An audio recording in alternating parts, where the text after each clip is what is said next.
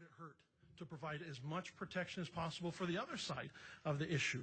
And lastly, should the bill go through, my representative is Fukumoto, but I can promise you I will be in each of your areas. On this issue, I've got all the time in the world to wave signs in your opposition should you pass this bill. Thank you very much. Okay, next up, please state your number.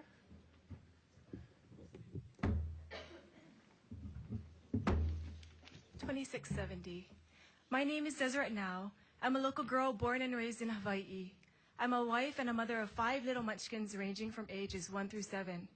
Like most mothers, my family is of most importance to me, and I treasure them dearly. As a mother, the lion in me comes out when I feel that my family and children are in danger. I want to protect them and always keep them safe. Thus, I've pondered deeply upon the issue of same-sex marriage, SB1. I come to you today with a mother having the instincts of a protecting lion to plead with all of you to vote no to Senate Bill 1. First, I have asked myself, what is marriage and why was it created?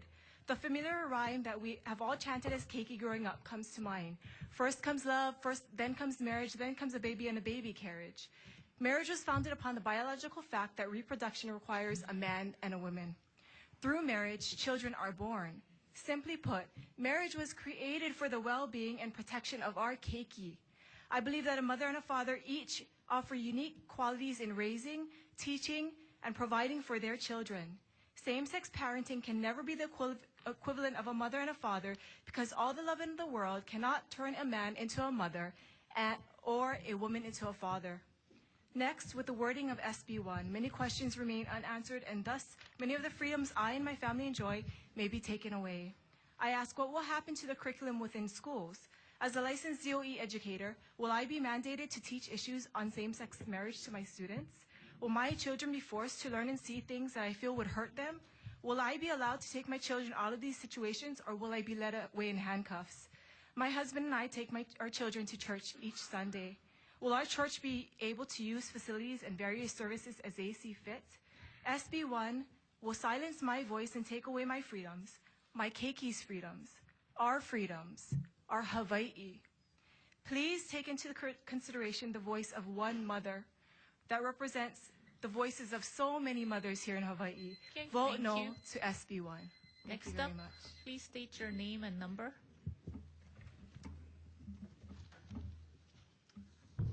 Hi, my name is Joel Weaver. My number is 2554. Chair Rhodes, Chair Luke, the members of the committees, happy Aloha Friday. 2554. Yep. Yes, ma'am. Okay. 2554. Thanks for the opportunity to be here to testify. Thanks for your ongoing patience in this area. I'm a husband and father to 2 daughters, a 27-year resident and a voter, engaged voter here in the state of Hawaii. I am opposed to this bill because, like many others have said, I believe it circumvents basic principles of democracy.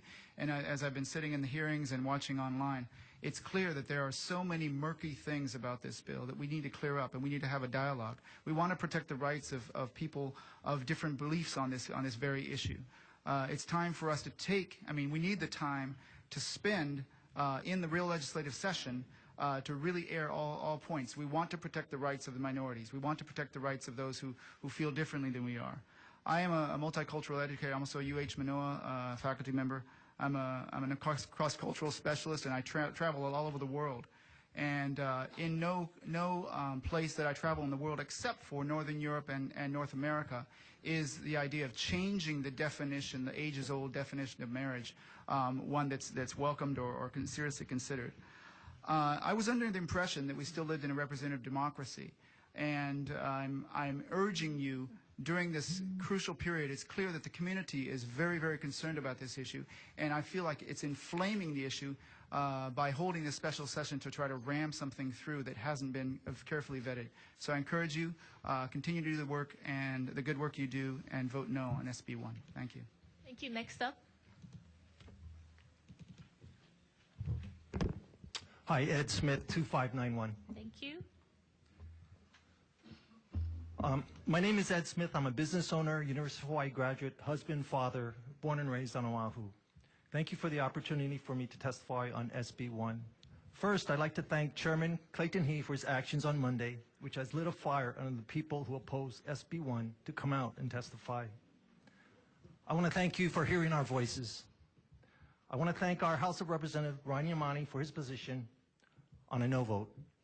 Mr. Yamani has a community flyer that says people first, people first, people first. Ryan gets it. I have submitted my testimony and I am against SB1. One primary reason is the unfair process being used to decide a same-sex marriage. The process is rushed. 1 to 2 minute testimonies, 5-day special sessions, 18-page bill. How can the people of Hawaii be able to voice their opinions effectively with so little time?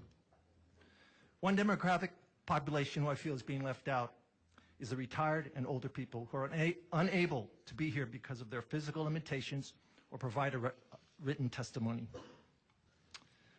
It's challenging for 86-year-old mother to jump in a car at 8 o'clock at night to come and testify. It's difficult for them to register online. This is a very important bill and far-reaching for every man, woman, and child. Have we wisely studied all the social effects of same-sex marriage? Past discussions on the bill does not mean we have the most current facts. Churches and businesses have concerns on the bill that are still in question. Have you taken the time to listen to the concerns of the church and business leaders and discuss the concerns thoroughly with them? I spoke to a good friend early this morning, and he believes there is a shaking at the Capitol. Okay, thank you. I vote no to SB1. Thank you. Thank you. Please state your name and number. I am Reverend Kyle Lovett. My number is 2599. Thank you. I am the pastor at Church of the Crossroads here in Honolulu, Hawaii. It is a United Church of Christ congregation, and I am an ordained United Church of Christ minister. I want to thank you very much for taking my testimony that I gave online in writing and for allowing me a few more words. I find myself having more in common with my colleague, the bishop from the Hongpa Hongwanji, than some of my brothers and sisters from of the Christian flavor, which is why I wanted to say a few more things. You have heard many words being offered, and I hope that among the things you have heard is that there is not unanimity among people of faith about same-sex marriage. So please take into consideration that there are a variety of voices. I spoke with Lee Yarbrough, who spoke with you all yesterday, and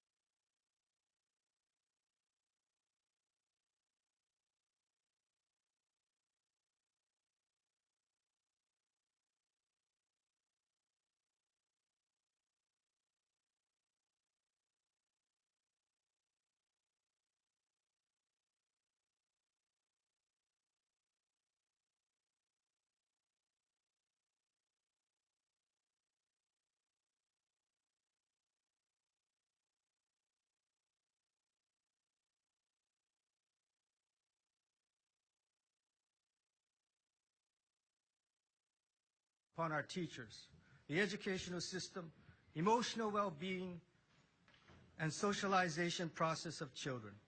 I also believe that a special session is not the proper vehicle to decide such a controversial issue as a forced redefinition of marriage. What I have noted, though, through the hours of testimony, both in the Senate and here, is the governor's special session has thrown you leaders and the people of Hawaii into a pressure cooker. This does not allow time for any effective mediation of differences between the sides. I further note that despite the severe time constraints and understandable emotions, your constituents on both sides were articulate, sincere, and passionate.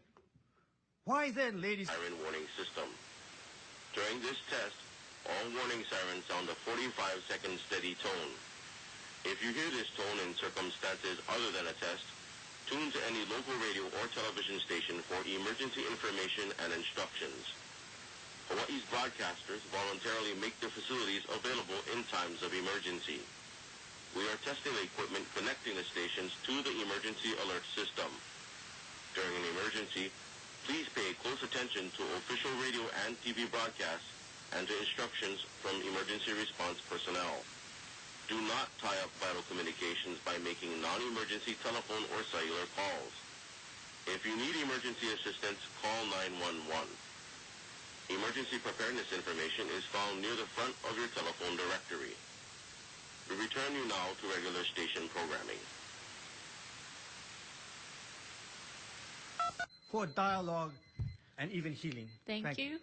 Okay, next up, please come up. Joshua Sweet, 2602. Thank you. Honorable Representatives, thank you for this opportunity for me to testify. Please do not take offense. I express my views openly and plainly. My name is Joshua Sweet. I am 17 years old, and I turn 18 next month. I have lived in Kapahulu all of my life, and though you may dismiss me as an uninformed, uneducated, and unimportant constituent, please hear me out. I ask that you all vote no on SB1 because I fear that the consequences of legalizing same-sex marriage are not fully understood. We do not yet know how it will affect our economy, our society, our health, our education, our morality, our religious institution and churches, or other equally important laws and rights for the people of Hawaii. And it is yet to be discussed whether or not marriage is a right or not. There are too many unknown variables for this legislation to pass. Also, I know that the people of Hawaii voted to keep marriage between one man and one woman. I say the popular opinion changes and the law needs to be changed, and the people would vote and approve it, no problem.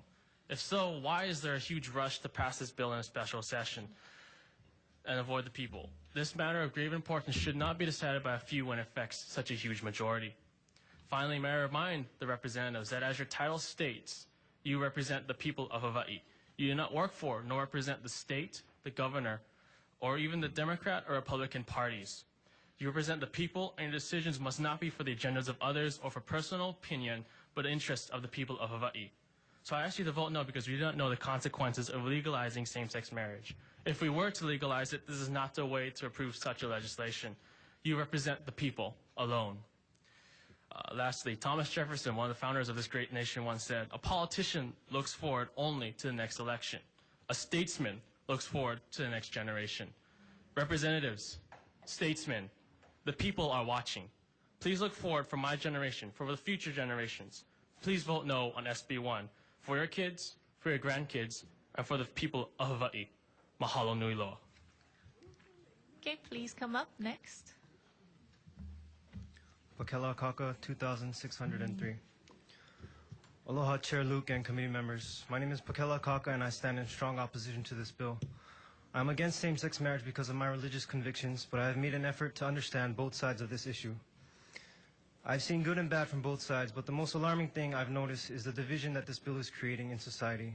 If you think your meetings and sessions you guys have been having the past couple of days have been heated, you need to multiply that to the 1.39 million people outside of those doors.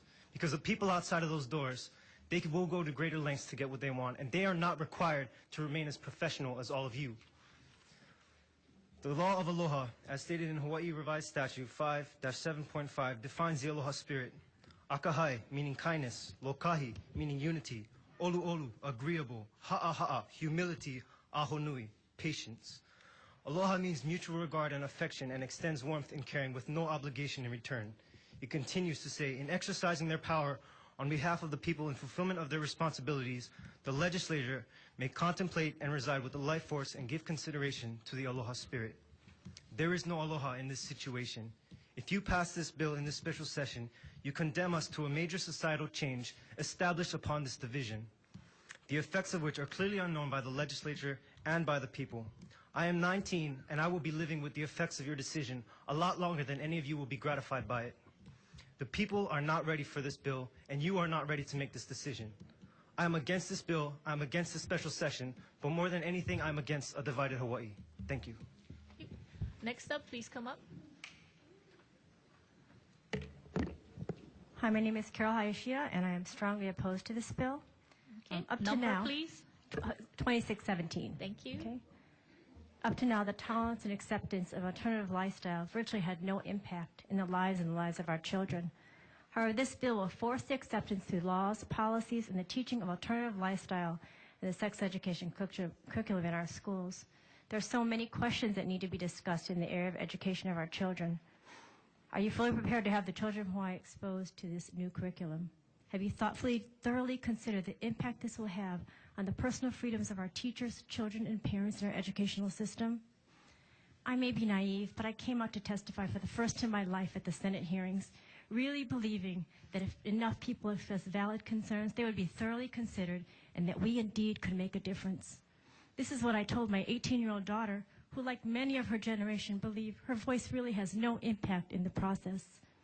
Unfortunately, in this case, she was absolutely right. We could clearly see the vote was decided long before one word was spoken. I am deeply saddened that a legislation of this matter, with the magnitude, with the ability to shift cultural, societal norms, and religious freedoms can be passed in a special session of 5 days, allowing thousands of people of both sides of the issue only 1 or 2 minutes to clear, or those even unable to speak at all. Any reasonable person looking on the outside, looking in, can see this is ludicrous. Yet this happened in our state just 4 days ago. My confidence in the democratic process has been crushed. I asked myself, why are there so many people here? Why am I here today? People took off work, flew from outer islands, spent hours and days here. Because this bill threatens my children, and I, as many mothers, have come here to defend them. In the past, we have not let our voices be heard, which may lead you to believe that you can make your own decisions and it doesn't matter. But I'm here to say that it does matter to many of us. I humbly ask that you thoroughly consider the deep concerns of so many and do not let this bill pass. Thank you. Okay, next, please come up.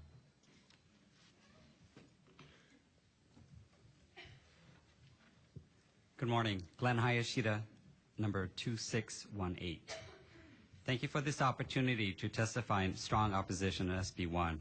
I know most of you have taken a position on this bill, and for many this is simply a matter of recognizing a group of people, giving them the right to marry. And I'm convinced that many of you who support SB1 truly believe you are doing the right thing.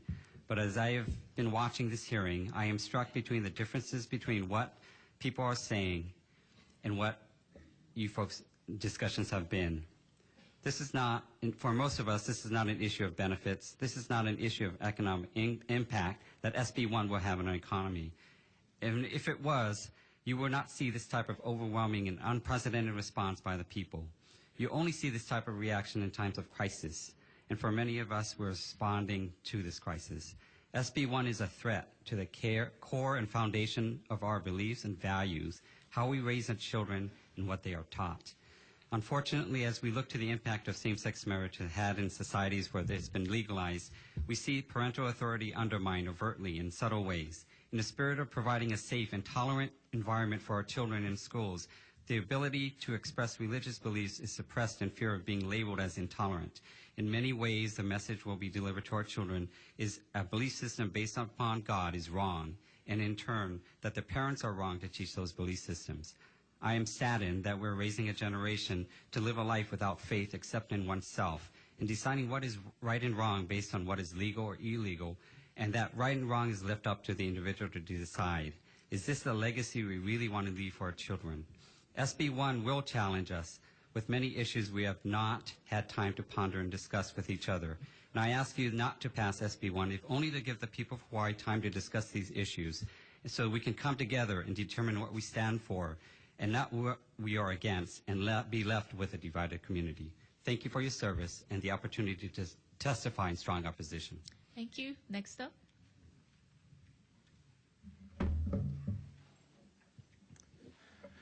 Number 2688, Henry Vincent III. Aloha. My name is Henry Vincent III, fifth generation Keikioka Aina. We've been here in the islands since 1829. I am the proud father of 5 children, 7 grandchildren, many other people, and I do live in Chris Lee's district, and I am a voter. And Cynthia Thielen, I have many friends who live in Kailua. I've lived there since 1959. So I'm here to testify in opposition to Bill SB1, equal rights, same-sex marriage bill. Let's call it what it is. The Hawaii, and these are the reasons. Hawaii's AG testified in the Senate hearing that same-sex marriage couples will have the exact same benefits as civil union couples, which of course Chris Lee introduced that bill, with 2 exceptions out of 1,132, and those 2 can be rectified. We don't need another law to give us the same benefit.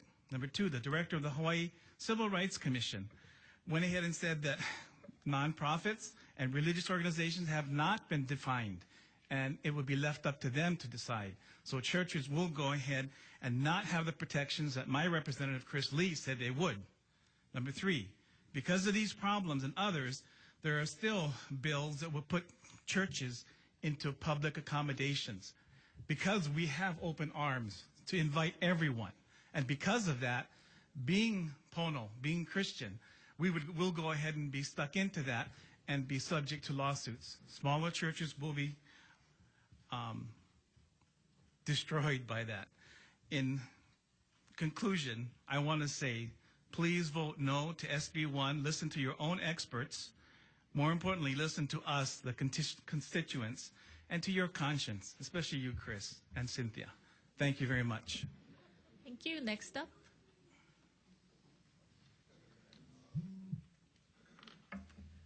My name is Stephen Levinson. My number is 2661. Thank you.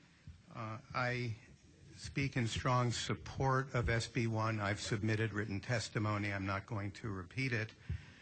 I was intending to speak to a particular matter, but the subject of legislative intent in the context of the 1998 constitutional amendment has obviously come to the fore and is a matter of great interest to the committees, and I am happy to speak to that subject if the committees would like me to, and answer any questions.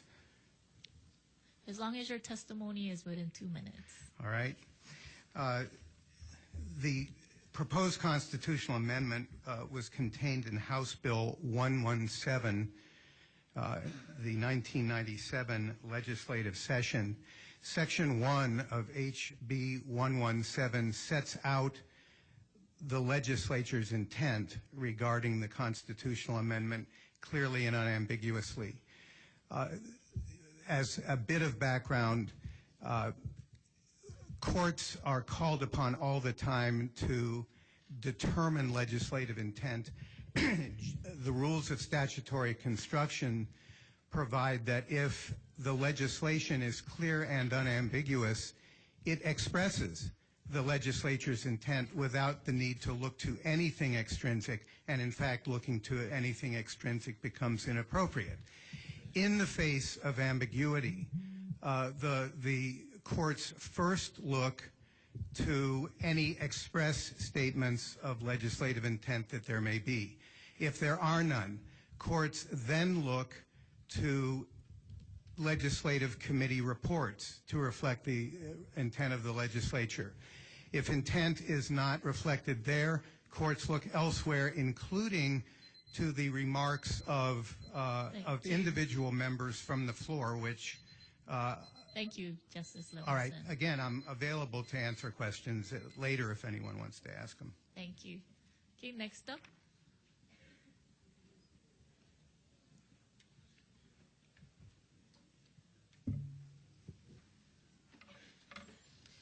My number is 2730. My name is Deborah Cohn, and I strongly support SB1.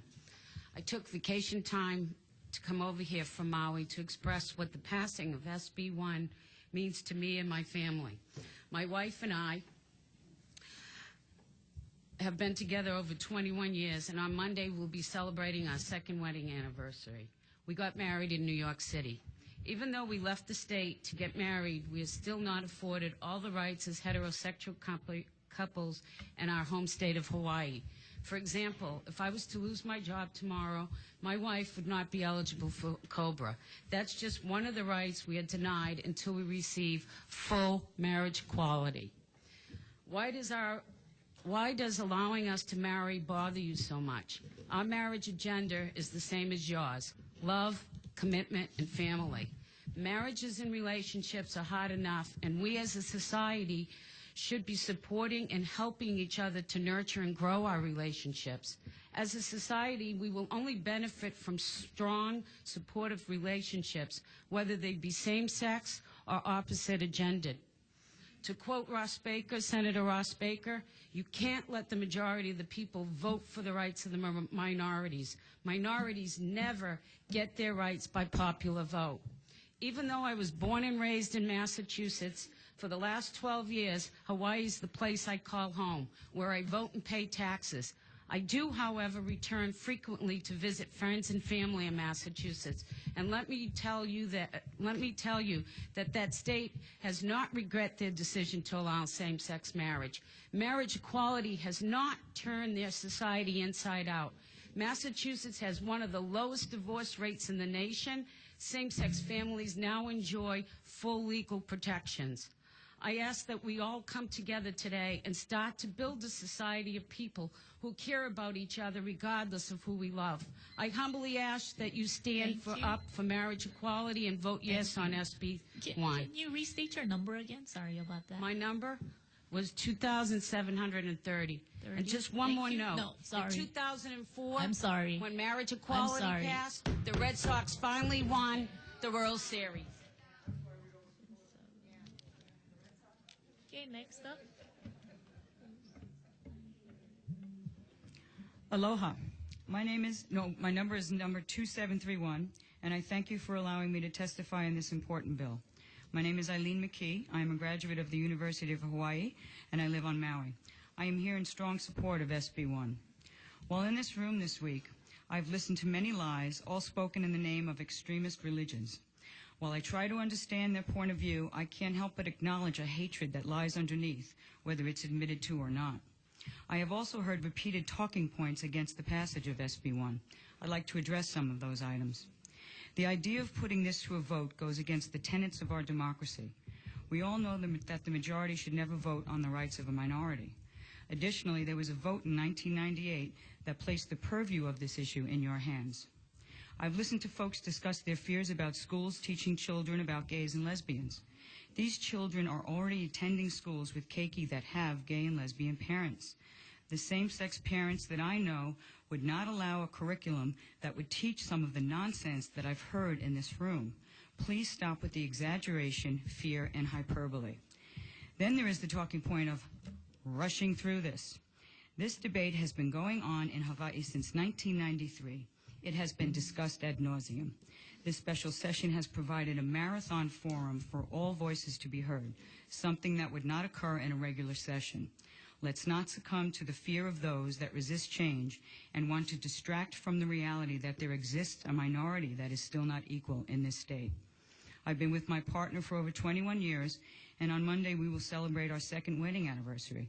But I'm not considered married here, which is not fair and can be remedied with this bill. To close, I'd like to point out that sexual orientation is not a choice. If you believe that, I'd like to ask you, at what age did you choose to be straight? It's time to bring the respect and dignity to all of our families in the Aloha State. It's time to start the healing process. Please pass SB1. Mahalo. Thank you. Next up.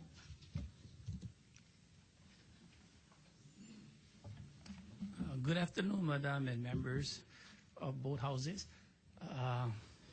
My name is Enric Ortiz. I am a citizen inhabitant of the Squanzi Nation. And if I was... Can you state your number? 26 minus 1. That's 2625. And I like to point out, my concern is the agenda. SB1 Senate Bill number 1. This is the agenda that is presented to us, the inhabitants, and to you, the constituents. If I was a constituent of the inhabitants, my first order of business would be to make amendment to this bill and to delete the amendment of the amendments that was added to the revised statute 572. I would want to have you delete section F, lines 16 and 17 on page 4, because it's not in the order of the business. It's not, in other words, it's not relevant to this bill.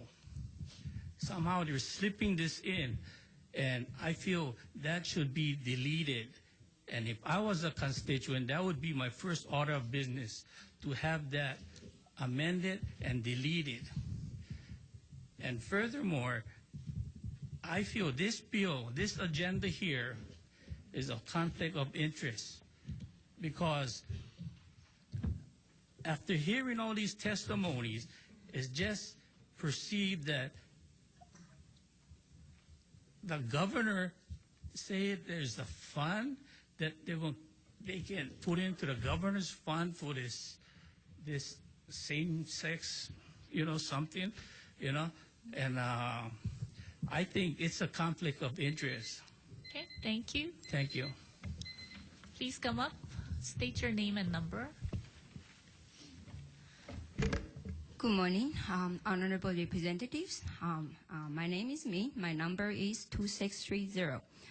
I'm here to testify my strong opposition to SB1. I was born and raised up in mainland China. I came to Hawaii in '98 to pursue my American dream, a dream of seeking democracy, religious freedom, higher education, and the full potential of my life.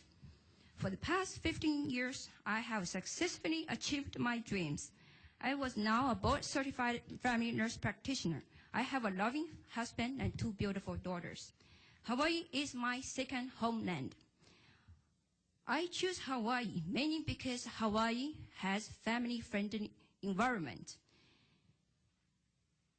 People here in Hawaii has deep acceptance and respect of Asian cultures. From the Hawaii's census data, we know that Asian accounts for 70% of Hawaii's population. First, Filipino, next Japanese, third Chinese, then Korean, Vietnamese, and other Asian nationalities. Hawaii is unique in its multi-Asian culture. It's unique in its location connecting West and East. Hawaii's economy largely depends on Asian countries, especially tourism, real estate investment, private education, and small business. They are the backbone supporting Hawaii's economy. I want to bring up your urgent attention today, our honorable legislators, that none of the Asian countries endorse or embrace same-sex marriage. People from those countries have deep conservative values on traditional family marriage, values on traditional family structures. Okay, thank you. And I want to thank you for giving me this opportunity. Thank you. I want to thank you. That will potentially hurt our economy and I hurt stop other our testifiers visitors. at 2 Thank minutes. you very much. Thank you very much. Okay, please come up.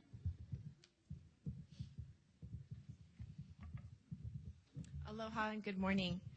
My name is Lynette Lewin, and my testimony registration number is 2631. Thank you. Honorable Chairs Rhodes, Luke, and members of the House Judiciary and Finance committees, as a resident of Ewa Beach and a registered voter in Hawaii, I am a concerned citizen. I'm a wife and a mom submitting my testimony in opposition to this special session and in strong opposition of the bill that would legalize same-sex marriage in Hawaii. In 1998, I was among the 70% of Hawaii's voters that voted for what we understood was defining marriage to be between one man and one woman. Here we stand 15 years later, and this is still an issue. If Governor Abercrombie and my legislative representatives have a plan to redefine marriage, I ask that you let the people you represent decide. My husband and I have 2 young children, and I'm opposed to this bill and the faulty democratic process because the passing of this bill into law would have far-reaching negative and detrimental effects on society and the culture that my children and many future generations grow up in. Additionally, I oppose this bill because the religious protection clauses that are inadequate for people of faith to exercise their First Amendment right of speech and religion. In the spirit of true democracy, I ask that you please do one of 2 things. Leave the institute of marriage the way it's been for thousands of years and the way we thought we defined it in 1998, or take the issue to the citizens of the state of Hawaii and allow us to vote for a clearly worded constitutional amendment. Thank you for representing the voting and concerned public of Hawaii accurately in our strong opposition to this bill in special session. This day will be at the forefront of our minds as we come to a place of voting for our district representation during the next election. Please do not circumvent the democratic process, and thank you for the opportunity to testify against this special session and against this bill. Thank you. Next up.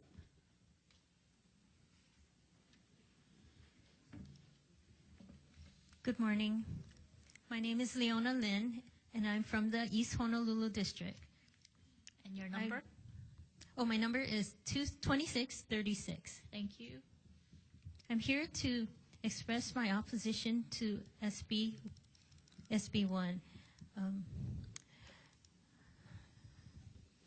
This bill is written in a way that it will not withstand the muster of a court challenge.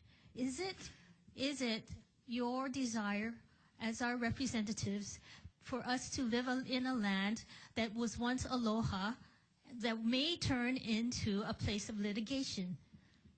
I agree with those who have spoken before me. We don't want this place to be a land where it's divided.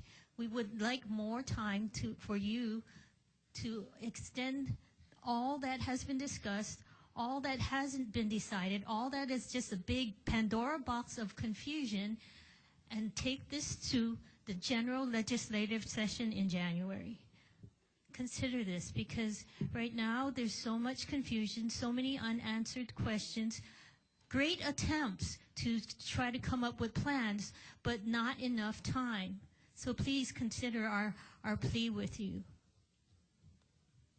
And consider also that just as those who have spoken before me about First Amendment rights, the preservation of those things. So I thank you for this time, and I thank you for the energy you've expended in trying to come up with solutions. But evidently, from Monday, what we saw with the discussion with the general, our district attorney, with the Senate, as well as yesterday, there were a lot of unresolved questions that were not answered. So I thank you for this time. Thank you. Next up.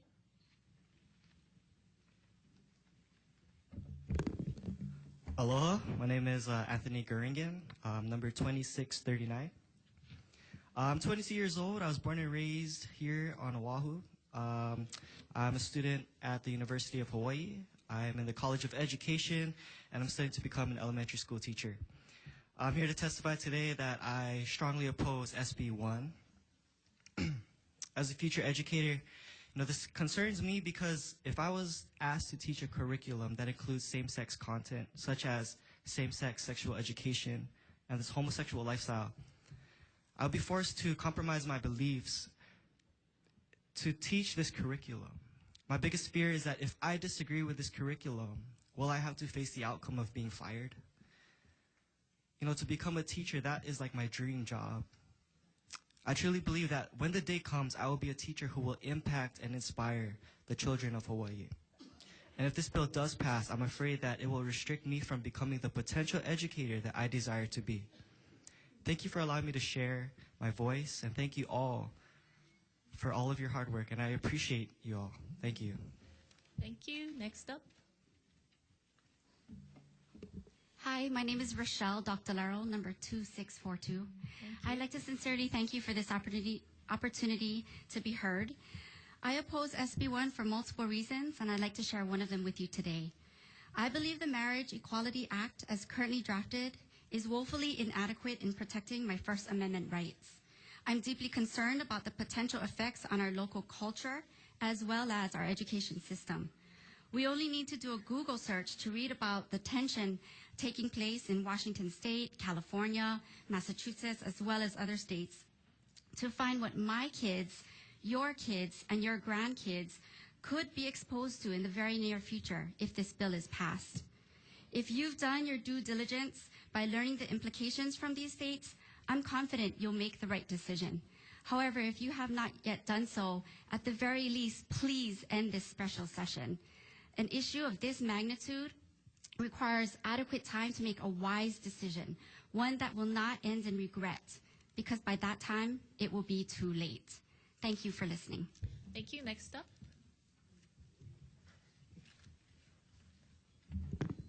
Good morning, good afternoon. My name is Lisa LeBrun. My number is 2656. I stand before you today strongly opposed to SB1 for many reasons.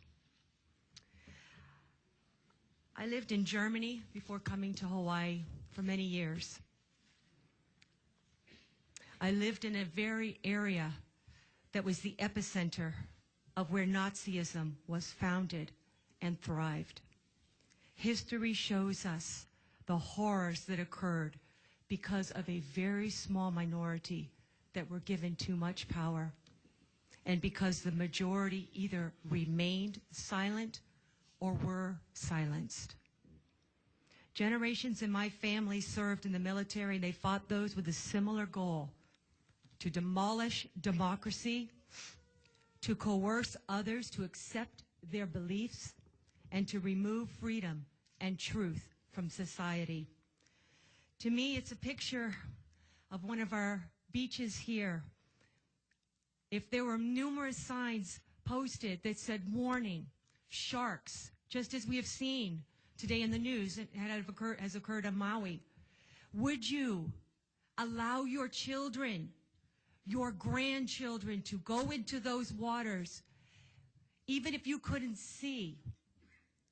It is like we are allowing children to go in, and we are going before us and saying, let's just see how this works out. A bumper sticker here says, slow down. This is not the mainland.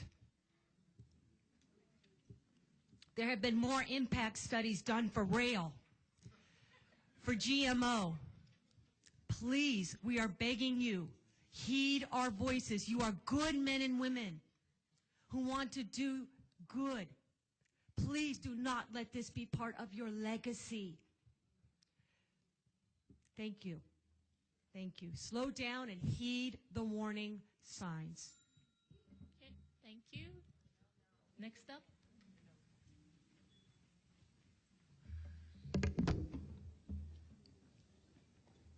Good afternoon, representatives. My name is Stephen Ishihara, number 2652. I am a registered voter, 20 years old, and born and raised in Hawaii. I am an ASUH senator, ECUH board member, and junior mechanical engineering student at UH Manoa with a cumulative GPA of 3.99. And in the midst of classes, homework, meetings, and midterms, I am here today because this bill will heavily impact the future society of Hawaii. I have gay friends and I love them, and I oppose SB1 and same-sex marriage. As an engineer, leader, and public servant, when problem solving, I am taught to ask why. So I ask you, representatives, why are we pushing for same-sex marriage without considering the societal implications in states and countries that already have same-sex marriage? Why are we pushing for a bill that doesn't address the problems other states are already facing after passing similar same-sex marriage bills? Why are we pushing for a bill that disrespects the host culture of our state? That is not pono. Why is a bill called marriage equality when it only extends to same-sex couples and not other types of partnerships? That's to deceive us. Why do same-sex couples want marriage? To reap financial benefits. Why does the Institute of Marriage exist? To honor and encourage a committed couple in the hopes that they will reproduce and raise children so that society will see better generations to come. Lastly, I ask why the rush for this when people are dying, when our homeless and poverty population is increasing, and when our educational system is lacking. All of these questions must be answered, but they haven't. No matter how you vote, and no matter how differently I'm treated after this, there is one thing you cannot change, and that's the fact that I love you all, and I will treat you all the same. So once again, I oppose SB1. Thank you again for your time and service. Mahalo. Thank you. Next up, please state your name. I am number 2666. My name is Kimberly Kaimikawa Saifaloy, and I oppose Senate Bill 1. I am not here to tickle your ears with adoration or to bore you to tears with a long-winded testimony. However, I am here to ask some simple questions. How long must the majority of the people of Hawaii continue to tell you, our elected public servants, that we oppose same-sex marriage? How long will our impassioned pleas fall on deaf ears? How many more times must we subjugated to arrogant and pompous politicians, not any of you, who were elected to do the will of the people? How many rights must we lose to satisfy a lifestyle of a minority group that feels the justification in doing so, along with a governor who proposed it? How can you sit there and think that what is happening elsewhere in public schools will not happen here? Growing up, we prayed and recited the Pledge of Allegiance in school, which is no longer allowed. I am a product of love for God and country because of it.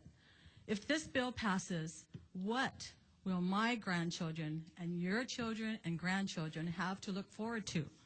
Homosexuality, a lifestyle that differs from the values and principles they will be raised with? With so much opposition, how did we get to this special session? This may be a moot point, but where your decision takes us is a question worth asking. I give thanks for my inalienable rights and freedoms of the United States and of my beloved state of Hawaii. Most importantly, I am humbled by the wisdom of a loving Heavenly Father when He ordained the holy sanction of marriage. Again, I ask, how can? No can. Thank you. At this point in time, I'm going to take somebody out of order. Mr. Timothy Myers, if you could come up.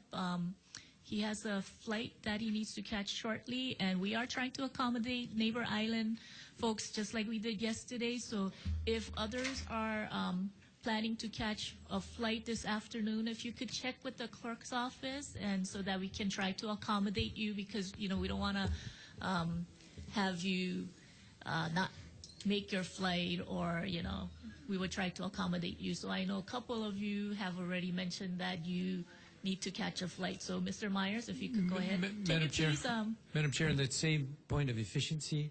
No, after Mr. Myers, we're going to take questions so that he can catch his flight, and he's around for questions. Thank you. I address the House of Representatives. Mr. Myers, can you give me your number? My number is 3957. Okay. Aloha. Can you give your question to one of the clerks, and then? My name is Timothy Meyer. I'm a lifelong resident of the island of Molokai.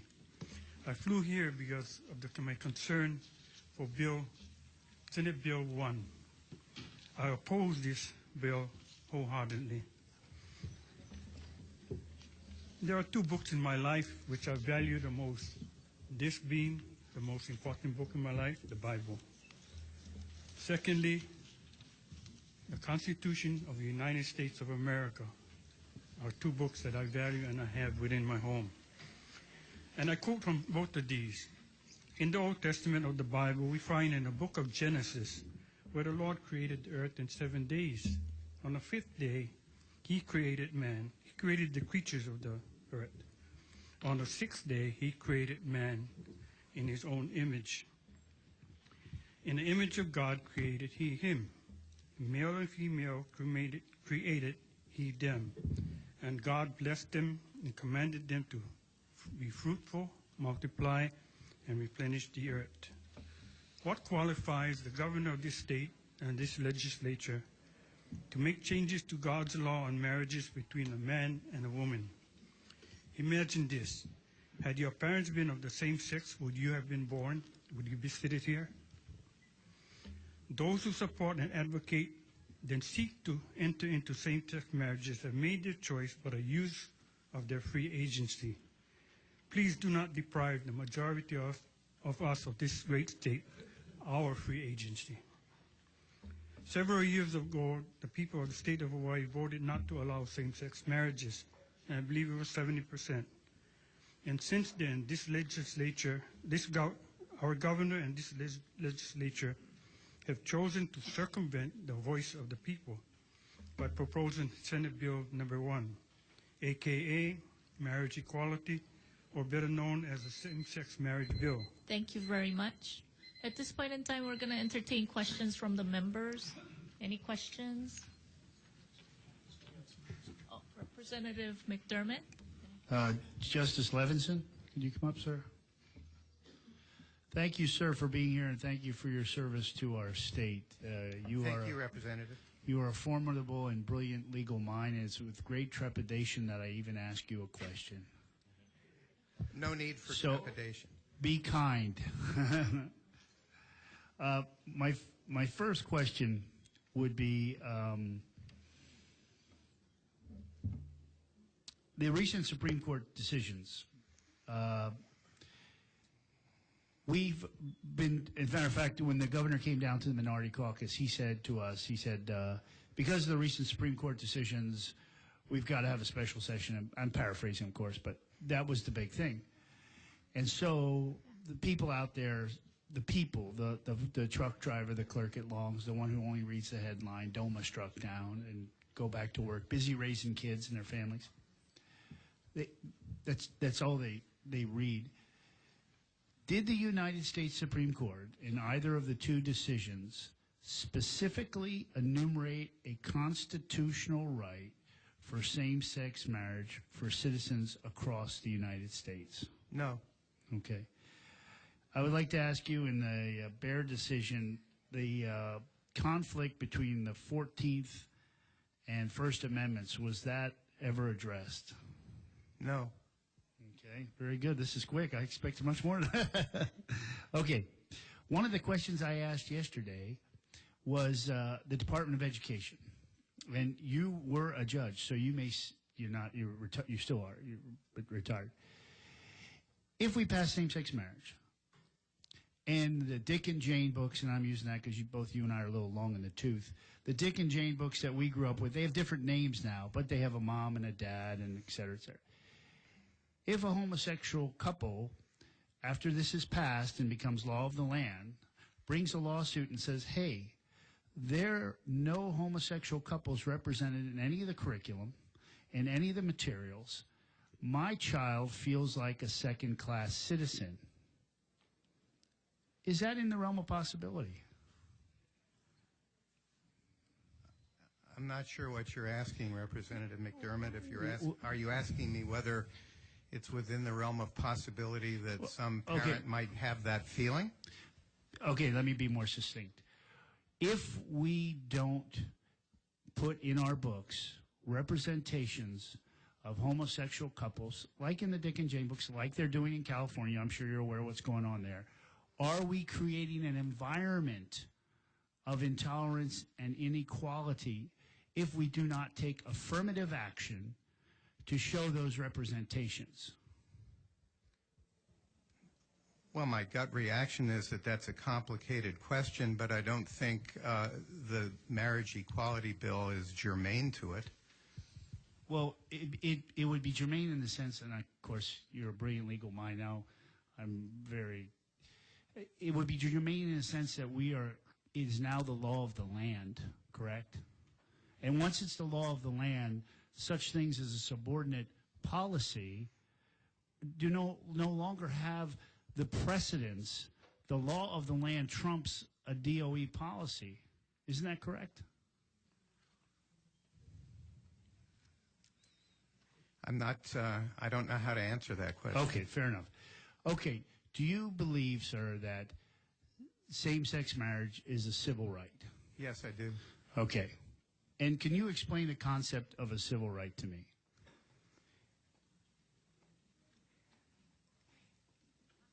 That is a term that has specific legal meaning. It also has a generally understood meaning. Reader's Digest so I can understand. If a right is regarded as fundamental, it's generally perceived to be a civil right.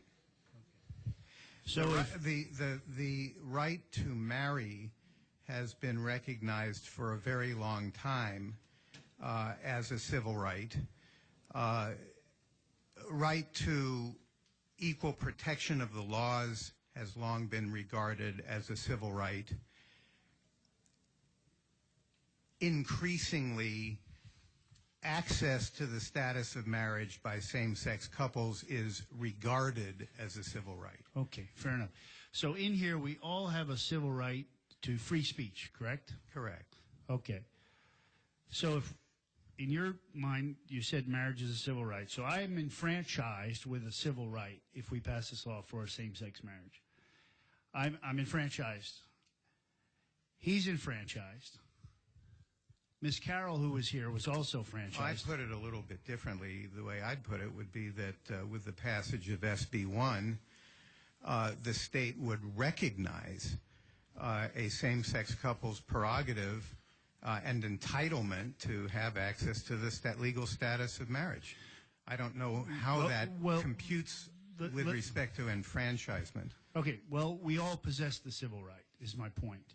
So why, if I'm in a relationship with Richard, no offense, and Melanie, no offense, and we're together in a familial relationship, and we want to formalize that so we have access to health care in a spousal situation, so we have access to retirement planning, so we have access to benefits, why should I be denied the right to visit one of my loving partners who I'm married to in the hospital? Why can I not exercise a right to marry Richard and Melanie at the same time? What is the moral reason I can't do that, or the legal reason? Well, I don't have an answer for you with respect to moral reasons. You can't do that at the moment because the state of Hawaii doesn't permit you to. Okay, fair enough. Lastly, in 1997, I was here, and you are a trailblazer, sir, so I tip my hat to you. Justice Moon came and gave his, I think it was either the first or second State of the Judiciary speech. I was there, too. Okay, good. And he told us somewhat cryptically, but he told us, and this was in the throes of all this controversy. He said, and I'm paraphrasing because it's been a long time and I don't remember the exact words, but Representative Ward was there and he might be able to chime in.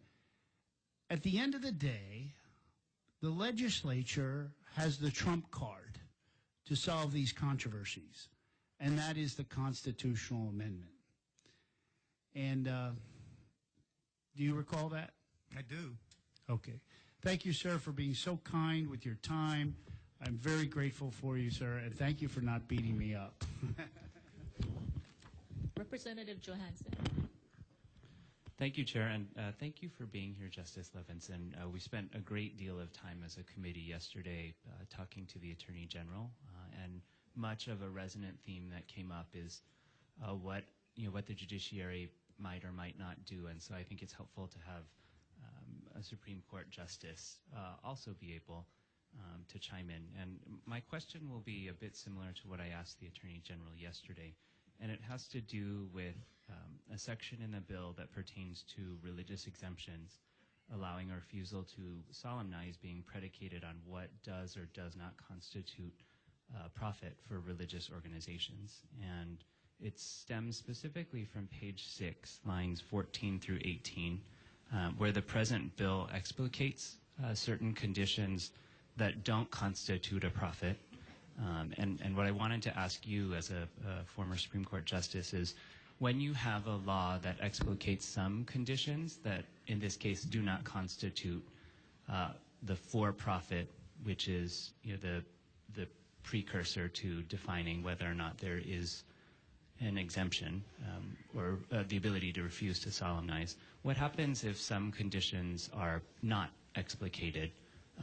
Where this bill may be silent on some other conditions that a religious organization or situations they may be involved in that might or might not be for profit. If you could just elaborate what the... Representative Johansson, bear in mind that I don't have the bill in front of me. I have a general understanding or impression of the language that you're referring to, but I don't have it in front of me. What I think you're getting at is whether a list that appears in legislation is viewed as exclusive or non-exclusive. Is that the general ballpark? Yeah, that is correct. Thank you. As a general proposition, if the legislation states that what is listed is without limitation, then it is not an exclusive list, and items that are not included within it may be intended to be part of the purview of the general language of the legislation. Some enumerated lists are regarded as exclusive, and anything not appearing in it is not included. Thank you for that. Okay. Thank you, Chair. Thank you. Representative Fale. Thank you, Madam Chair. Justice Levinson, I just have a couple quick questions. Just kind of going back to what the representative from EVA was talking about. So, in your interpretation, does the legislature have the power to define marriage any way it likes? Does the legislature have the power to define marriage any way it likes, whether it is the situation where he described, where he could be married to me and to another person? Can the legislature do that? To me, it's fairly clear that Article 1, Section 23 of the Hawaii Constitution grants the legislature a monopoly under the state constitution in determining the parameters of marriage. Okay. Thank you, sir. The next question is, and this is, I'm an individual of Tongan ancestry. I grew up as a little kid in the Kingdom of Tonga, which used Kamehameha III's constitution as the basis for the constitution that I was raised under. And in the audience here, and a number of members who have testified who are, Tahitian, Tongan, Fijian, Samoan ancestry. And I posed this question to the governor about whether, if Hawaii was still a kingdom, would it be more similar to its Polynesian cousins who per capita have a larger gay community than any other place in the world, and these communities have a longer history with the gay community than the United States has been a country. And yet, even within those cultures, and in any nation where the indigenous people are in control of their government other than Western Europe, have defined marriage between a man and a woman. My question to you, Justice, is there anything legally, morally, ethically, or governmentally inferior for these governments because they have limited marriage between a man and woman?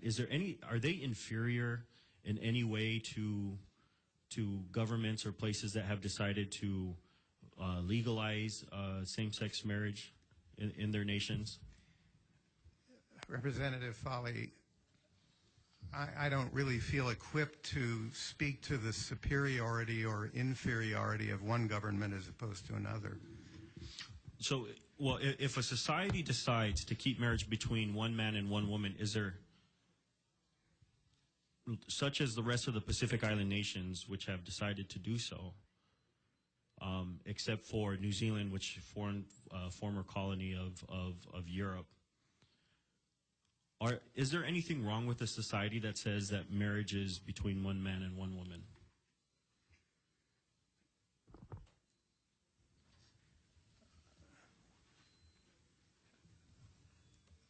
I'm at something of a loss to answer your question because I don't think I understand it. I don't understand the question. I mean, that is a definition that would exclude same-sex couples. I mean, that's one thing you could say about it. Okay. You could say other things, too. Well, the reason why I asked that question is that for a person who grew up as a little kid in the only nation that was never colonized by a foreign power in the Pacific, that even though military colonization ceased a number of years ago, that we continue to see, especially for indigenous people, a perpetual economic and cultural colonization of those communities. And just as some nations have cut assistance or types of communication with those nations that have a cultural difference, an example is between New Zealand and Tonga now because of some differences that are there. My concern there, and that's where it rises from, is that are there issues, because this is going to have wide repercussions, and for some to say that, and in the governor's words, for those who oppose this, you are unenlightened. And my concern is that this is a further wedge that will continue to divide and cause problems for the community. And does pushing this issue to say that if you're a community or a society that does not accept same-sex marriage, there's something morally, legally, or ethically wrong with you. And for being in the Pacific, I see that causing a number of problems given the diversity of the state of Hawaii. Are my concerns there valid? I mean, are there? I think this is kind of a losing battle here because I okay. I just don't really feel like I'm the right person to give you a metaphysical answer. Okay. Thank you, Chair. Thank you, Representative Morikawa. Thank you, Chair. Justice Levins, thank you for being here. I enjoy listening and reading your testimony. There's a huge outcry to put this out to a vote. Do you have an opinion on why or why not that should be done?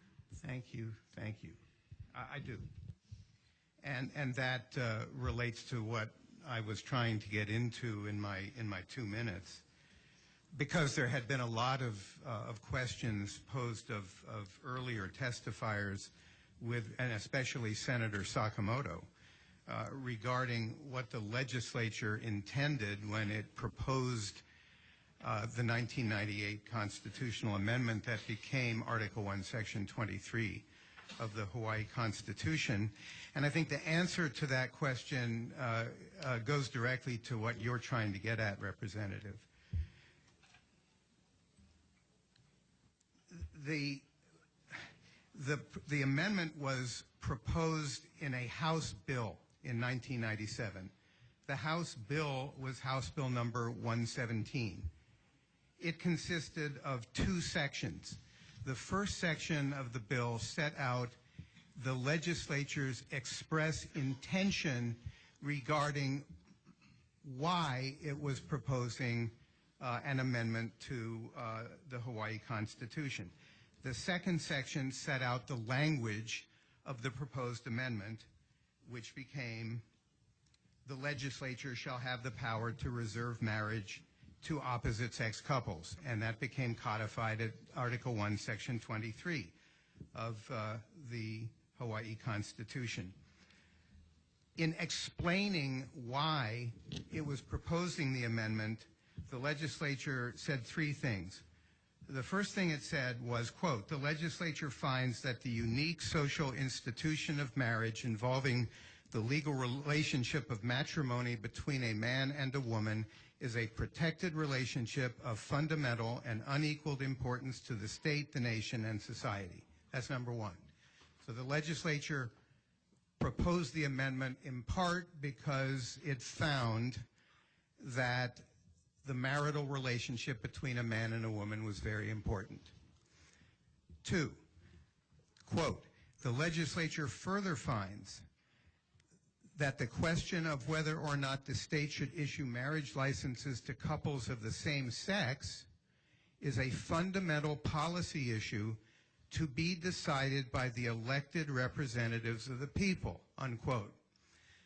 So the clear meaning, unambiguous meaning of proposition number 2 is that because this issue is so important, the people's representatives, the legislature, should decide the question as a matter of fundamental policy.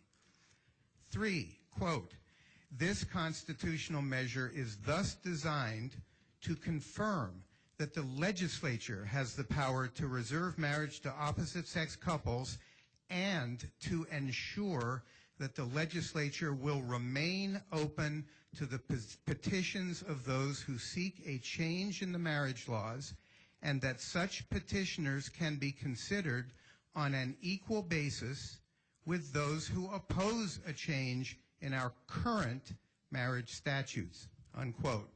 And so proposition number 3 was that the legislature expressly, clearly, and unambiguously intended that the question of same-sex marriage would remain open, and that the legislature would remain open to a change of policy position in the future, depending on future circumstances.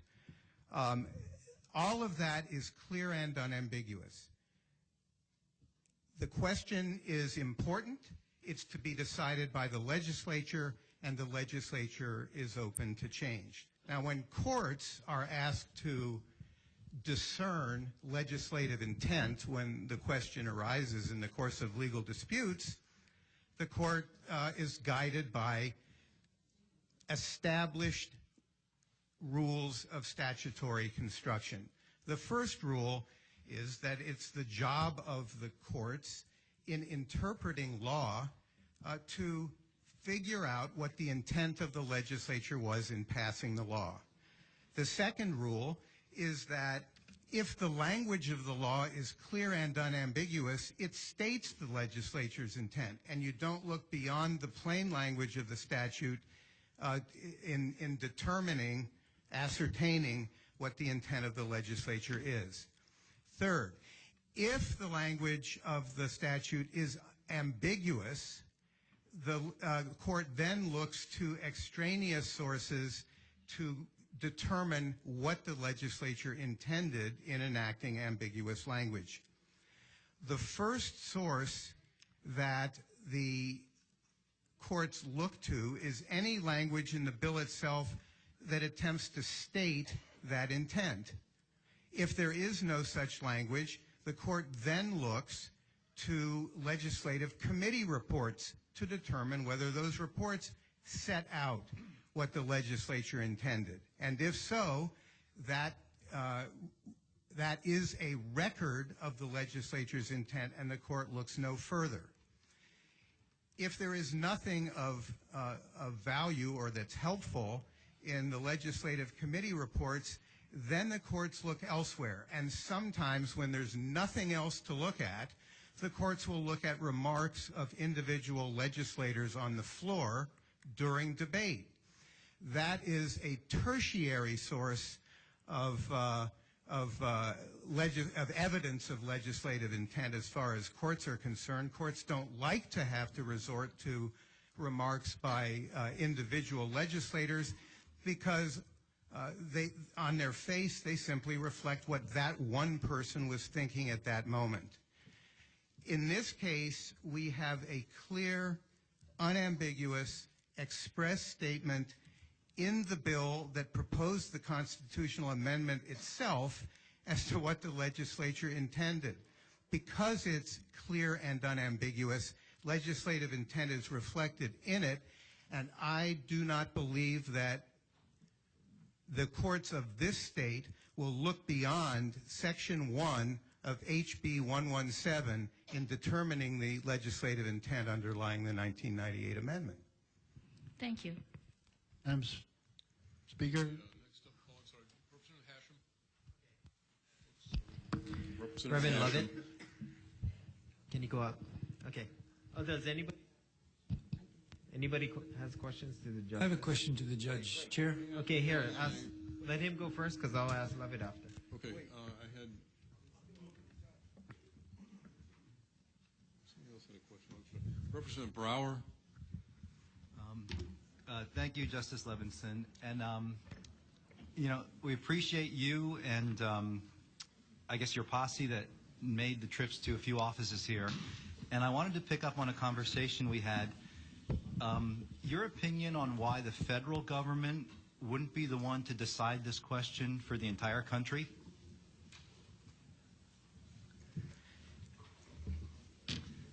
Well, I think the United States Supreme Court may ultimately decide the question for the entire country. It hasn't to date because it's taken the position that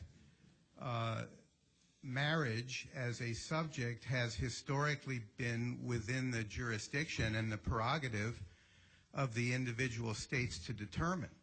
So that what the United States Supreme Court has done so far, and especially in its Windsor decision, was to make it clear that those states that gave legal recognition to same-sex marriage were entitled to deference.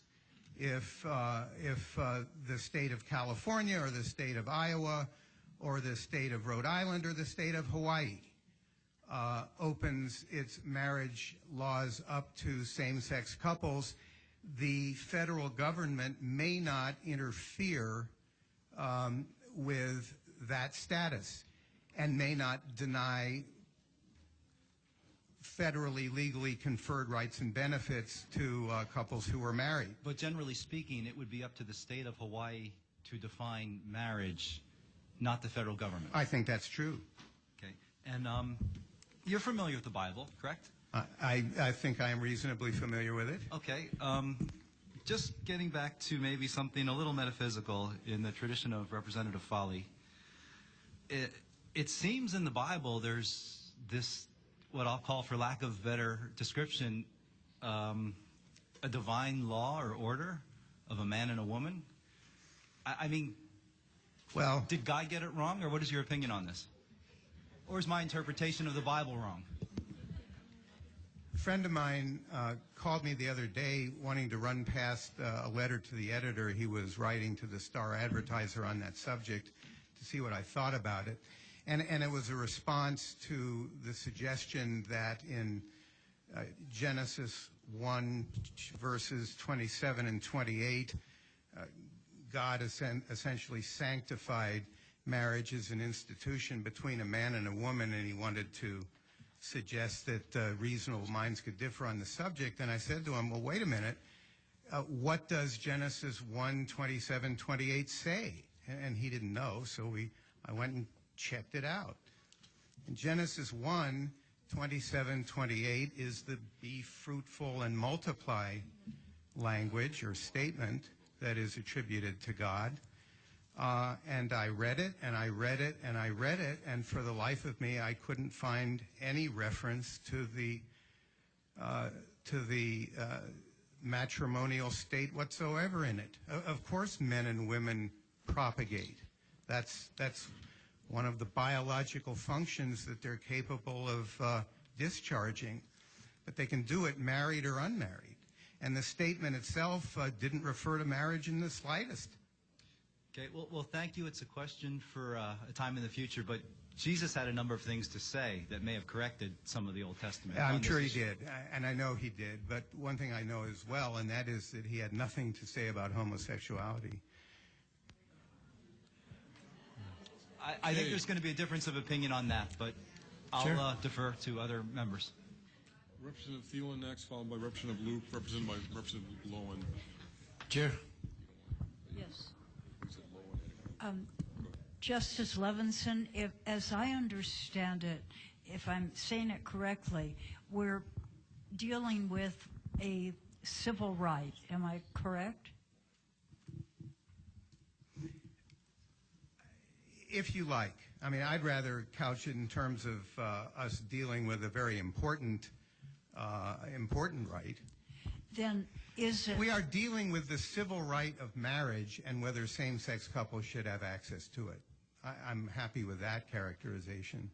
Well, given that explanation, is it proper to put that up for a popular vote? I don't think so, for the reason that many people have stated.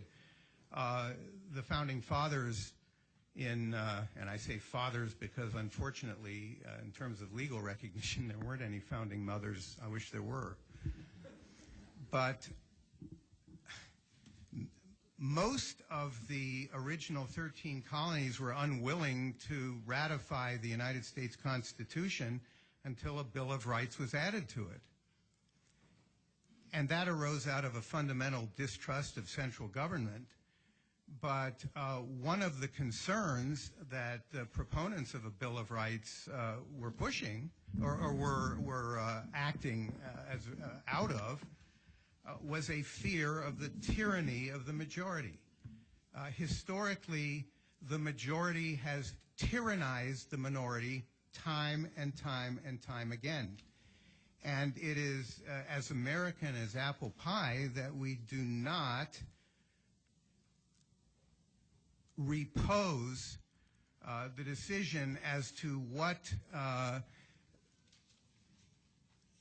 a minority of citizens are entitled to do and not entitled to do, and in what ways they're protected and what ways they're not, to a popular vote. Okay.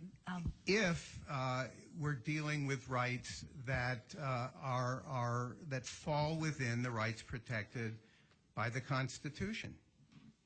And here, we're dealing with the question whether it is right or wrong as a policy matter to deny access to the universally recognized civil right of access to marriage to a couple otherwise eligible under state law to be married, but for the fact that they are of the same gender. That's the issue. Okay. Thank you. Thank you, Chair. Okay, thank you. I think next was Representative Lowen, followed by Ward.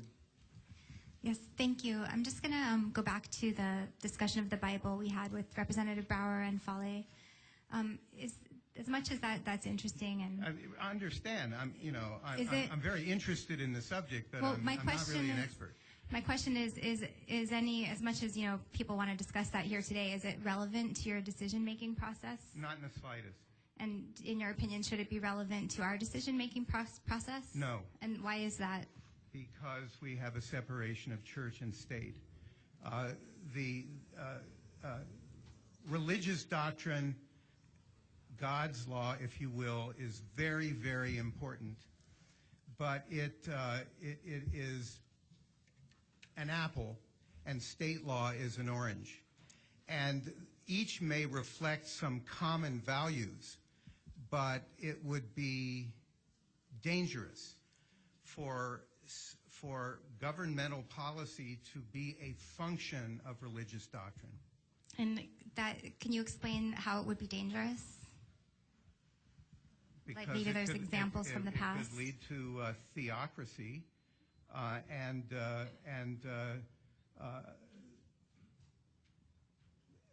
the establishment of a state church and the persecution of dissenters.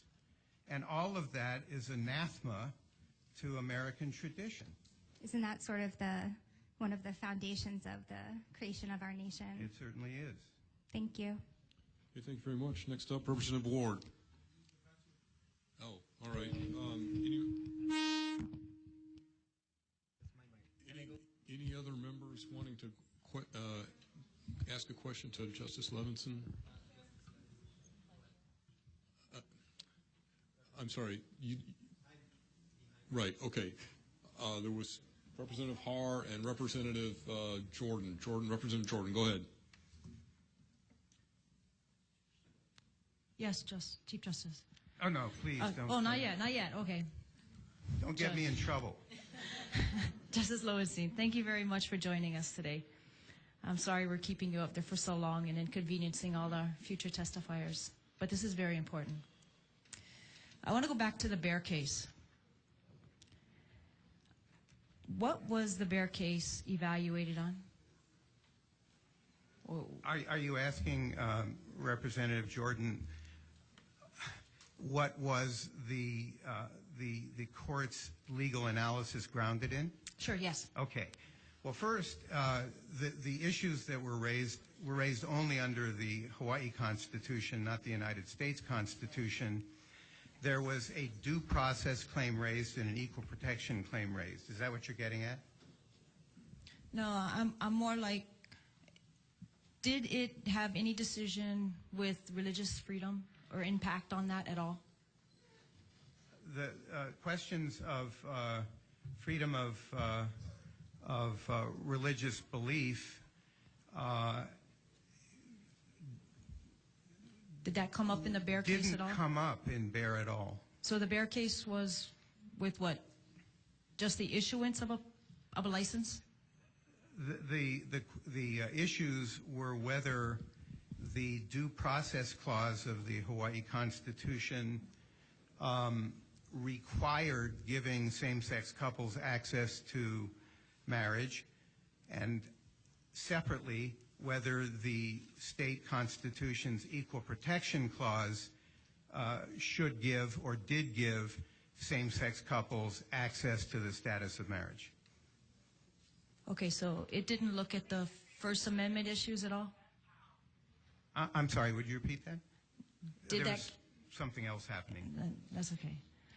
Did it look at any of the First Amendment issues? No. It did not? Did not. Okay. So looking at SB1, your thoughts, does that protect any of our religious protections? Yes. SB1, I'm looking at it, Section 572-E and 572-F, on its face purports to give clergy all of the religious protection that the United States Supreme Court and the United States Constitution and the Hawaii Constitution give them. They're cloaked in the mantle of the full extent of First Amendment religious freedom afforded by both the United States and state constitutions. And religious organizations are too, with the proviso that to the extent that they are also a business, and this is my paraphrase, but to the extent that they're a business, like businesses that are subject to the public accommodations law, they're subject to the same rules, only with respect to those businesses. In your opinion, should we be looking at the Little Religious Freedom Restoration Act at all in regards to SB1, or should that be kept off the table? I think ideally and most cleanly one would keep the issues separate. I don't feel uncomfortable with the inclusion of sections D and E in the bill, because they simply restate what our constitutions already say, and that is that people are entitled to religious freedom. And the bill doesn't erode that on its face. So you feel if there was a challenge to that? I would bet my house that if there were a legal challenge to the sufficiency of the protection afforded clergy, that challenge would fail. I am equally confident that a challenge to the religious exemption regarding religious organizations, regarding their businesses, if that were challenged as legally insufficient, I would be surprised beyond my ability to express it if a court were to find that protection insufficient in the bill. Now, the legislature, as a matter of policy, can erode our public accommodations law, but I hope it doesn't. But correct me if I'm wrong, I thought in SB1 it's only protecting the solemnization. Right. And ceremony. Right. To the extent that it's a non-profit business. I mean, a business that is not in it for a profit, correct? You have to be a non-profit. Is that what this measure is stating? I mean, my general understanding of that provision, Representative Jordan, is that if there is a wedding chapel business that operates for the purpose of making money, that it is a place of public accommodation and it's subject to the public accommodation law. If it is Temple Emmanuel, then it doesn't fall in that category. Okay, so SB1 is very narrowly defined, correct? With respect to? The religious protection, solemnization, the marriage, and the ceremony. Well, and the celebration. Section E is certainly very narrowly drawn to address refusal to solemnize marriage by a clergy person, sure. Religious organizations and facilities, it says what it says. Representative Jordan, do you mind if we go on to another questioner? I'll be happy to come back to you. But sure. Go ahead. Go on. Vice Chair Har. Thank you. Good afternoon, Justice Levinson. Good afternoon, Representative Har. It's been a long morning/afternoon, so thank you for your testimony and for engaging us in this line of questioning. Thank you. I just want to do a quick follow-up with respect to what Representative Jordan asked. So let's say Senate Bill 1 passes as is, and let's say a claim is brought, a constitutional challenge claim is brought that this bill in some way infringes or impairs the free exercise of religion. What standard would the Hawaii State Courts use in reviewing the constitutionality of that claim? What standard would be applied? Representative Har, given that I can't think of any precedent by way of case law generated by Hawaii courts, I don't have a ready answer for you. I wish I did, but I don't. Okay, so in light, I don't know, Justice Levinson, and I had to refresh my recollection on it as well. In light of the U.S. Supreme Court's ruling in Employment Division versus Smith, in which the court struck down, the U.S. Supreme Court did strike down the strict scrutiny test being applied to First Amendment protections. Was that the RFRA decision? Yes, and that's what led to RFRA. That actually led to RFRA being enacted. Sorry, for those of you in the audience, after the U.S. Supreme Court opined on the Employment Division versus Smith case, Congress then enacted the Religious Freedom Restoration Act. So I guess that's what, in light of RFRA, as well as the Supreme Court's ruling in Employment Division, what would the Hawaii Supreme Court use then? If, in the absence of any Hawaii State Court law, what would the Supreme Court look at if there was a challenge regarding the constitutionality of if there was a claim had to do with an infringement of free exercise of religion? Representative Har, that's a subject that I really don't feel confident expressing a professional opinion on, because my experience just isn't broad enough to do that. So I can't give you an answer that I think would be particularly helpful. I rather suspect that if I were still on the court and if the question came before me, we'd find the answer to your question, but I can't give it to you now. Okay. And again, you know, of course, we all look up to you as an associate justice and someone who is considered very learned in this community. So I just wanted to ensure that, you know, I wanted to be able to ask you that question. Okay. Area number 2.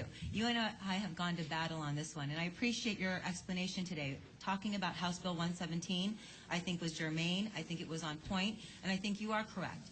I think, you know, and I'm going to backpedal and I'm going to apologize because I have publicly stated that I did believe that the language was clear and unambiguous on its face. Now, getting back to what you say. So at the end of the day, the argument for you really is that the legislature has the power to define marriage, correct? That's what the Constitution says now. So via the constitutional amendment, it's your opinion that the people gave to the legislature the power to redefine marriage. Correct. Okay. So, but there's nothing to preclude the legislature from authorizing a constitutional amendment to allow the people to take away that power, correct? Yes. Okay, thank you very much. Thank you, Justice Levinson. I think it would be ill-advised. Again, that wasn't the question. Justice Levinson, that wasn't the question, but I appreciate that. No, Thank you very much. Thank you very much, Justice Levinson. You're welcome. Okay, Representative Ward, did you still have a question? Fire away. Thank you, Chair. Just a note of reflection. This is really a historic moment having you here, Judge. This is, thank you for making yourself available. The ability to, or have the chance to pick the mind of a Supreme Court justice, particularly one who 20 years ago started the whole world on fire with his decision. And as a freshman at that time, I wanted to pick his brain with his, oh, no, you can't touch with any questions a judge. And now you're here and you're open, and I got a few questions. That was probably overly cautious, Representative Ward. I would have been happy to talk with you. You mean I could have actually sat down with you and asked questions that now I got to wait 20 years? Almost to your heart's content. Oh, my goodness. Okay, number 1. And this may have come across your mind. When you did the Loving case, the historical example of the interracial marriage. You mean when we when you discussed cited it? that as the core of your decision, did you have a gay gene in mind, or did you know or suspect or have that as part of your hypothesis, or did you not have that in mind? I don't think if I understand your question, I don't think I gave the immutable trait of race of one, the immutable trait of the other. I had studied a lot of psychology, and I had an understanding then, and I have it now, regarding the nature-nurture issue as it relates to sexual orientation, but I guess my state of mind was the same then as it is now. In the logic of applying the Loving case was that this gender... my understanding on that question was unrelated to my application of the Loving decision. Thank you. After 20 years, I finally get that answer. But now, to contemporary, fast forward to the Connecticut same-sex marriage law. Do you have, and you shouldn't necessarily be familiar, but are you familiar with the Connecticut same-sex marriage statute? And how do you see if it fits into some of the SB1 considerations that you've heard earlier today? Some weeks ago, Representative Ward, I read the religious exemption language from the statutes of a number of the states that have recently opened marriage up to same-sex couples, I think including Connecticut. And my understanding is that those statutes contain quite a range of articulations or expressions of religious exemptions. Did you earlier suggest that it wouldn't be prudent to exclude the churches or exempt the churches from the public accommodations law? Did I hear you correctly, or you just suggested something? What I said, or what I meant to say, and so I'll say it again in case I misspoke, I believe that it would be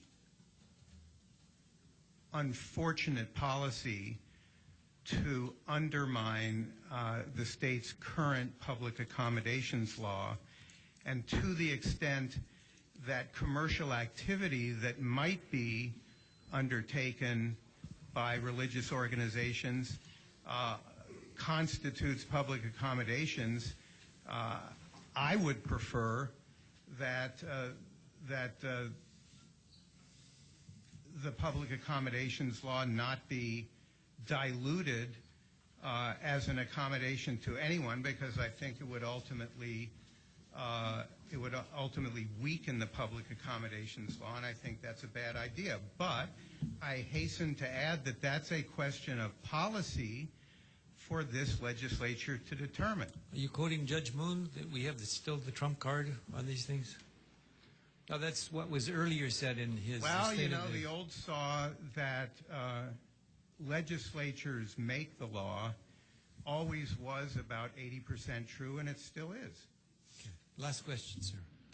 There's been a lot made of the interpretation, the intention, the con-am, the sense of where the surveys, 70% say that that belongs with the people, not the legislature, whether it's KITV or the one that Family Advocates had for $10,000, et cetera.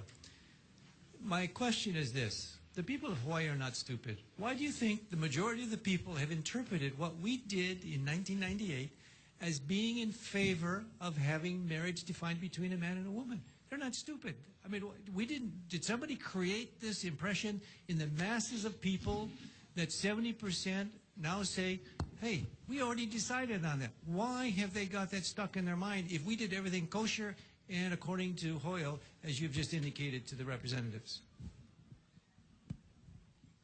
Well, holding the number aside, you know, your 70% figure may be accurate or not. Yeah, TV was 84, I don't think we've heard from a scientific sample of people, you know. The $10,000 poll was scientific. I'm not asking you. I have a sort of folksy response to that, because I think that's the best a person can do. People believe what they want to believe. But when it's over 60%, something's going on, sir. Right. So, and I'm not asking if you want to say that people in Hawaii are stupid, but among other when you things, get that many people, when, something's going on about the language that they were taught or they were given the impression of that they assumed was the case. So something is amiss in terms of all the technical. I'm not in a position to account for that any more than you or probably anybody else in this room is in a position to do it. But the fact remains that the legislature itself was clear and unambiguous with respect to its intent, and that's the intent that controls. Again, thank you. It's historic that you're here, and I appreciate your answers. Thank you. Thank you, Representative Ward. I have Representative Bellotti and Representative Jordan if you have a follow-up question after that. Okay. Thank you, Justice Levinson. To follow up on the question of my good colleague from Kapolei, we could, in fact, pass the Marriage Equality Bill, Senate Bill 1, which would then allow folks to get married. We could also pass a constitutional amendment, which may be voted on in November of next year. Wouldn't we then be in the same situation of California, where we would have a class of folks who would be married under the same-sex marriage law? If I get your question correctly, Representative Bellotti, that's something that I've thought about a fair bit. And just as a lawyer, my sense is that if the legislature were to pass SB1 and give legal access to same-sex couples to the status of marriage, and that access were later taken back or taken away by a constitutional amendment such as Prop 8, that Hawaii would be very similarly situated to California in the context of the issues raised by the Perry lawsuit. And in that instance, if the constitutional amendment were struck down and there was no law in place that provided religious exemptions, then the status of the marriage law for same-sex couples would then have no religious exemptions, correct? You're going to have to run that past me again.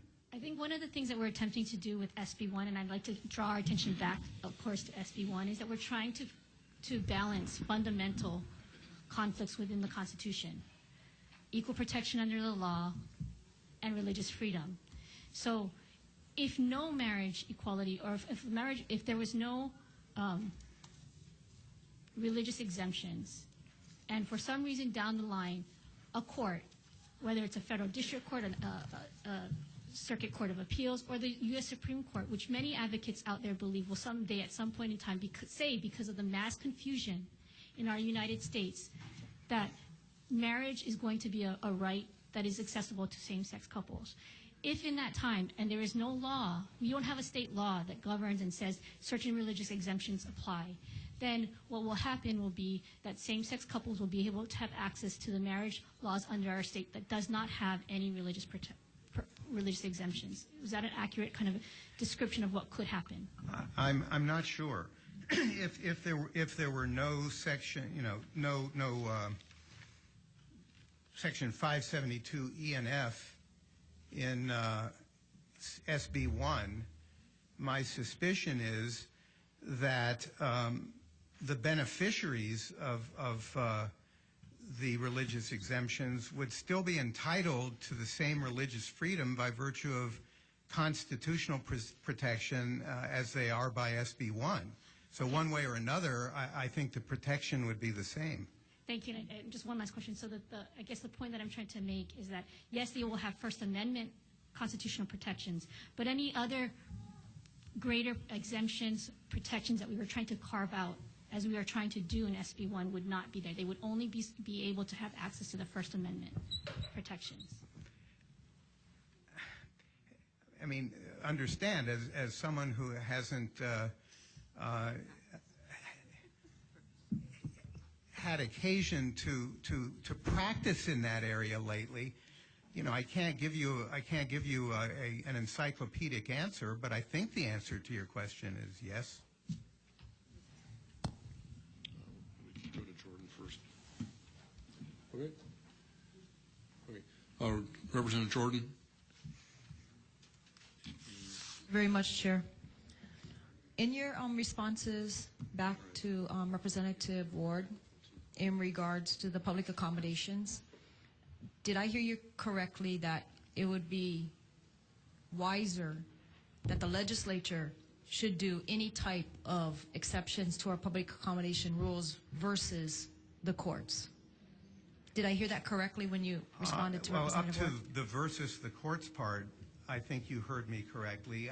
It's my own opinion as an individual that the legislature might come to regret any dilution of the public accommodations law that it affected for purposes of SB1, because it might come back to bite the legislature in terms of policy when it didn't intend to do that. I think the public accommodations law is a real model for the country at large, and it would be a shame to dilute it, but that's ultimately a policy determination for the legislature to make. So you're saying maybe we shouldn't be touching that because our public accommodation law is the golden standard. I believe that, and I think Mr. Hoshijo spoke to that subject, and he's really in a more informed position to speak to that question than I am, but I agree with him. No, I wasn't quite thrilled with his response yesterday to us. Well, I didn't hear his response, okay. But as the executive director of the Civil Rights Commission, he is thoroughly familiar with the public accommodations law, and he certainly, I think he views as part of his function protecting it to the extent that he can against dilution. And I agree as a policy matter that that's a good idea. But he's not the final stop for that public accommodation. No. It would be ultimately the courts, correct? If it came to that, yes. Okay. So your opinion and your vast knowledge, how important is it to have the strictest scrutiny test applied to the First Amendment challenges when we're looking at these type of measures? Shouldn't we be crossing all our I's and dotting our T's back and forth? Shouldn't we? Shouldn't we be placing something very, very tight in this measure? Or should we just leave it as it is? And if it gets challenged, it'll go to Mr. Husijo. And if that gets challenged, it goes to the courts, and then we're relying on the courts for these type of tests, especially when it comes to our public accommodations. I think, my instinct, Representative Jordan, is to defer to the legislature ultimately on that question. One can express policy preferences to you, but what you do with the public accommodations law is ultimately your call. At the end of the day, it should be us then. At the end of the day, it is you. Okay. And, if what you do is legally defective, and I don't know whether it would be or not, but if it were subject to a meritorious legal challenge, then I presume that could happen, and then the courts would decide. But I speak totally hypothetically because I don't have a controversy in mind. Thank you very much. Thank you. And thank you for being here. Thank you. Representative Har, followed by Representative Ng. Okay, Representative Ng. Thank you, Chair, and thank you, Justice, for taking the time. I don't want to harp on this point. I know you've been up here for a while, but there's been a lot of discussion about how this bill goes beyond marriage, and it establishes a sort of law of the land which departments must adhere to. I know a colleague of mine mentioned that. So I was wondering if there's any law of the land greater than the laws we make here in the Capitol. I'm sorry, I just don't understand. Is there, well, yeah, it's a little nebulous, the idea of the law of the land. It's a little kind of a vague statement.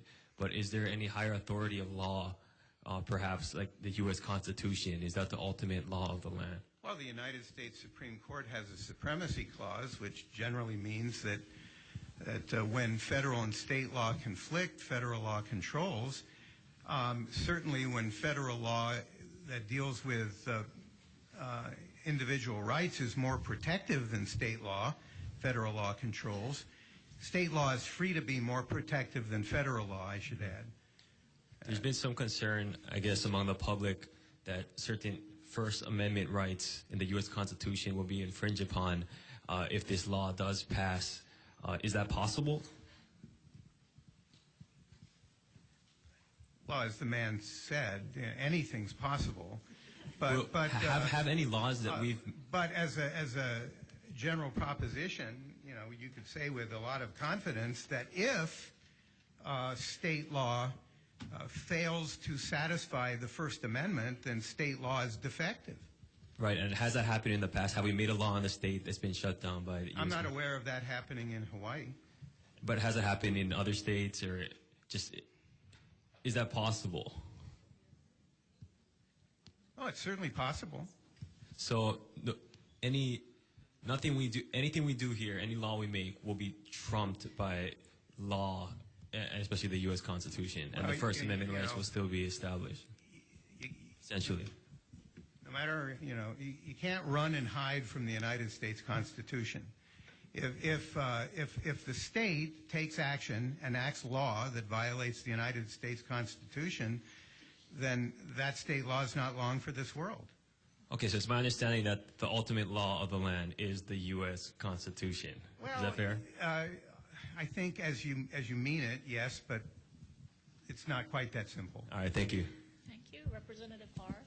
Thank you, Madam Chair. Justice Levinson, I just want to follow up on some of the line of questioning from my good colleague from Makiki. Okay, she talked about the Perry case, and I do agree with you that, and I think the three of us can probably agree that to some extent the Ninth Circuit, it was clear that the Ninth Circuit made clear that once a right, such as same-sex marriage, after that first license is issued, that right somewhat becomes vested. And at that point, once it becomes vested, you cannot then take that right away. Is that a fair assessment? Using the term vested in a very broad sense. I agree. Without having the opinion in front of me, I think agree. we're thinking along the same line. Okay, thank you. Thank you, Justice. That's a huge compliment coming from you. So that being said, I think, the line of questioning asked by my colleague was, if we in fact passed a constitutional amendment allowing allowing the people to take away our legislative authority and subsequently allowing the people then to vote on the issue of same-sex marriage, and concurrently allowing Senate Bill 1 to pass, then obviously we would be in a situation where we would not be able, the subsequent Con Am would be a problem. Isn't that correct? Well, it would certainly distinguish our situation from California. Right. But again, I mean, I think that's probably one of the reasons why people are asking the legislature to take pause, because maybe some people understand the ramifications. And, you know, granted, the fact of the matter is the Supreme Court vacated the Ninth Circuit's ruling.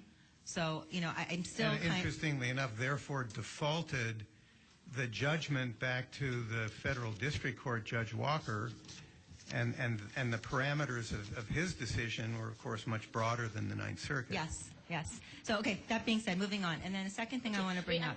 I'm going to stop it for a sec. I want to see if Michelle Takayo is still here. She has a 2:40 flight, and we weren't anticipating the questioning of Justice Levinson to go this long. So if I could just, if with the audience and the members' indulgence, if we could accommodate Ms. Takayo to catch her 2:40 flight, which is pretty close now. So Justice Levinson, with your indulgence, if you could stick around a little bit more so that we can accommodate this person. Sure. Thank you, Madam Chair. If that's okay.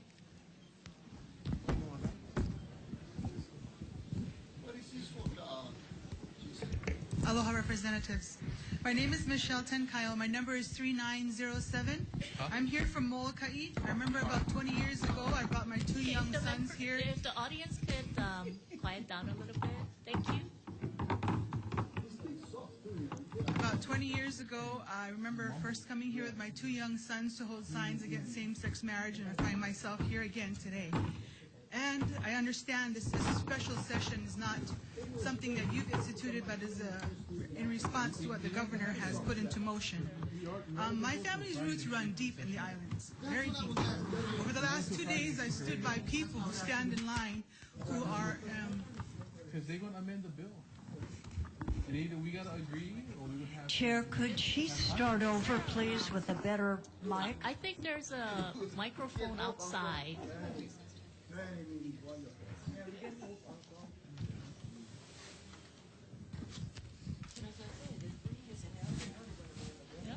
Okay, recess real short. He took my bill. How about you take the mic?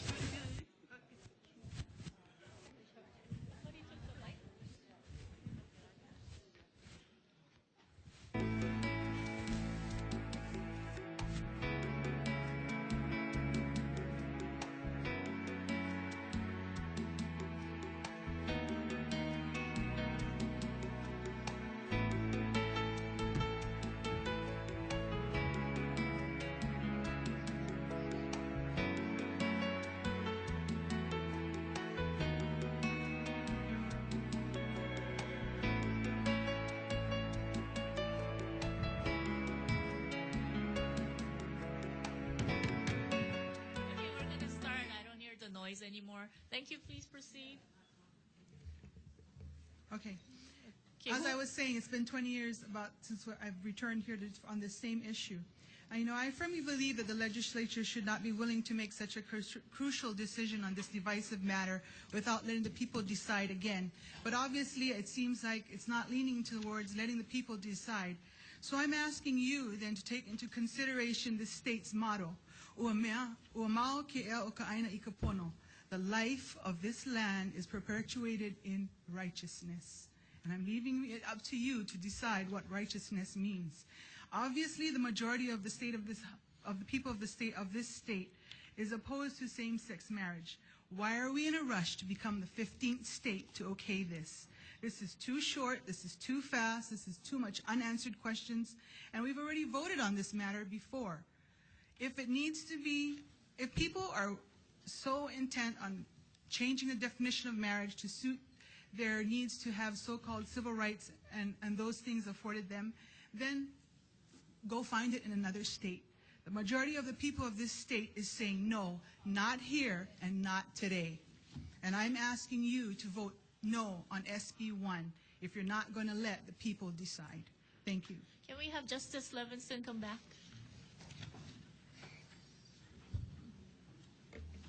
And thank you so much for your patience. Let me see. We'll wait for Vice Chair Har, but in the meantime, Representative Kobayashi, you can continue your questioning.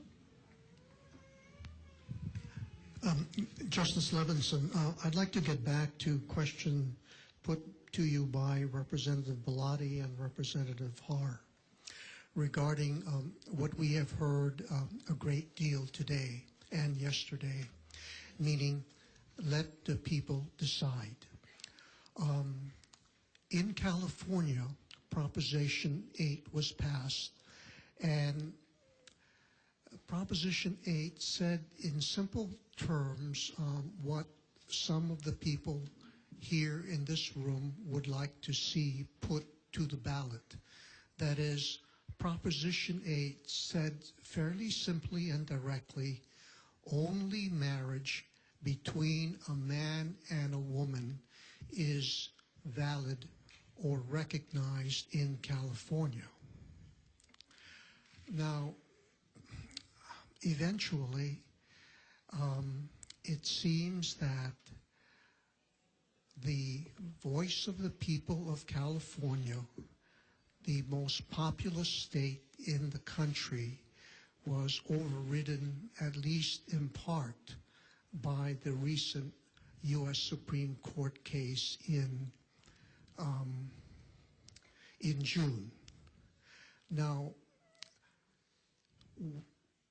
I thought I heard you say to Representative Har that should Hawaii pass a constitutional amendment similar to California, that is, in pretty clear terms, only marriage between a man and a woman is valid or recognized in Hawaii, that there is a likelihood, and I didn't get at what level of likelihood, that Hawaii, that new Hawaii constitutional amendment might be overridden in the court system.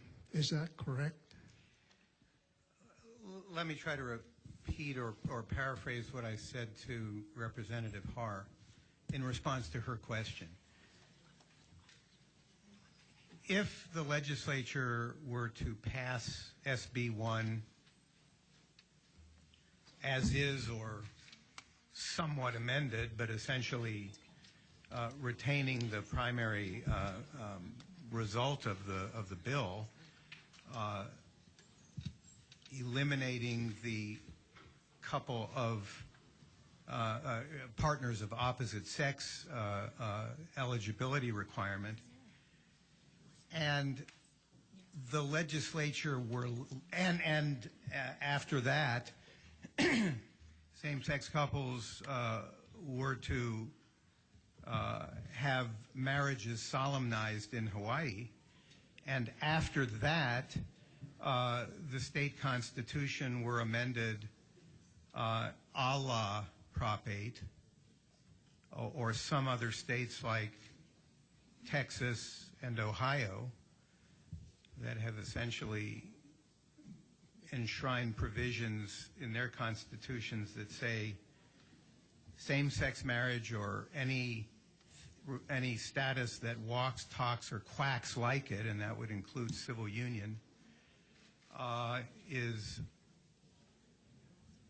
forbidden in this jurisdiction, and that constitutional amendment were later challenged in a lawsuit as Prop 8 was in California. I thought that Hawaii would be in a position very similarly situated to California's position. It would have afforded access to marriage to same-sex couples. It then would have taken that access away, and according to the analysis of the Ninth Circuit Court of Appeals, that would constitute a violation of the federal rights of equal protection and due process. So my question is, what level of confidence do you have that that might occur? Earlier you said on another question that you would be willing to bet your house that a certain thing might happen. Would you bet half a house, a third of a house? I mean, high, medium, and low? Oh, I'd How probably confident would you be that if Hawaii were to pass a constitutional amendment saying that only marriage between a man and a woman is valid or recognized in Hawaii, that we would end up in a similar situation? SB1? Yes. That we would be in a similar situation to California's Proposition 8. Well, let me put it this way. The question would ultimately go to the Ninth Circuit Court of Appeals, because Hawaii is part of the Ninth Circuit, just as California is. And unless the Ninth Circuit switched its analysis, I don't see how the court could distinguish between Hawaii and California. Chair. Okay, are you done, Representative Kobayashi? Okay, Representative Ward. Just to follow up to that, Judge, is it accurate to say that the Prop 8 decision was overridden, or that there was a lack of standing on the party who brought the suit? Well, because he said it was overridden, and that gives the impression that if you have the vote of the people, that it's going to be overridden by the Supreme Court, where it said you in the state of California who brought this suit, those who did all the lobbying, etc., were given no standing, even though the Supreme Court of California gave standing to those individuals. The U.S. Supreme Court did not give them standing. Therefore, the court was essentially tossing it out. Saying it's overridden is a different proposition. Is that not correct? You're raising a few questions, Representative Ward. Let me try to answer them all. At the Federal Circuit Court of Appeals level, the Perry lawsuit was considered by the Ninth Circuit. The Ninth Circuit affirmed the Federal District Court in San Francisco. That Prop 8 was okay? No, quite the opposite. Okay. You have to use street language. On the base, Judge Walker in the United States District Court for the Central District of California struck down Prop 8 on very broad grounds. The proponents of Prop 8 appealed to the Ninth Circuit. The Ninth Circuit held that Judge Walker had been correct in his bottom line, but the Ninth Circuit narrowed the grounds that Judge Walker had expressed in striking Prop 8 down. So what the Ninth Circuit said was, here we have a case in which the California Human Services, Adult Protected and Community. Was that God? Or the NSA?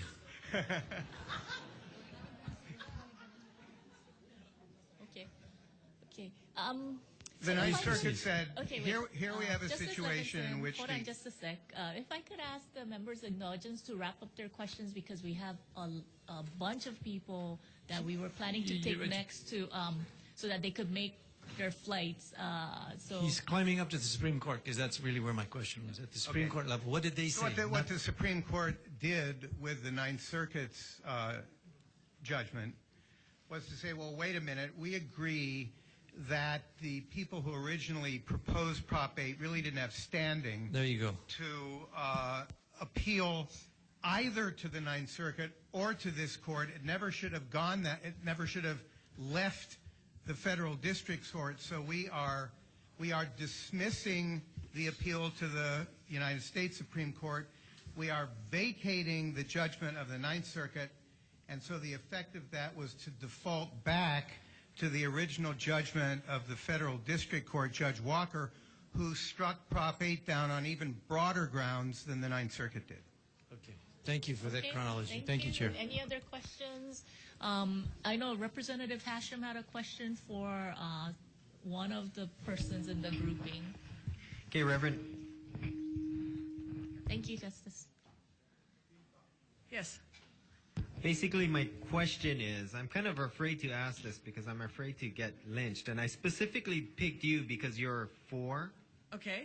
And we've been hearing like all day about how marriage is defined between a man and a woman within the Bible. But then if you actually look at the passages, there's very different definitions of marriage. Like, I'm sure you're familiar with Solomon. How many wives did he have?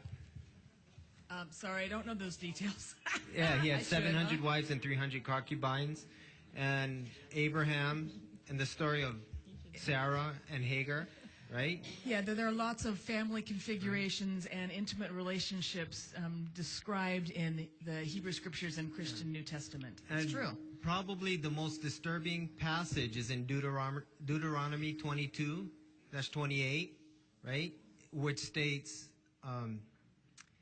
I'm going to use the term force, but some interpretations of the Bible says rape. If a man forces himself upon a woman, he is required to marry her and never divorce her.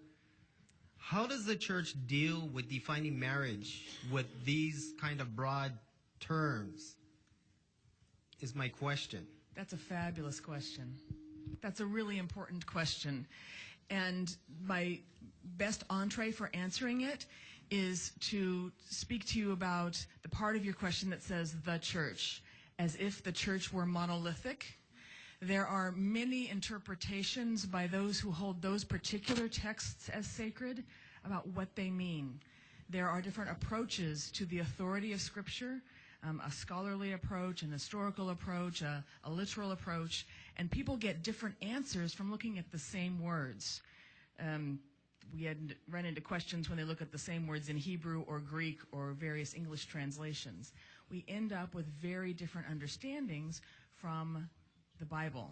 So to say the church thinks one thing it's like saying all Democrats think one thing.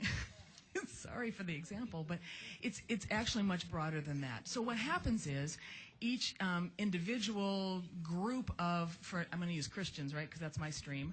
Each individual group of Christians figures out for itself how it's going to understand various passages. Some broadly interpret Scripture, and some more narrowly, some with clear boundaries, and some with a whole lot of room for individual interpretation. I come from a stream, the United Church of Christ, which is really clear that I don't check my gray matter at the door when I come to questions of biblical interpretation. Does that help a little bit? So, how does the church? You asked your flat out question is how does the church understand marriage, right? Well, basically, variably. there's no real answer. The challenge is, right, we also live in a land that has more than Christians. First of all, the Christians disagree. And then we are in a setting where there are people who look to other faith traditions and other teachings.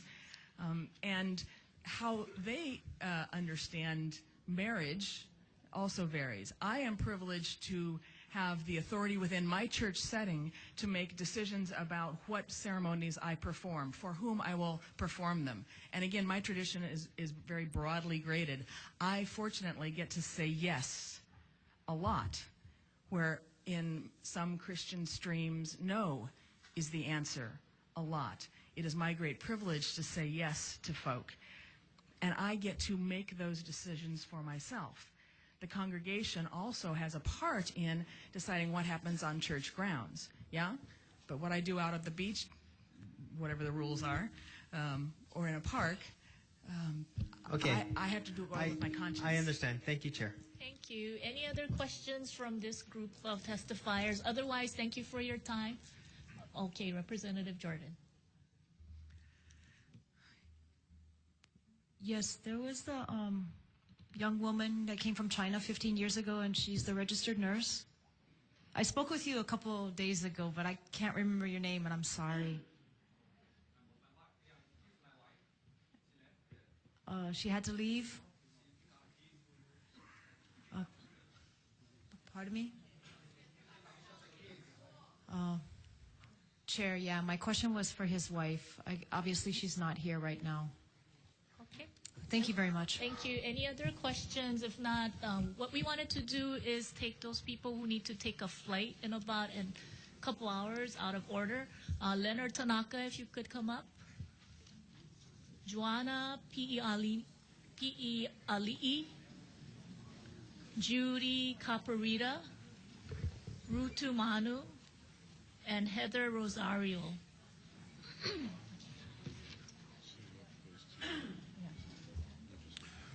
Honorable Chair Rhodes, Chair Luke, members of the House Joint Committee, aloha mai kako. Thank you for your time, diligence, and sacrifices in serving our people, and especially thank you for taking me out of order. I'm sorry, My what name was is your Leonard Tanaka. Excuse me just one second. What was your number? 3124. 3124. Thank you. I reside in Hilo on the Big Island. I am a lifelong Christian, husband, father of 2 children, business owner in the construction field for 30 years, and a native Hawaiian with 50% blood quantum. I testify in strong opposition to Senate Bill 1. Marriage is a sacred union between one man and one woman that results in the creation of families. Children are entitled to be raised by a father and a mother. It has been the way of God from the beginning of mankind and should remain as such into the eternities. There are 4 areas of concern that I have in regards to this bill, and I will only cover them briefly because you have heard hours and hours of testimony regarding these concerns. Number 1, this bill lacks sufficient language to protect our religious organizations, its members, and its affiliates. I urge you to at least review HB 6. Number 2, this bill lacks sufficient language to protect individuals and businesses. Number 3, this bill does not adequately address the concerns that we as parents have of possible unwanted homosexual literature in our educational systems. And number 4, this bill does not adequately address the ill ramifications to Native Hawaiians, its schools, Native Hawaiian programs under the Parentage Presumptions Clause. After listening to the replies from our Attorney General yesterday and reading it in the front page of the Star Advertiser this morning, it is crystal clear that this bill is not ready for passage. He frequently used the term, the courts will decide, and we just heard it earlier from the other testifier as well. You are our lawmakers. We want well thought out, well vetted legislation, and not ones like SB1 that is hastily crafted and surely headed for Thank you very much. Have a good flight. For this reason, let the people vote. Thank you. Thank you. Next, please.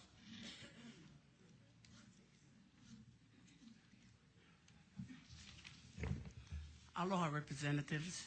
We come from the island of Molokai, and we're one ohana. We are 3 sisters here. Can you just give your name and your number, please? Okay. My name is Ruth Manu, and my number is 4185. Okay, thank you. Please proceed. And my sister Judy Caparita is 4171. And my sister Joanna is 4190. And we truly want to thank you folks for making a way for us to come here and testify. But before we do that, we're going to sing a song. Okay? I'm sorry, just be aware that if this is how you want to spend your 2 minutes, that's fine. You all get 2 minutes. I understand. Yeah, okay, go ahead.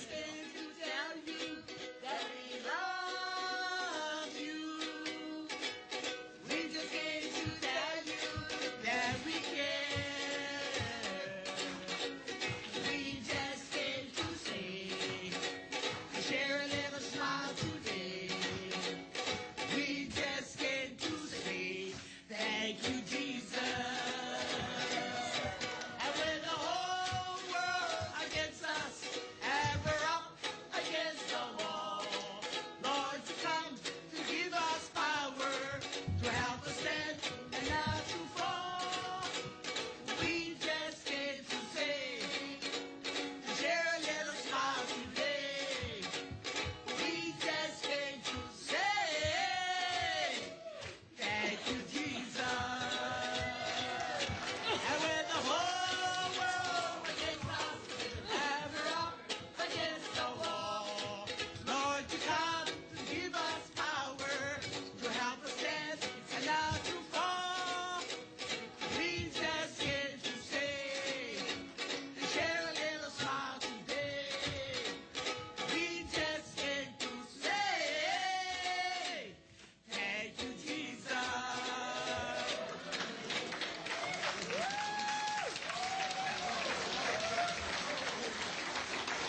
Thank you very much. Praise the Lord. Our God is an awesome God. We came here to tell you that Molokai is unique. Hawaii is unique. We're separated by water, but we call these home. Because of God's word, it don't matter what men say, we know that God is in control. And we will, Molokai says, our community says, no. My Ohana says no. And I'm here to tell every one of you, no. Because our Jesus says so. He loves us. And if you don't know him, you better get to know him. Because one day we're going to be judged. Know that we're going to be judged. We are accountable. You sit there over there, you do your job in righteousness. You got to be porno. It's not what you think, oh, the other person is telling me. No. You do what God tells you. Because every one of you breathe because of him. If you, every time you get up and you breathe, you think that is God. Because he said he made man in his own image. And he owns you, and he's the boss. I needed to share that with you guys. Thank you. Thank you very much. Aloha. Well, that's what's her 2 minutes. I get 2 minutes, right? Yeah, you still got 3 of you. If you'd like to sing another song, that would be fine too. All right. Oh, they want another song. Okay. Yes, our King. Our King. He is the Lord of Lords. His name is Jesus. Jesus. Jesus. Jesus. Whoa. He is the King. He is the King of kings. He is the Lord of lords. His name is Jesus. Oh, Jesus. Oh, Jesus. Oh, Jesus. Oh, whoa. He is the King. What a mighty God we serve. Mighty. What a mighty God we serve. Mighty. The angels bow before him. Heaven and earth adore him. What a mighty God we serve. What a mighty God we serve. Mighty. What a mighty God we serve. Mighty. The angels bow before him. Heaven and earth adore him. What a mighty God we serve. Yes, Jesus is the mighty King. Mighty. Jesus is the Savior too. Savior. Jesus loves you and he'll keep you. Jesus first loves you. Oh, come to Jesus now, right now. Can't you Okay. hear him call? Thank you so much. You have a good trip back. Thank you. Love you guys. Who's next?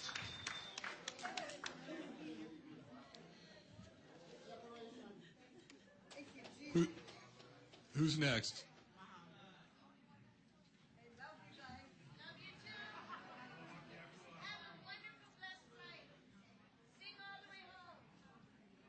Who's next? Come on up. Please give her name and number. Go ahead, sorry. 2668, Kurt Kamikawa. 26, okay, great. If that didn't bless your heart, that aloha from Molokai, and I'm sure you're all welcome to go over there and hold some hearings too. I was hoping that Representative Luke was here because I am a voter in her district, and I stopped by her office to drop off my card and ask her to call me. So, and I also lived on Kauai for 9 years, and I've had many calls from supporters there to give me their blessings to testify on their behalf too. I am opposed to SB1 for many of the reasons already elaborated. So much of this is about the fact of what is pono in this whole situation. As someone who's can I start all over too? Sorry. Audience, please let the testifier talk. Let us hear him. Give him about 15 extra seconds to make up for the interruption. Thanks. It's hard to follow the Molokai Ohana over there. I should have just waited. So anyway, you know, I'm thankful to be born and raised here, to be educated here, and most of all, that education is in the values that are so special to Hawaii. And one of those values is pono. It's embodied in the state motto. And it's really goes so much deeper than what we're just opposing in terms of same-sex marriage, because it's a whole process here that is not pono. And to call a special session that's running $30,000 a week when we cannot even get air conditioning for our schools, what's pono about that?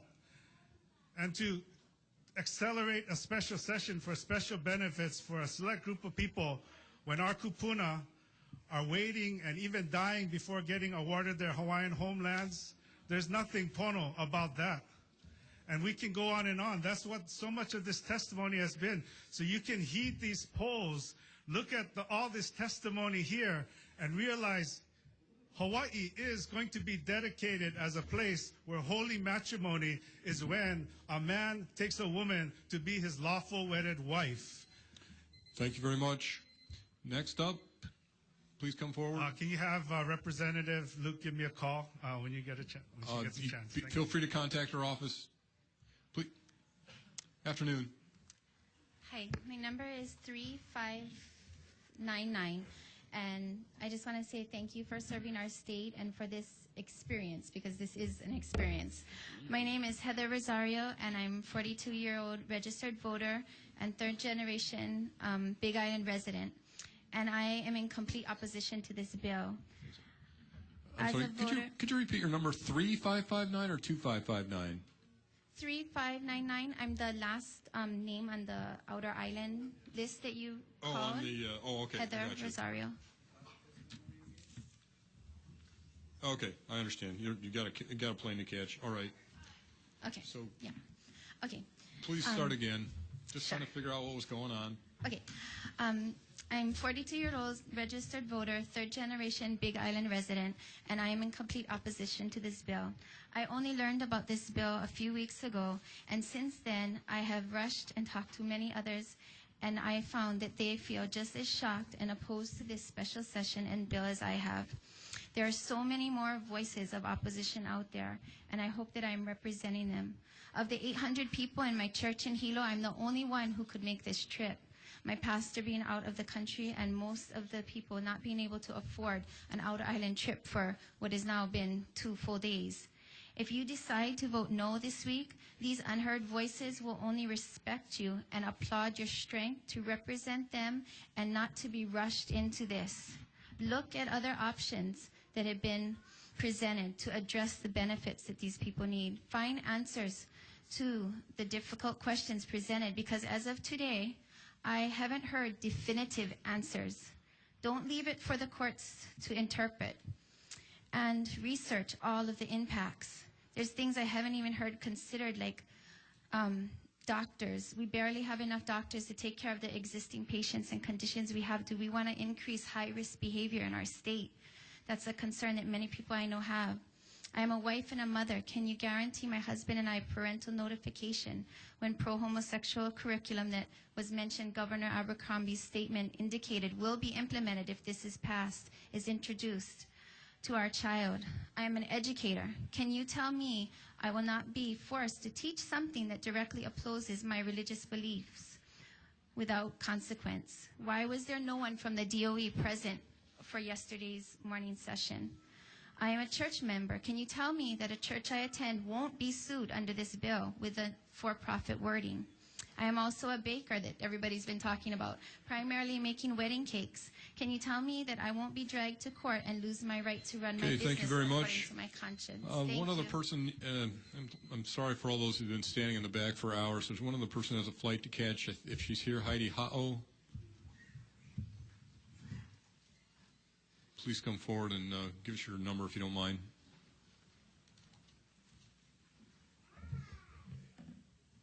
My name is Heidi Kaimikawa Ha'o. I am a registered voter from Sorry, the island of Molokai. Can you tell us your number, please? Oh, I'm sorry. My number is 3406. 3406. Okay, thank you. I am a registered voter from the island of Molokai. I teach an early morning class of high school juniors and seniors, and they would have liked to have been here to testify, but the cost. I have a daughter and her family living on Hawaii Island in Na'alehu, a son and his family in Kona, 2 sons and their family in Hilo, all wanting to testify, but the airfare. So I speak on behalf of them. We are opposed to same-sex marriage. In our family, we have DOE public school administrators and teachers. If SB1 is passed, the inclusion of the gay lifestyle now becomes the norm. Public education will be mandated to include this lifestyle in all aspects of curriculum.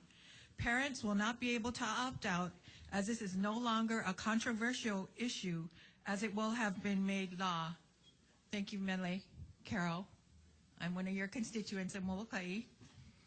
On Monday, I listened to the testimonies, and one that caused me to come yesterday and stay all evening was when I heard one of the people who are for SB1 say,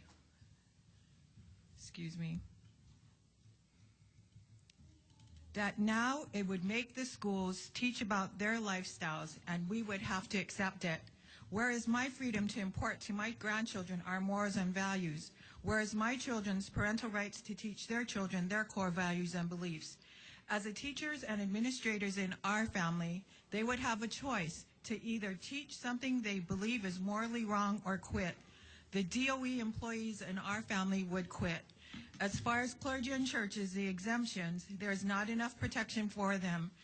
Who pays for the attorney fees for the clergy? I ask you to vote no. Thank you. Thanks very much. Let's go ahead and return to regular order. And next up from the 2,000 to 3,000 group. Number 2675. Chair Rhodes, members of the House Committee on Judiciary and Finance. My name is Robert Okimura. I was born and raised in Hawaii and have lived here for over 50 years. I strongly oppose SB1. I'm a Christian and a pastor, and I firmly believe marriage is to be between one man and one woman. But I want to stand before you here today as another citizen, another concerned citizen of Hawaii. And what deeply concerns me are not only the possibility of same-sex marriage, but the push to make such a decision in this fashion. As a concerned citizen, I wonder if you have taken the time to objectively research the ramifications that this bill would have on society. And as I've listened to the questioning in this session, the questioning of the Honorable Justice, it tells me that there's so much work to be done. And I really wonder how such a bill can be decided upon in this special session. As a concerned citizen, I'm wondering, are you seeking to honor the wishes of voters in your district with respect to this issue? Do you know where they stand on this issue? How many people in your districts believe that in 1998 they decided on this issue? For such a monumental law that would deviate from hundreds of years of human values across cultures, my educated guess is that it's not only Christians who have strong beliefs about this issue. Although many may not have taken the initiative to inform you about their position on this bill, it does not mean they do not have a clear position on this issue. My 84-year-old mother, who's a registered voter, my son and my daughter, both in their 20s, registered voters, they are opposed to same-sex marriage, but they're not able to come to this special session to voice their concerns, just as thousands of others do not have that opportunity. I ask you to oppose. Thank you very much.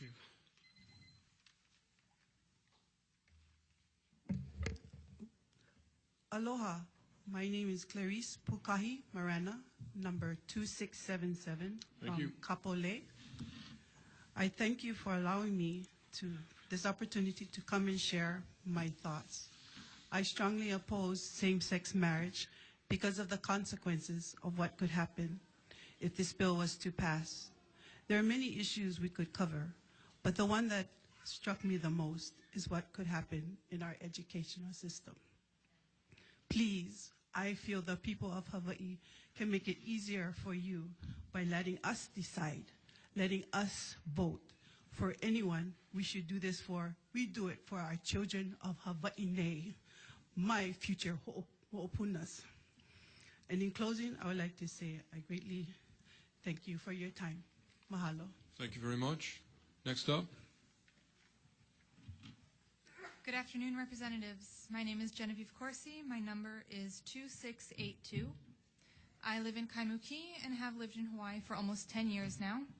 I have been opposite sex married for almost 10 years. And FYI, we were married in the courthouse over on Punch Bowl, and God wasn't invited. But yet I'm still legally married, unlike so many of my friends and loved ones.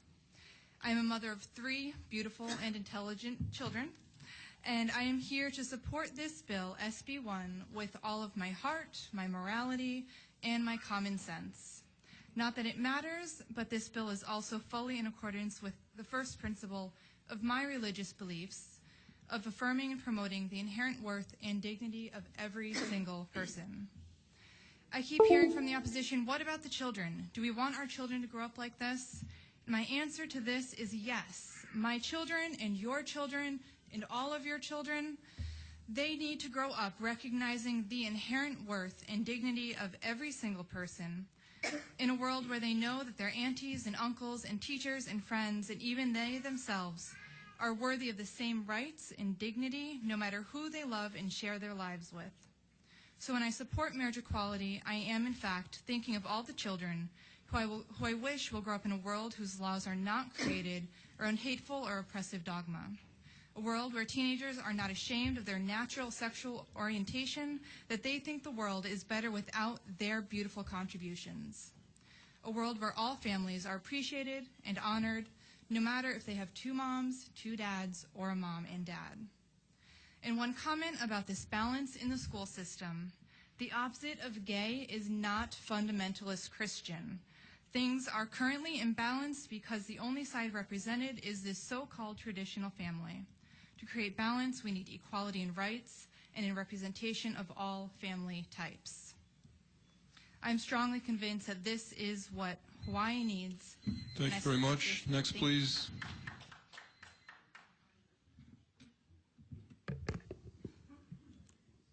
Good afternoon. My number is 687, and my name is Jean Suda, and I live in God's country, Kaneohe. I am a retired teacher, administrator, and educational specialist with the Department of Education, having served our children for almost 38 years. And back in the 60s and 70s, and I know that ages me quite a bit, I taught sex education to 6th graders as part of the health curriculum on the body systems. The human reproductive system was taught as part of a unit covering all other systems, the circulatory system, the nervous system, the respiratory system, the digestive system, and so on. The children were taught how the reproductive system allows humans to produce children. All references were made in the context of a heterosexual couple in an intimate relationship. I, as a Christian, was comfortable with the curriculum and the TV lessons that accompanied it. Parents were given the opportunity to request that their children be exempt from this part of the unit. Most did not. Fast forward 15 years. By then I was a vice principal at a high school. And being a vice principal, I took care of most of the discipline problems. One day, a very hysterical senior female student was brought to my office, crying. Asking what happened, she said, there was a boy that chased me into the bathroom, and she entered the girls' bathroom, and he did not stop at the door. He ran right in. She was just so frightened because she had been once raped before. This little boy, and I call him a little boy because he was a very immature ninth grader, had no idea. When I called him in and I asked him what had happened, he says, I did not mean. Thank you very much. Next, please. I object to SB1. Good afternoon. I'm Adam Bartlett, number 2716. I oppose SB1. This is not a civil rights issue. Real civil rights issues are based on something being denied. It is offensive to me as a product of an interracial marriage that the preference of a lifestyle is being compared to an entire race who endured atrocities for something they did not choose and certainly did not prefer. Loving versus Virginia was based on interracial marriage being a crime. Is same-sex marriage a crime in Hawaii? No. So please don't justify life choices of a vast minority on the backs of my ancestors who were lynched, thrown in jail, had their churches burned, attacked by dogs. It is nowhere near the same. No individual right is being denied. The law states that any man or woman, has the right to marry provided they meet the requirements. Choosing an alternative lifestyle does not constitute grounds to change requirements. If this was the case, then how are laws justified by the majority? When I came up, my parents told me I could be a doctor or a lawyer or even the president.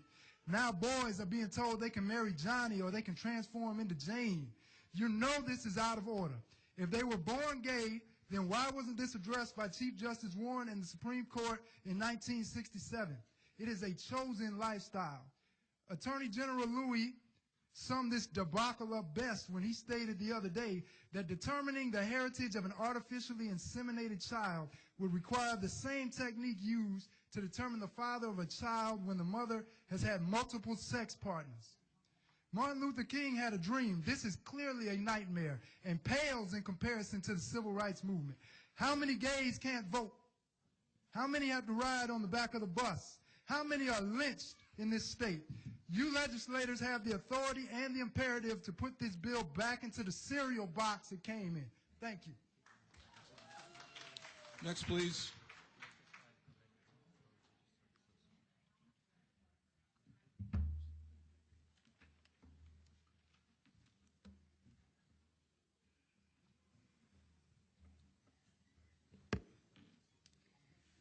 My name is Ruth Brown, and I'm number 2720. In my written testimonies and previous oral testimony, I had concerns in education, Hawaiian rights, parental rights, freedom of speech, freedom of religion, democratic process, precedents where the same-sex marriage has passed, the erosion of rights that no amendment can prevent, expense as an individual, and litigation in the wake. I'm a substitute teacher. If I had a paper with that many errors or things not thought through, I would send it back. This is poor writing, folks. It demands a no on SB1 right now. Do not send it up for a vote. I would like to point out again that SB1, Section 1, gives a false representation of the Windsor decision. DOMA was struck down on the federal level, and the right to define marriage was returned to the states. There was no mandate or punishment requiring states to accept same-sex marriage.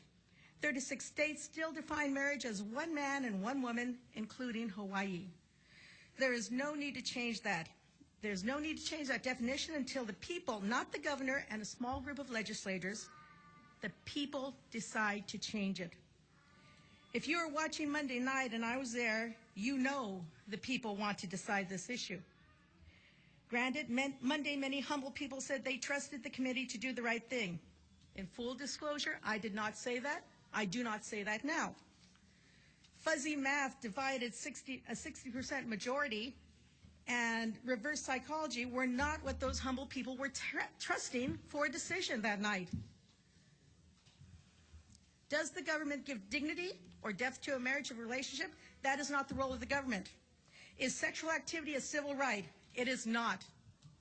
A marriage and a homosexual relationship are two different entities. It is a misuse of civil rights to merge the two. Again, is sexual activity a civil right? If we use that to define marriage, then it begins a slippery slope. Please vote Thank you no very on much. SB1 Next, please. tonight. It's a candidate, the bill I'm is sorry. candidate to Next, become please. a text example.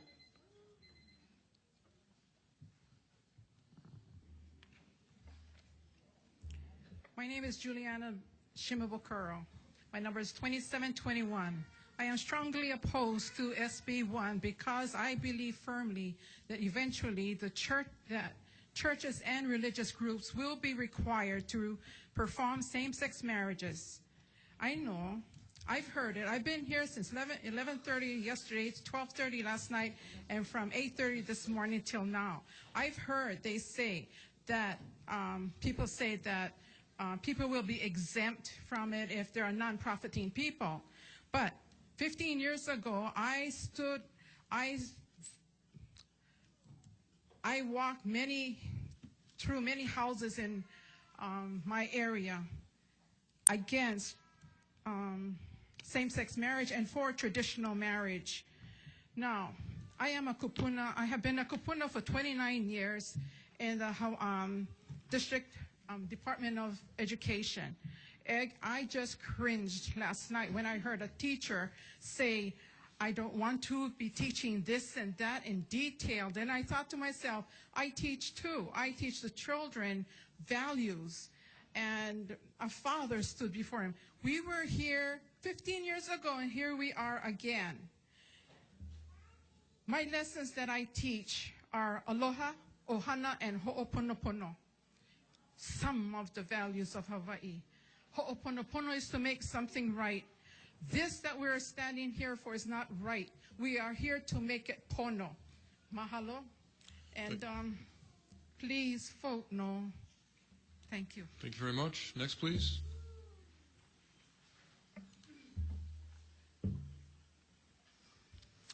Number 2722. My name is Garrett Sean. Husband, father, pastor, and registered voter from the glorious city of Kapolei. I'm not sure if any of you realize the unmanned runaway freight train that we're on. And unlike the movie Unstoppable, this train was purposefully released. And the engineer that released the train is our beloved governor. And I'm not sure if you understand that you have been thrown under the train. And unlike the cargo that was on that train, which was hazardous material and put a city at risk, this train is headed for a train wreck. But unlike the cargo that was on that train in the movie, this train contains the precious lives of the people of Hawaii. Not just certain people, every people. And what's happened is you have put us you have put us on the train, and we have been restrained. We are sitting on the train strapped in with our restraints on. Legislators, you have the opportunity in the control center to hit that button and release the restraints from the people, all people. It's not just your job and responsibility. It's all of ours. All the people. Let the restraints off. Let all the people vote. Let the people decide. I am strongly in opposition to this. And it is something that has divided our state. And our city is not at risk. Our state is at risk. And it has divided our state. And we need to come back together. But we need to come back together as all people. In love. But this runaway train must be stopped. Thank you. Thank you. Next, please. Number 2735. My name is Andrew Large, and I am a giraffe. Yeah, I'm a giraffe. Actually, I want to redefine what a giraffe is. You see, I no longer can redefine my life as a giraffe than we can redefine marriage. Marriage is not a man-made institution. It is a God-made institution. And you can pass a law which calls me a giraffe all day long, but really, it will not make me a giraffe. I am in strong opposition to SB1. Before this week, I was pretty upset that the governor had called this special session. I'm no more upset now because I've seen what it has actually done to our community. You have awakened the sleeping giant called the voter, and we will remember. We have made Hawaiian history this week. And maybe if the legislator wants to decide this issue instead of leaving it up to the voter, maybe you need to table SB1 until after the November 2014 election. And let's see how this comes out. So leading up to this week, most of my discussions revolved around giving churches exemptions from being forced to perform same-sex wedding ceremonies. I think it is a dangerous precedent for the government to start granting rights to people of faith. I have always maintained that we already have protection. It's called the U.S. Constitution. Congress shall make no law respecting the establishment of religion or prohibiting the free exercise thereof. I may be protected by SB1, but for many of those in the wedding industry and education, they will be forced to normalize a lifestyle their religion conviction calls unnatural. After all, we are not talking about a civil right on par with race. You don't choose your race. You choose to be gay, have an immoral lifestyle. A societal shift is taking place, of which Representative Har. Thank you very much. Next, please. Number 2551, Penny Toilolo. I am strongly opposed to the SB1 bill and this special session. This bill is bland and very unclear, which leaves so much room for misinterpretations, many that do not protect our individual rights. SB1, whether you know it or not, affects the future of our state, our society, and especially the future of this state. And the decision should not be in the hands of 76 people, plus one. This special session has already been the preface and has marked the beginning of the disasters ahead. The SB1 has created a division, throwing both sides into the rings unwillingly with our families and loved ones, opening up windows of ridicule and persecution and discrimination for all people on both sides, requiring us to come here to testify in public. Many of us don't have problems to come here, don't have a problem coming here and standing up for what they believe in, but some have made huge sacrifices to be here. You are being blindly led by someone who didn't give you your job, someone whose best interests are not for the people of Hawaii.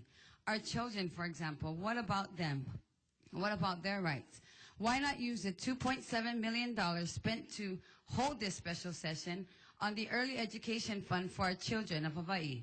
Yep, all they asked for was $2.6 million. But there was no money for that. But there's money for this special session. This issue should not be compared to women's rights or ethnic rights. Those rights deal with demographics that are irreversible. The choice that I have to be a Native Hawaiian Samoan woman was predetermined and out of my control. Sexual orientation, on the other hand, is a preference or a choice. Some may argue otherwise, but the evidences are inconsistent. Giving birth to a child is a gift only a man and woman relationship can offer. Ladies and gentlemen of the Legislation Board, our human progression depends on the relationship of a man and woman. Protect it. Thank you very much. Next, please. So, 2546. Hi, I'm Reverend Dr. Marcus Hester, registered voter, District 22, and I was a candidate for the House, District 22 in Waikiki, this last election. And I'm the director of the World Revival Center in Honolulu, and I oppose SB1. My testimony that I submitted earlier, called Follow the Money Trail, has already been submitted online, and I encourage each legislature to review this document before they make their final decision. After hearing the testimony since Monday, I would like to make two quick observations. Our state model states the life of the land is perpetuated in righteousness. So the opposite of that would mean that no life in the land would exist if righteousness is not perpetuated.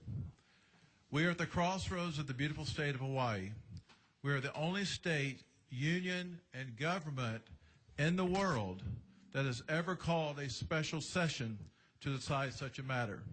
Let me say that again, the world. The question is why? Why change our due process system?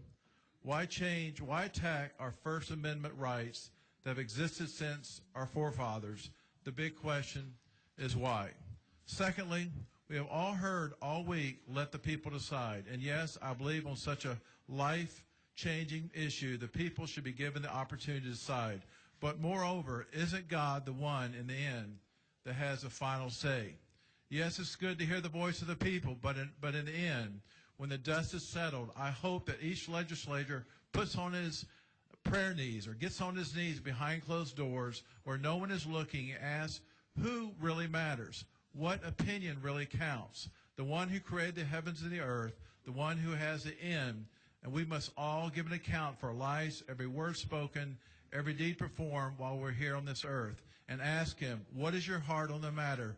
What should I do, Lord? What decision should I make that will please you? And yes, let his will be done. Let Next, Jesus please. decide.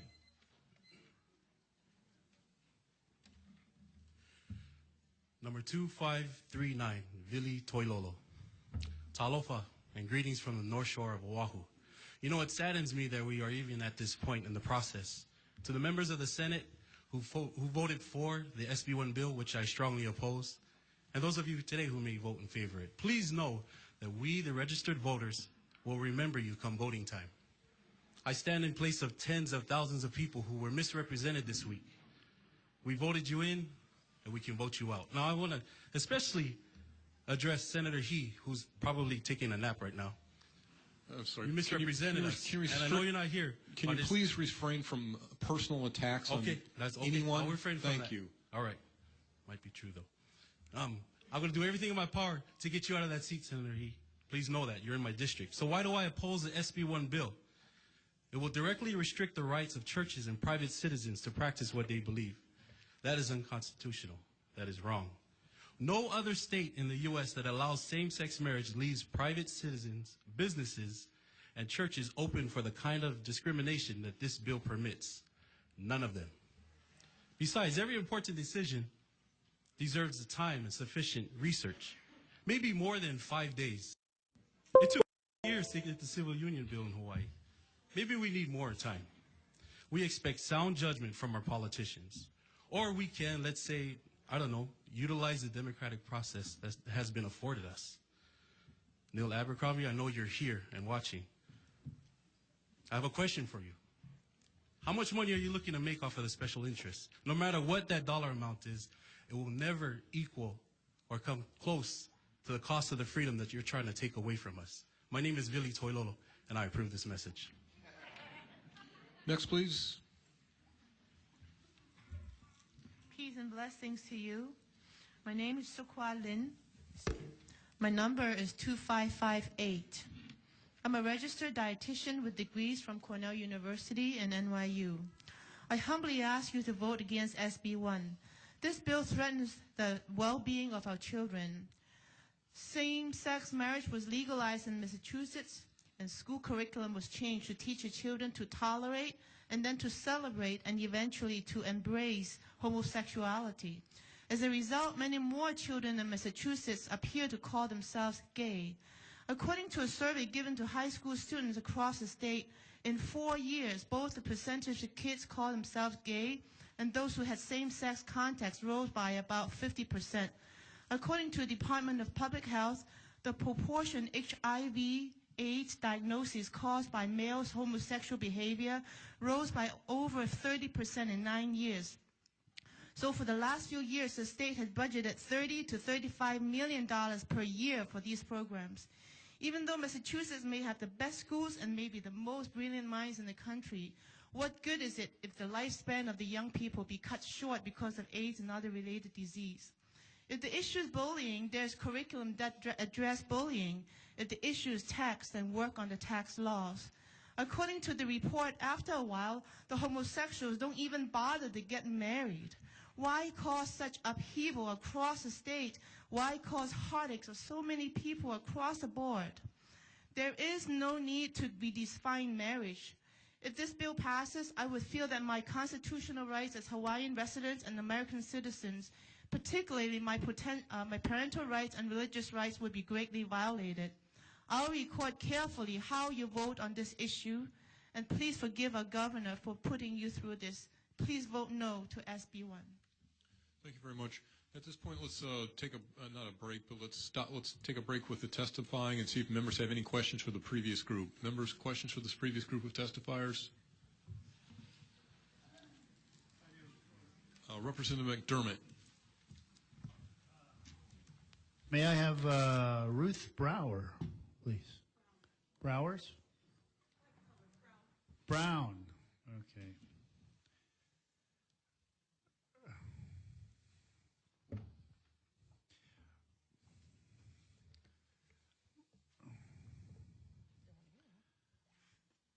Thank you, Ruth.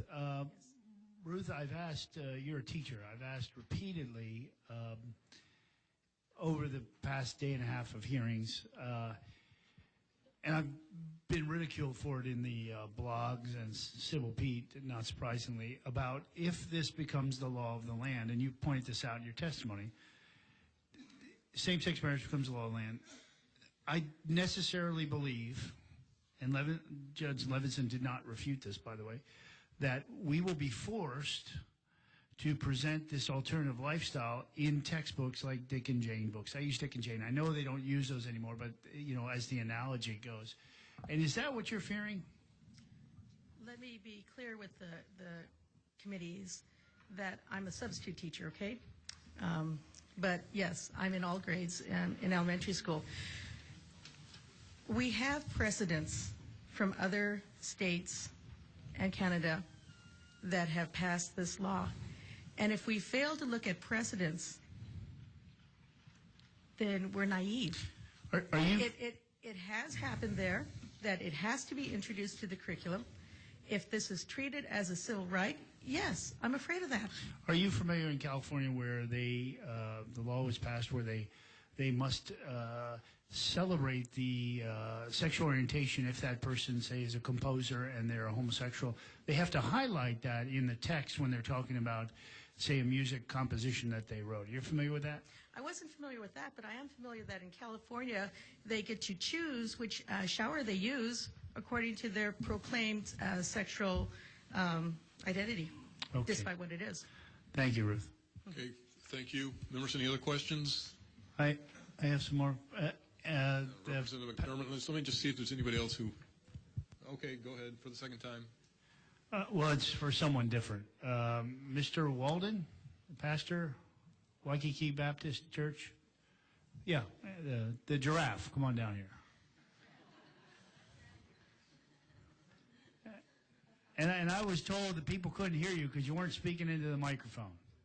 Well, I'm got to speak into the microphone. I'm sorry I couldn't have been heard. I just got back from India, and I brought part of India with me, so I apologize for my voice. Okay. So, with the you're a pastor, correct? Yes. And you do many things in the community, correct? We try to do a lot of things for our community. Right. Are you comfortable with the religious exemption language in this that specifically says you don't have to do a marriage but is silent on the rest? Well, I am glad that I don't have to do same-sex marriages because that would go against my religious belief. I am very much uncomfortable, as I understand the law. Actually, when it was posted online, I was in India, and we were actually pretty busy while we were there. We were doing some mission work there. So I did not have the time to digest it as much as I would like to. But as I understand it right now, if somebody is a photographer, let's say, and they want to shoot weddings, but then, and they have on their business card that they are shooting weddings, right now, they would not have to do as civil unions. But if this law passes and they say they do weddings, then they will be forced to do same-sex wedding. They could not say no, and it kind of plays back to the New Mexico law, the photographer there that had gotten sued as a result of this. She had even given some other photographers that would be able to shoot that wedding, but they sued her anyway, and it's already passed the Supreme Court of New Mexico. Is that a satisfactory answer, Representative McDermott? One follow-up. Do you think the photographer should be forced to violate his conscience and religious beliefs? No, I don't think that any I think the First Amendment of the Constitution of the United States protects all people. See, the church is not a building. I think that's what the legislators don't get. It's not a building, it's people. We don't have to have a building, but they're protecting our building for some reason, but they're not protecting the individual Christian. So if you are a Christian photographer, a wedding planner, man, we've heard 2 or 3 wedding planners come up here already. And if you are an organist and you play for a wedding and you take money for your services on that wedding, now you're going to be forced to play the organ for a same-sex wedding. And I just don't see how that's American. I asked one of the representatives. Could we please move on? But, you know, he hasn't finished, and this gentleman's been waiting 2 days. I asked him a question. You've gotten the answer. Can we please move on? Well, you got your answer. I'm not satisfied with it. Let him finish his sentence. If you want to shut him down, shut him down. Well, I don't want to shut him down, but if Okay, can you summarize? 30 seconds, just summarize. I'll summarize in 30 seconds. I talked to one of the representatives' assistants, and I asked about this question with the photographers, the wedding planners, and that person said they can change their occupation then. Now, hello, this is America. That's an answer I would expect from somebody from another country maybe, but not from a free country like America. Okay, thank you, sir. Thank you very much. Members, any other questions? Representative Har. Vice Ms. Chair Brown, Har. can I have you please come up? Ms. Brown.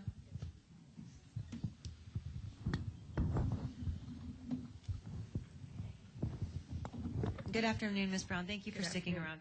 Okay, there's been a lot of debate, and we've heard from a lot of teachers, a lot of concerned parents regarding this issue. I think it's, you know, there's been a lot of discussion about this bill, and it's not going to impact education, or will it impact education? Now, for all the teachers who are out there, educators, parents, if we were in fact to put a provision here that made clear that education would not be impacted, would that be to your satisfaction? No, it would not. Okay. Anytime you put a provision like that, it will erode. It's a false paradigm of hope, you know. And as far as my religious freedoms, when you put a paper on there defining it, you begin to erode my religious freedoms as it is.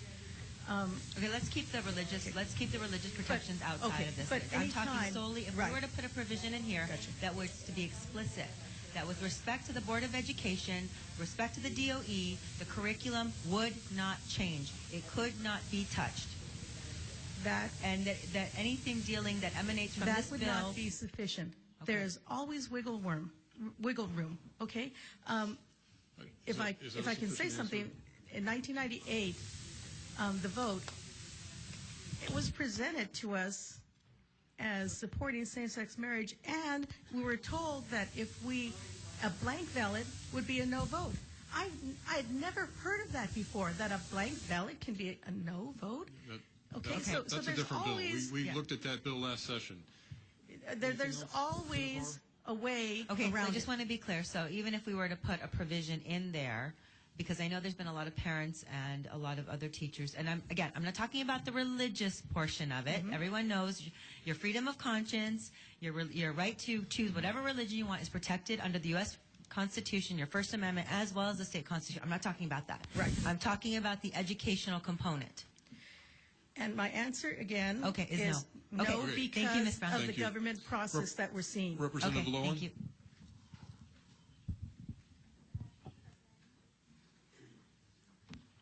So, Ms. Brown, yes.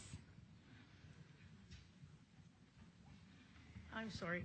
So are you aware there's Common Core standards already for teaching, for, you know, the parameters for teaching sexuality in schools? This is completely outside of anything we do here at the legislature regarding same-sex marriage. That is new, yes. And it covers things like just know, you know, from the young age, knowing the name for your different body parts to an older age, kind of knowing where to go if you've had some incidents with sexual assault or something like that. The Common Core is new, and it's still being defined in many areas. I do not teach that curriculum, and I have not looked it up, okay? Okay, well, it's out there, so I suggest you do. I've read through it, and it doesn't seem like anything outrageous. You know, it's something I would want children. It's things that I think they should learn. But it also does talk about, and here's my question, teaching different family structures. So some people have a mother and a father, and some people are raised by grandparents or have a Hanai family or a single mom.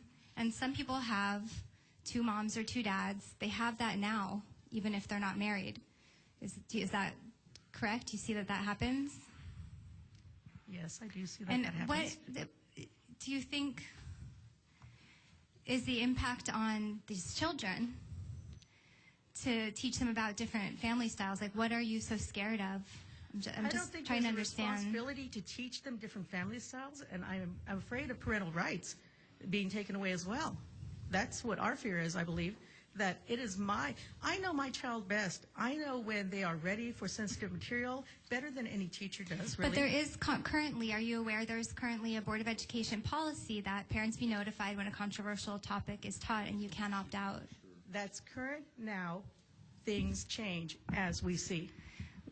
Okay, so, but by that reasoning, you could be scared of anything in the world on the grounds that anything could happen. But we have to look at what is existing now and what's sort of within reason to expect. No, I think that's false. I think we have to look ahead because we are changing things, and to say that we keep looking at the past when we want to go in this new direction, and we've seen other areas But how that have gone the direction. And we disagree here. Okay. I think there's an answer there.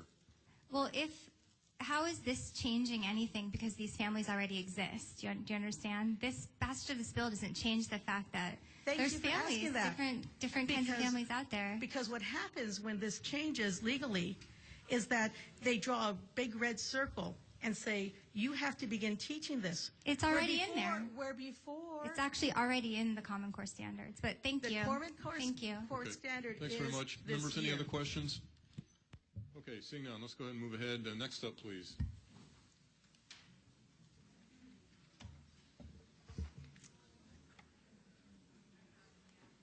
Good afternoon, Chairman Rhodes and Luke, and esteemed members of the committee. My name is Karen Kimura, and I am number 2562. Thank you all for your tireless service to the people of Hawaii. As a registered voter and a lifelong citizen of Hawaii, I am grateful for the work you do that requires you to constantly be working for the benefits of others. And it is for the benefit of the generations to come that I am standing before you to urge you to vote no on Senate Bill 1. I am the mother of 2 and grandmother of 5 little keiki. I also just recently retired after teaching for more than 30 years in the Department of Education. My original testimony was focused on the impact of the educational system, but you already have heard my concerns over and over. You've also heard many of my other concerns from very articulate and very well-spoken testimonies. Today, I would like to express my concern about just one basic thing. Does the voice of the people truly matter?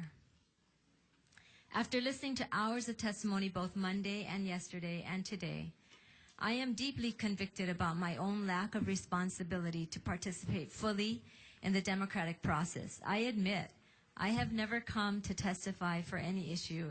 This is a first for me, and it is quite an experience.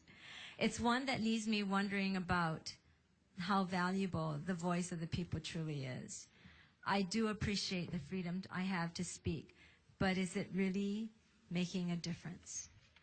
I have heard testimony after testimony from young, old, all ethnic groups and genders expressing a passionate plea to you, our elected officials, to either kill this bill now or at least allow it to be vetted properly during the regular legislative session. It is an overwhelming majority that we hear, and there are many whose voices are not heard. I ask you again, do our voices really matter? Please vote Thank you very no. much. Next up, God bless please. you. My name is Joe Spatola. My number is 2550. I oppose this bill and the special session. This bill is not about same-sex marriage. It's also about education and the First Amendment rights. It's about technical teaching and moral acts to our children, about parenting. It's about attacks on the church. It's helps our enemies to weaken our military. It undermines the way we think about America, the way we live our life. It, in fact, fits the definition of a terrorist attack. This bill, the way it is written, is a terrorist attack. The First Amendment prohibits government from establishing religion and protects each person's rights, not just the church. So you've got to change that in a bill. Every person is allowed. I was appalled when I heard the Department of Health say we were going to accept the same-sex couples coming in on face value, the information that they presented to see that they will be legal to be married. But yet a citizen who objects on the fact that they have a religious objection is called a liar and hauled into court. That's a double standard. This bill needs to be killed completely. If you want to get back the integrity that the legislature has as a group has lost, you need to put this vote back on as an amendment in the next election, which clearly states the intent is to preserve the rights of marriage and define it as between a man and a woman. I have heard 3 times in this court, the homosexual community states the state cannot recognize the religion. Really? If this bill passes, what's going to happen to the statue of St. Damien out there? Do you guys know why that statue is there? I bet you half of you don't even know why it's there. And half of you don't even know that it's also on the concourse at the Smithsonian in Washington. Our laws reflect our moralities. We send criminals to jail. The lifestyle that a homosexual chooses is a choice. It doesn't qualify as a minority, because if it did, then my Boy Scout troop, my council at the Knights of Columbus would qualify as a minority. Thanks, Mr. Spatola. I'd love to give District 29 residents a special minute or two, but I can't. So thanks for your testimony. Okay, fine. Next up, please.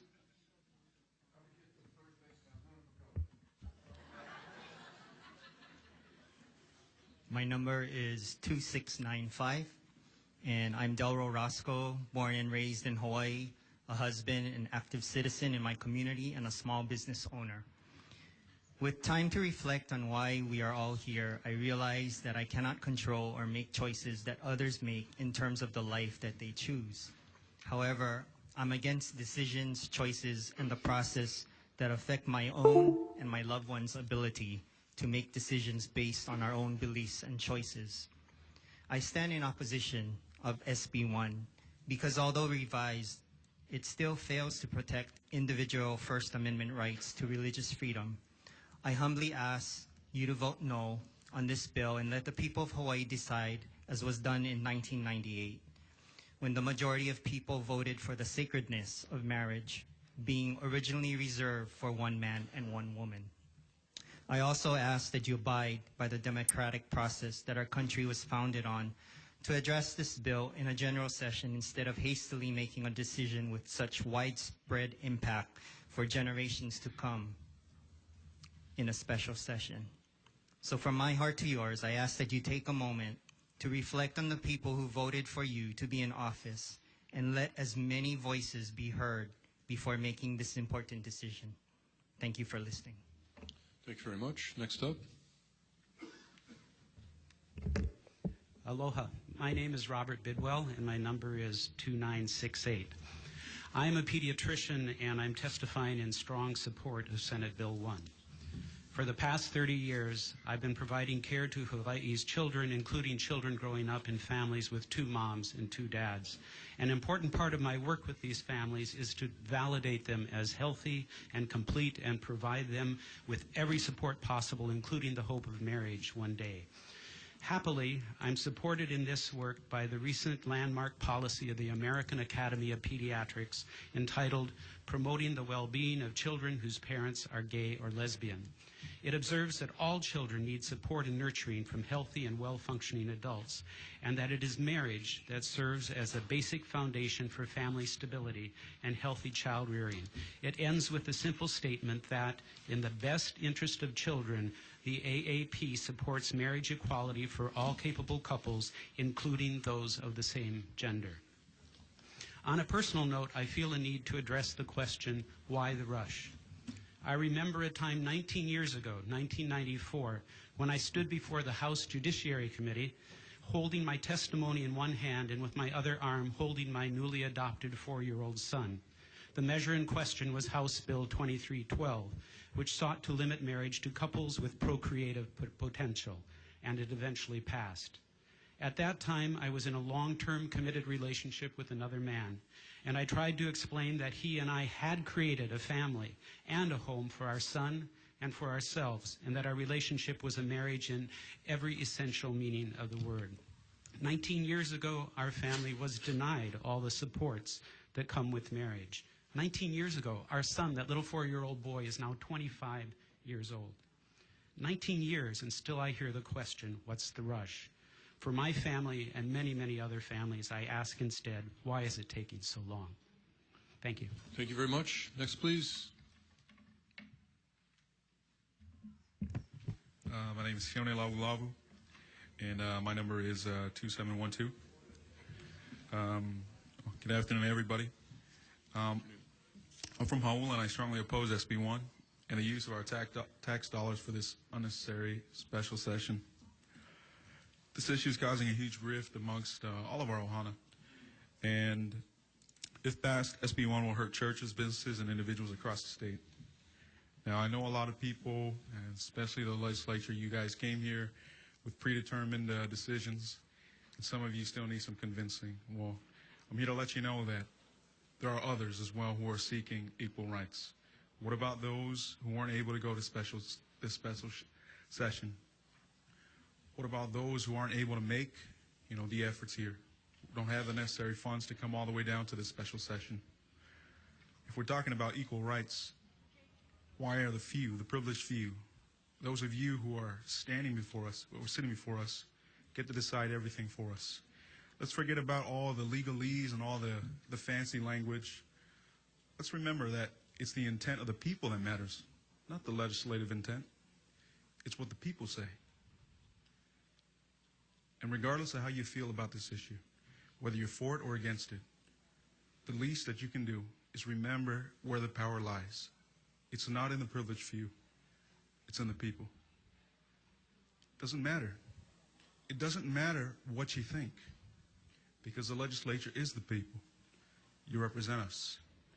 And now it's time for us to take back the reins and to make this the right decision. And that decision should be left to us. Please vote no on this bill. Please give the power back to the people. Remember why you were elected. Remember why you're sitting there. It's because of the people. And I'd like to reiterate what someone said earlier. Does our voice really matter? Think about it. Think about it, because election time is coming up, and we will remember you. Thank you. Thank you. Next, please.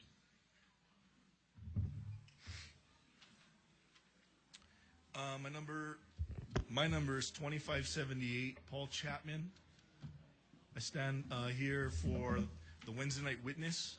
I stand as a shepherd for roughly 58 families, men whose families they teach and lead spiritually.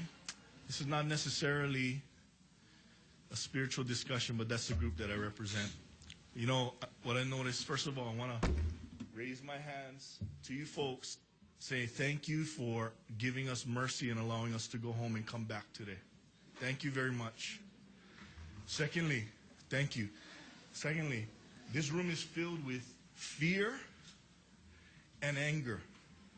There's anger from a group of people who are part of our community because they feel they've been wrong.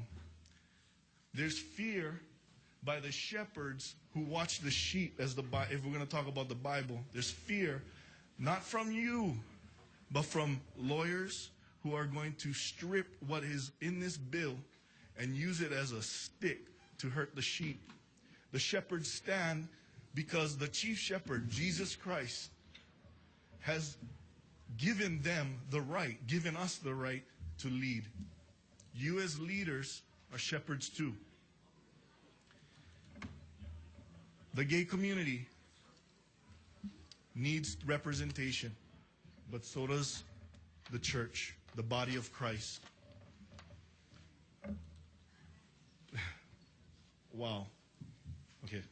Anyway, we stand in opposition because it's not us and it's not individuals. It's because we're afraid for our sheep and the wolves that are going to come in. we will submit to the law because that's what we're called to do. But until that time, we will fight, and we will not stop fighting to protect our sheep and the sheep of Jesus Christ. Thank you for your time. Thank you very much. Next up, please.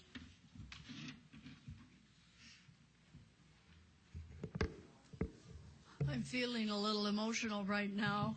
A student that I had 40 years ago that was a very special and wonderful Can you student. just tell us your name and your number, please? I'm sorry. Thanks. My name is Sally Waite. My number is 3949. 39. And I'm from the Big Island. Oh, okay, great. Okay. Go ahead. Sorry.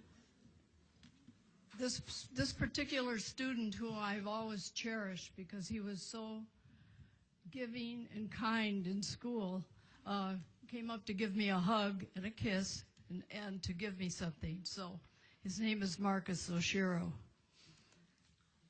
I stand here in very strong support of this SB1. I taught in Hawaii schools for 35 years. My children, my grandchildren, my great-grandchildren have all attended these schools, and they are wonderful. I don't think anything will change very much. The health education that's been taught in 5th and 6th grade is only a very small part of that, and it's opted out. You can be opt out. In high school, it's one semester actually, of the 4 years. I'm sorry for my voice. But what I really wanted to say, and in those years, in the early years, I don't think I was aware of the prejudice and the teasing was often at gay and lesbian students. But as I taught in high school in later years, up through the 90s, and that's when I first got very much involved, I have kids come to me and tell me how terrified they were that their parents would find out they were gay. And they often came from these religious families, these families that are so strong in opposition. Then I even had a boy in his senior year come to me and tell me that every few days his father would say something to the effect that if he ever found out his son was gay, he would shoot him. I tried to tell him that I had to report that because that was a threat. And he said that that would put him in greater danger, and please, please let him graduate, and he would be moving out of his home. And I took that chance. And thank you very much. Next up, please.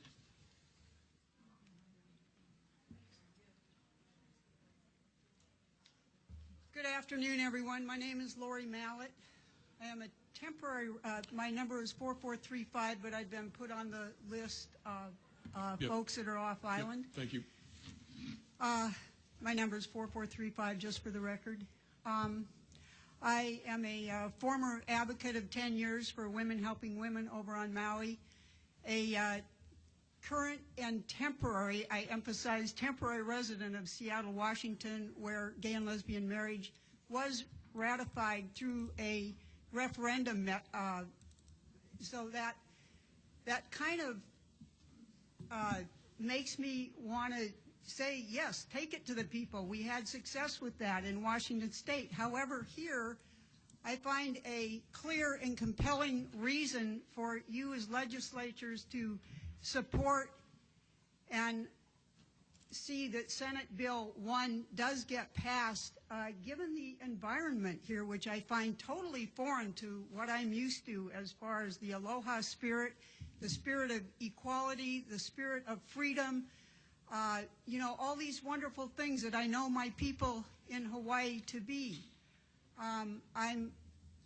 When I emphasize temporary resident of Seattle, I'm in the process of returning to my beloved home of Maui. I had left Maui a couple of years ago to spend quality time with my mother, who, with her wonderful other 7 younger children, refuses to move to Maui and be with me. I want the best of both worlds, but I cannot have all of my ohana and me over here.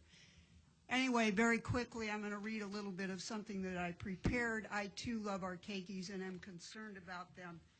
There's been a lot of concern regarding the supposedly negative effects of this law on children. As I said, I too am concerned and want to emphasize the positive effects. As lesbian and gay marriage increases, those children of same-gendered partners will experience less undeserved stigma, which will decrease bullying and other nasty consequences. Thank you very much. Thank you. Please have a good flight.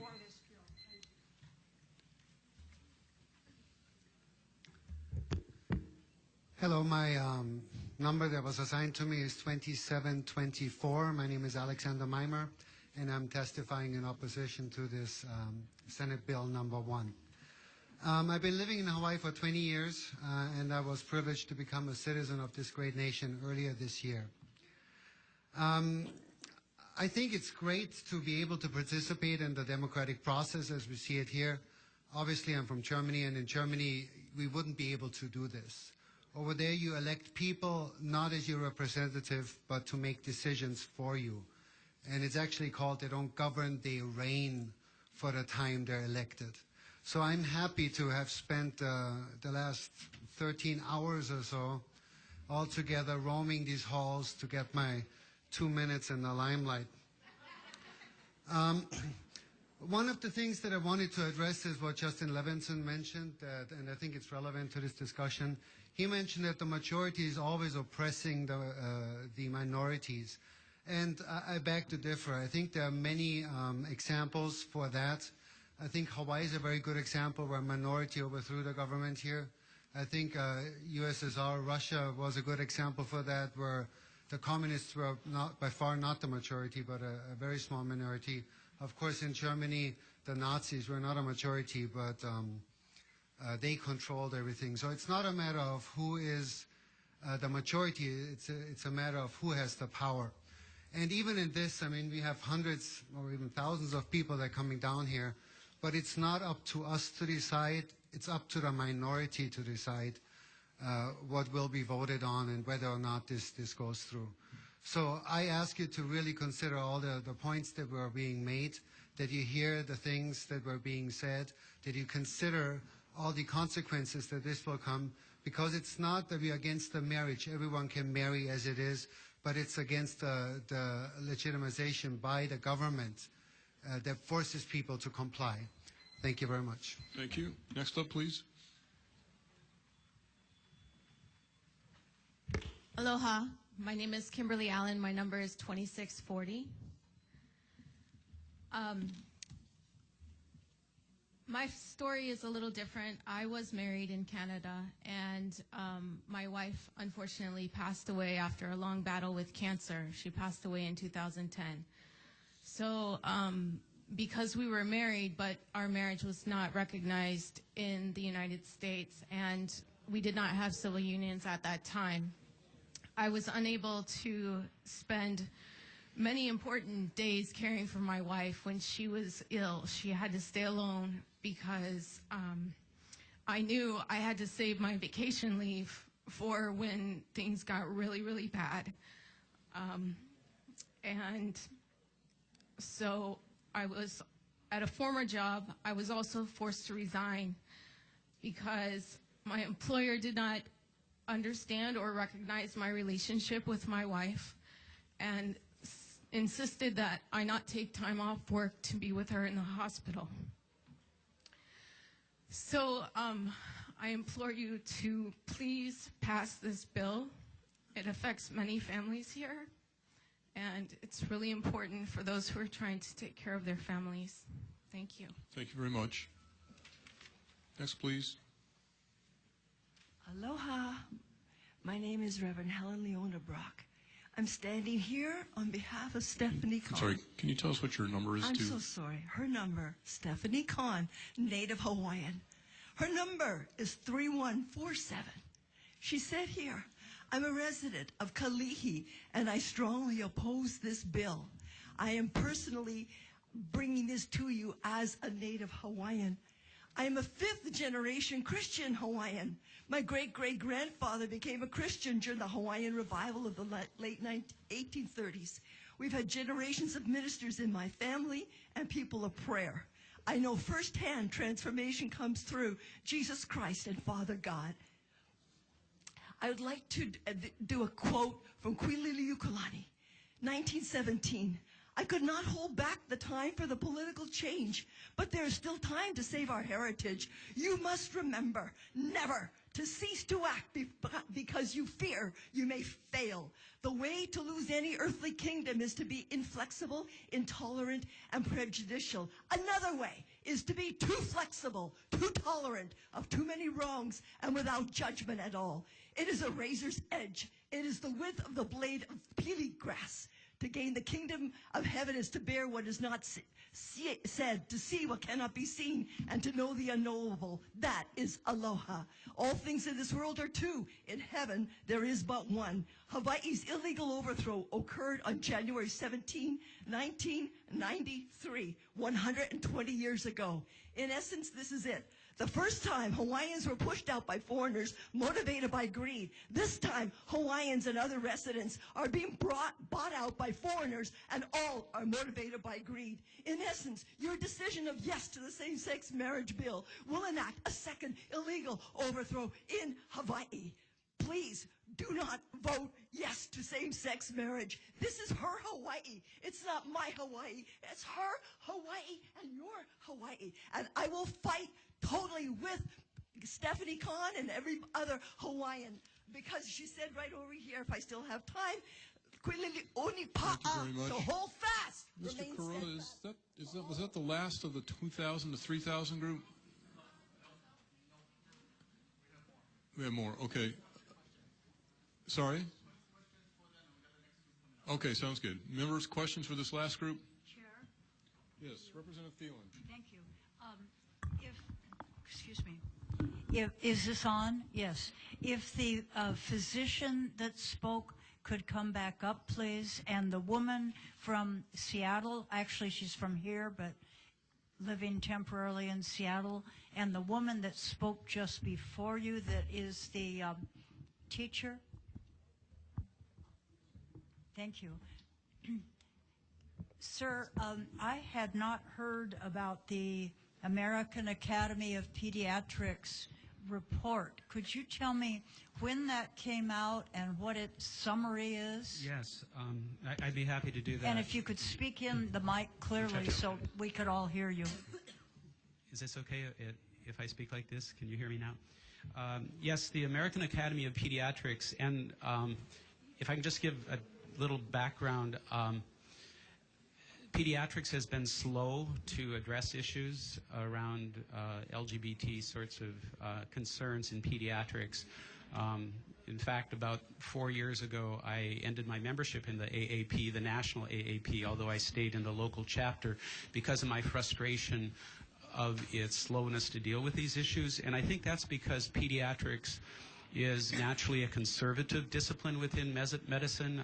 That's understandable. They are concerned about the well-being of children, and so they're very cautious. And that's why that's the power of this statement, is basically pediatrics was just overwhelmed with the research that showed the importance of stable families and safety for children, including children growing up in same-sex families. And what again is the date that yes, was? the date, it was published in March 2013, so it's just in the last 7 months. Okay. And what they did, there's a policy statement, and they knew that it would be controversial because this is a controversial issue. So attached to it, by the way, it's published in the journal Pediatrics, which is the official journal of the American Academy of Pediatrics. Attached to it, there's a 20-page technical report that basically gives all of the background support for the policy, which they knew was going to be controversial, which summarizes the research in the area. And why they came to the decision. The conclusion again, or the summary of the conclusion? The conclusion was that, first of all, that, there are thousands and thousands of children growing up in same-sex parented families. Secondly, there's a robust literature now over the past 30 years that kids growing up in same-sex parented families look just like kids growing up in other families. There's no evidence of any harm. The other thing they found is there's a robust literature on the importance of marriage in helping sustain a relationship, and for children the most important thing is to have a safe and a permanent relationship within a family. And the most important thing was that they came out in support of same-sex marriage. And that's been a long road. It just blew me away, to be honest. Thank you very much. I appreciate that. I just was not aware of that at all. Yeah, again, it's good because it summarizes all the literature. Thank you. I appreciate it. If I could, you might want to stay up near the microphone because others probably will have questions. And then the woman that's visiting or in Seattle for family reasons, yes. I know you wanted to say another point. And if you could just share that now. Well, just in addition to what I was speaking about. Please be brief. We need a question, Representative Thielen. All right. I wanted to know what it was that you were about to say when your time ran out. I certainly appreciate the opportunity to do that, and I'm sorry, I can't hear you. I'm sorry. The precedent has been set already that we're not allowing that, so please try something else. Can you tell me again, what is your background and your involvement with this issue? Yes, I have been an advocate for women helping. I'm sorry, please be quiet. I can't hear you. Okay. Go ahead. Very good question. Thank you. I have been an advocate for women helping women for 10 years. That organization has been very proactive in terms of bringing people to peace around a rainbow community that consists of all of us, gay, straight, white, people of color, Hawaiians, people from very many different type backgrounds. The thing that we are violently opposed to is violence, and that comes about as a result of racism, sexism, homophobia, those kinds of isms that are often fear-based, and sometimes people, well-meaning people, investigate and look within their hearts to see what are the truths around those kinds of isms and still come up with what, in my estimation, is the wrong answer. So, thank you. I appreciate that. Yes, thank you very much. Thank you. And then the other woman that was testifying, you had some personal experiences with gay students. Well, part of it came about because my own children and then my grandchildren, and now it's my great-grandchildren, but I had grandchildren in the same school I was teaching in, Kealakekee High School. And I was also the chair for the special education department, although I was teaching English. I see. And so because of relationship sometimes with my own grandchildren, the kids they used to call me Nani, which is what most of my family calls me. So, they came to me in confidence because of that. And then your support for the bill is, if you could explain that to me, please. I've actually I was on the legislative committee at one time for the HSTA. Oh. And I've been involved for over the last 20 years. And most of it was just in support of people that needed, a minority that I felt needed to be heard. And that's my whole support. I have, as far as I know, I have no gay people in my family. I have 23 grandchildren, 32 great-grandchildren. I'm almost 80. I'll be 83 in a couple of weeks. Okay. But I was involved for a long time, and so it's very important to me. All right. Thank you very much. Thank you. Thank you. Chair. Members, any other questions? Okay, I guess not. I have several friends among these legislators. Let's go ahead and move on to the next group. I don't know if she's still here, though. Is Karen Kimura still here, 2562? Karen Kimura? Okay. Chair, I would respectfully request with the next group of testifiers, after we finish a certain group, would you ask that they stay so if we have questions that we can follow up? Try to remember to do that. Thank you. Okay, who's next? What group is this? Sorry, go ahead. What group is this? 2,000, 3,000. So, okay. Fire away. Okay. My name is Zhen. My number is 2638. Okay, as my wife testing here, we deeply concerned the future of Hawaii economy. In China, they don't have same-sex marriage. There's more and more Chinese businessmen, tourists that are coming here. I cannot imagine how they will react if this bill passed. Tourism will be the large economy in this state because the federal government will try to reduce expenses. So we're deeply concerned. Second, we're deeply concerned our right of religion freedom will be affected. We cannot protect our religion freedom. As a member in a Chinese church and a lay leader for Sunday school teaching and a small group Bible study, I believe marriage is between one man and one woman. In Matthew chapter 18, Jesus talked about divine marriage between one man and one woman for whole life. If this bill passed, I'm deeply concerned. I can freely talk about the God's word, the Bible. As a father of two young daughters, we deeply concerned if this bill passed, the curriculum, the parents, they might lose their parenting rights in public schools. Not all the family they can afford to send their kids to private school or homeschooling.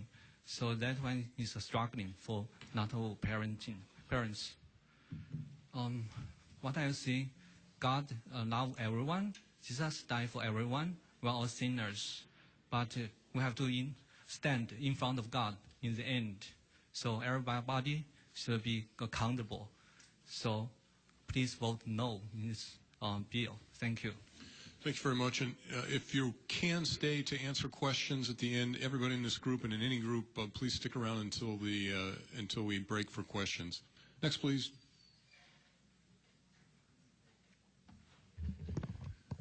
Good afternoon, Chair Rose and Madam Chair Luke and committee members. Bear with me. My name is John Kimmel, number 2956, and I strongly support SB1.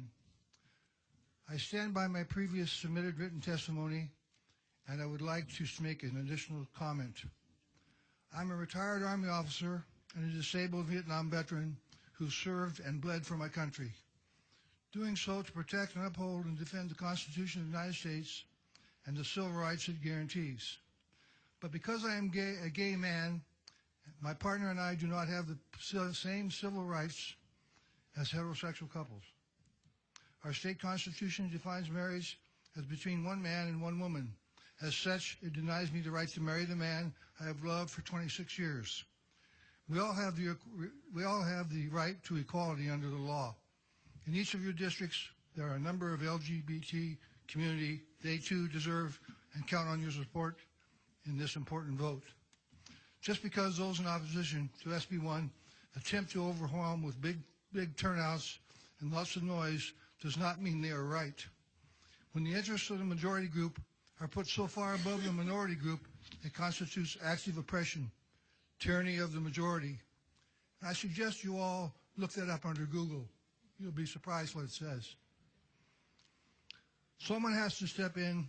That someone is you. Questions of civil rights have never been resolved by popular vote. You have the moral obligation and the authority to correct this wrong. I urge you to do what is right. Vote yes on SB1. Thank you. Thanks very much. Next up.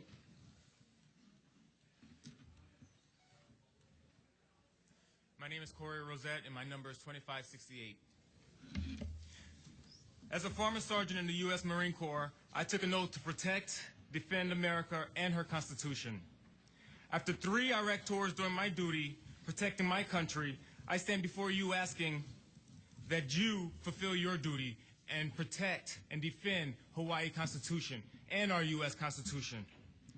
We are hearing many people say that the LGBT community is intolerant of religious views. We are not intolerant, we are indifferent.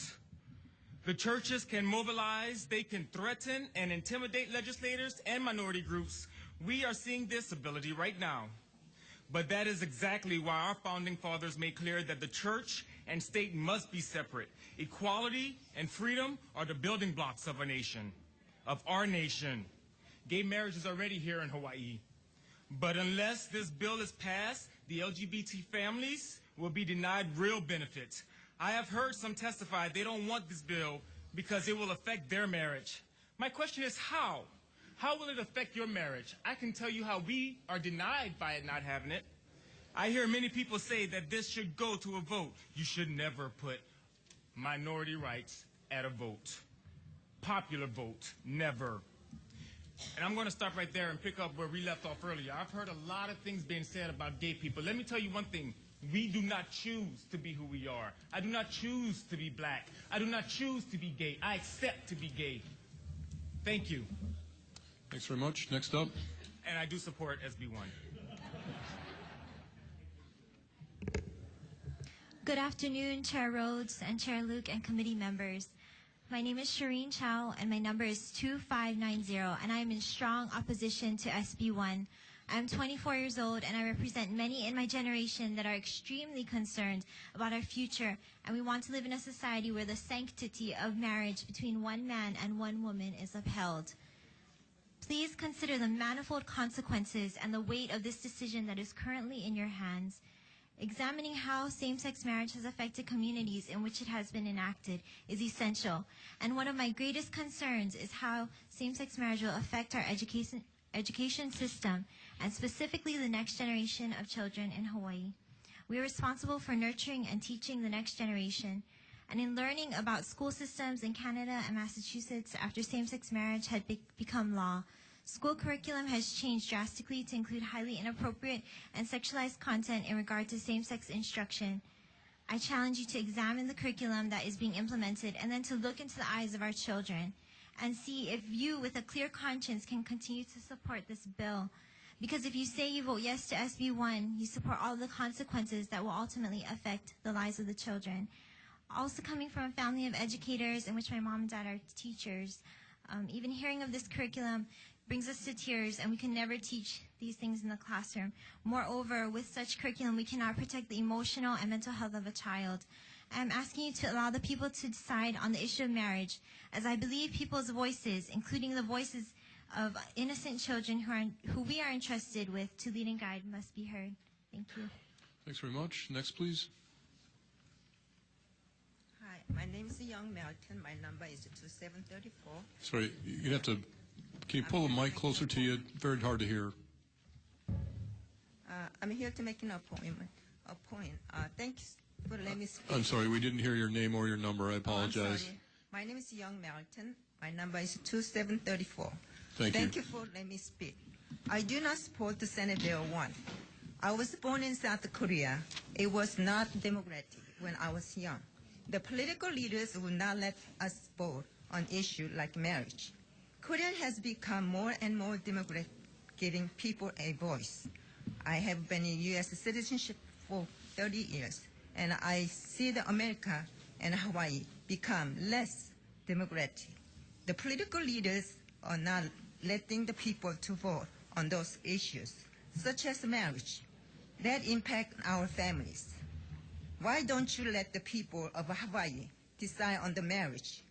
Please, don't let the Hawaii become what Korea was. Please vote no to the bill. Thank you very much. Thanks very much. Next, please.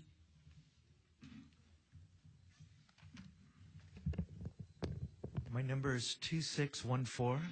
Chair Rhodes, Luke, and members of the House Committee. My name is Ernest Chow, and as a registered voter and a tax-paying citizen, I'm here to strongly oppose Bill SB1 and calling for a special session for legislatures to decide for us the definition of marriage. I'm asking you to vote no on the same-sex marriage bill. The same-sex marriage should not be passed in a special session because a 5-day special session is not enough time to discuss the controversial issues where there is much debate. Hawaii is the only state that is rushing into a special session as a result of this Supreme Court decision. A yes vote during a special session is a no vote to democracy. because the voice of the people is not heard in a 5-day special session. The legislators should respect the fundamental principles of democracy. We, the people, believe that we have addressed this issue in 1998, that marriage is between a man and a woman. Any attempt to amend this should be brought to the people of Hawaii to decide. Marriage is not a civil right issue, and no court, including the Supreme Court, has ever said that.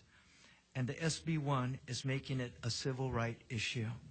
We need to protect the next generation and those who are too young to vote. If you should pass this bill on same-sex marriage, and should a husband and wife pass away unexpectedly, what would happen to their children? Who would protect their rights if a same-sex couple wanted to adopt them? Consider this if this was your children or your grandchildren. Who would protect them? We need to protect the innocent. We're asking you to vote no on SB1 and to protect the democracy and constitutional rights of all the people in Hawaii. Please vote no. Thank you. Next up, please come up. My name is Don Young. I oppose SB1. Can you please state your number? Yes, 2644. And I vote. A wise man once warned us that those who don't study history are doomed to repeat it. First, it was reciprocal benefits, then it was civil unions. Now we're being asked to redefine marriage. In almost 2 years, only 1,100 couples have availed themselves of this civil union rights. Not a very big number. So I believe even Ray Charles could see that there was something else coming down the road. And sure enough, here it is. It's the SB1 is not just about gay marriage. There are loopholes and back doors open for attacks on religious freedom, which I believe are still or have already started happening. An old boss of mine once called this creeping incrementalism. That's a strategy used to attain long-term goals by taking a series of short-term steps, each of which appear relatively harmless. Then, before you know it, your opponent, be it in sales, war, or politics, the long-term goal becomes a fait accompli. This strategy is now here. So you should be very suspicious of what's really going on here. Learn the history of places, the real history of what's happening in Massachusetts and Canada, where full-scale attacks on culture, traditions, and religious beliefs are already happening. You may say that it will never happen here in Hawaii, but that's just what they said in Massachusetts and Canada, step by step by step. So we implore you to do due diligence. Look at the details in the bill, become aware of all the pitfalls, and if you don't believe there are any, then you weren't listening to the Attorney General yesterday morning when he answered, okay, thank you. We'll leave that up to the courts to decide. Next, please come up. State your name and number. My name is Phyllis Young, and my number is 2571. I am deeply opposed to SB1. I am the B&B here in Hawaii that has a lawsuit that is filed against me for telling 2 lesbian women that I was uncomfortable in accepting their reservation because of my strong religious beliefs. When they filed their claim with Hawaii Civil Rights, they filed it against me, not the name of my B&B. When they filed their lawsuit, it was filed against Aloha Bed and Breakfast as a public accommodation.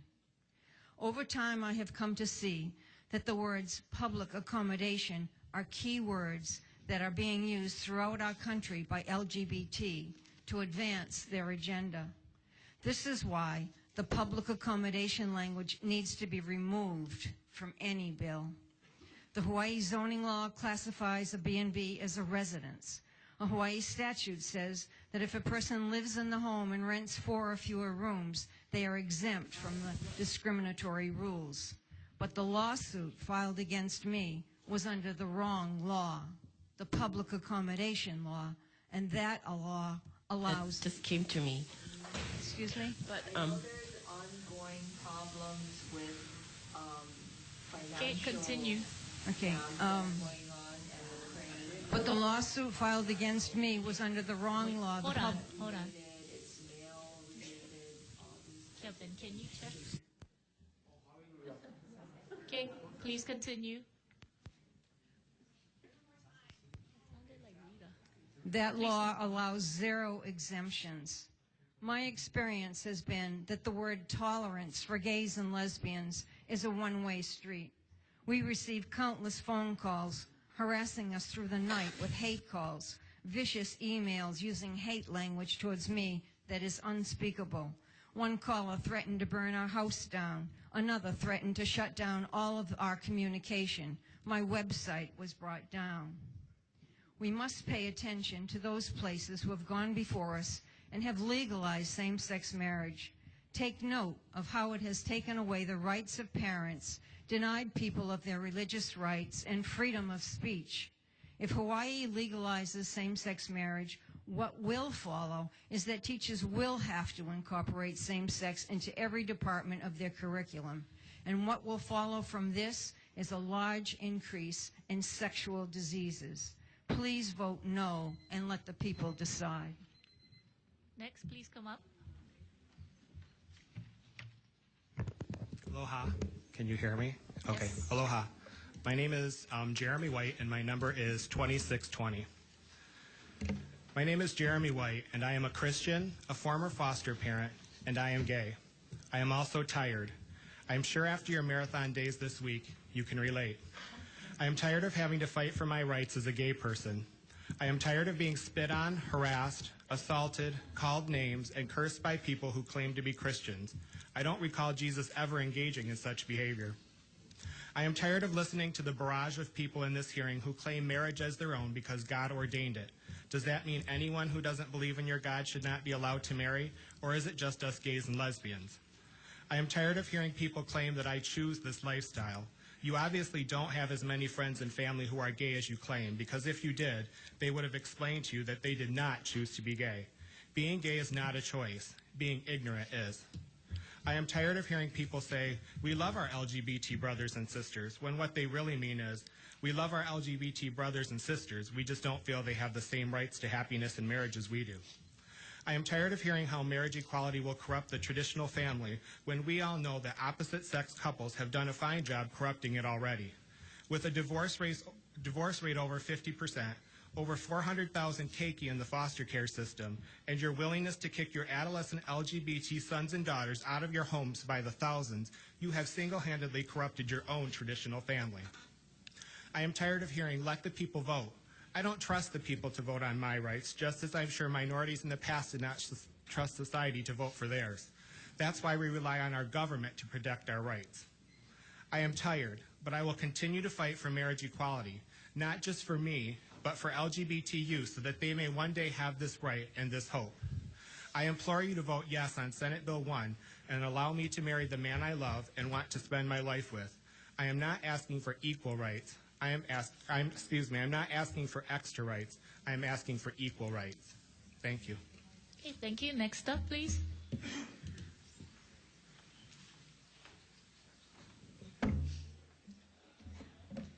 Aloha, I'm Jessica Plummer. My number is 2552, and I just want to tell you how I feel about everything. So I would like to say, first of all, that we as Christians, we really need to be speaking with love and compassion, and some things I've heard over the last few days have not felt like love and compassion. I'll be honest and say I am in opposition of this bill, but I do love everybody here, and I think we should all be treated equally. So with that, I just want to tell you that I do support the equal rights, but I'm asking to let the people to decide, because I feel like there have been a lot of people here who have voiced their opinion, and it seems like they really want to make a decision in this process, and I think they should be allowed. And you guys as the elected leaders should allow them to do that.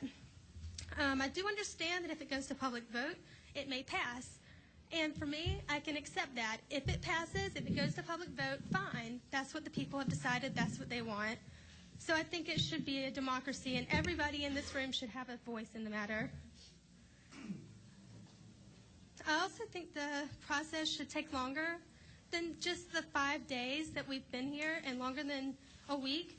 I think that it's been sort of rushed, and I know a lot of people have said, no, it hasn't been rushed. We've been talking about this for 20 years, but I haven't been talking about this for 20 years. This is my first time hearing about this, so I think that people who are just new to this idea should have the time to really go through the bill and examine it and to be able to understand what it means to them and their future and their children. I don't have children right now, but this could make a decision for me whether I want to have children or not, because I don't know what's going to become of their future. So I think that should be something that should definitely be taken into account. Also, I do have some questions for the representatives. I saw at the Senate meetings Monday, a lot of people in opposition, but they still put it through.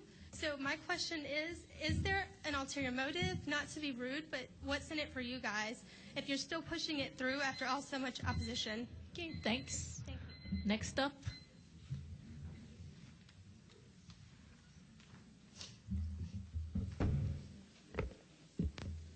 Aloha mai kako. My name is Bart Zobel. I'm a 20-year resident of Makakilo, and my number is 2961. I'm an honorably retired veteran of the U.S. Navy, and I have suffered humiliation and indignities as a result of institutionalized inequality, both while serving my country and as a resident of this state. After Don't Ask, Don't Tell became law, a Master Chief at my command began emphatically using the phrase flaming homosexual mistake every time he saw something wrong.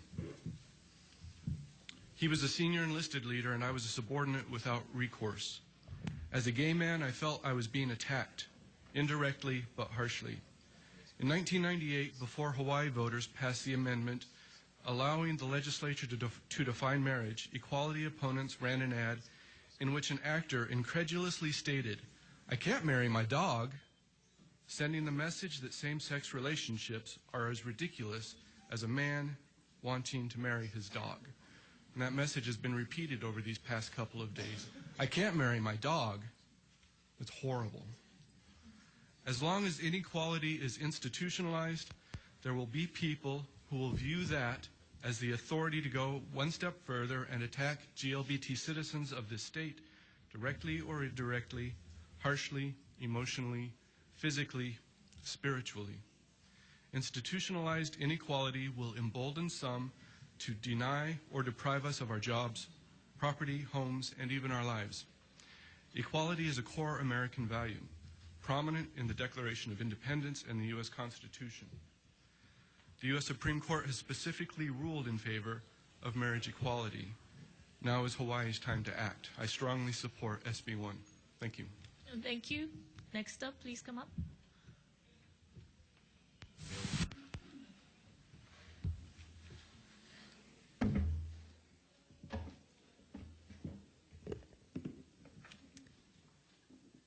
My name is Jean Au, and my number is 2707.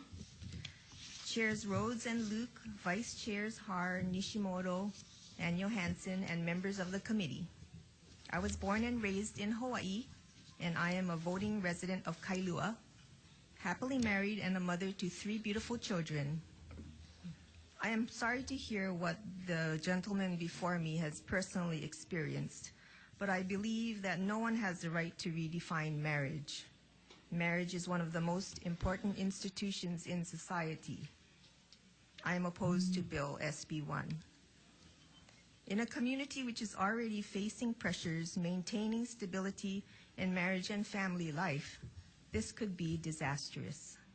Allowing same-sex marriage would introduce more uncertainty and instability into our state.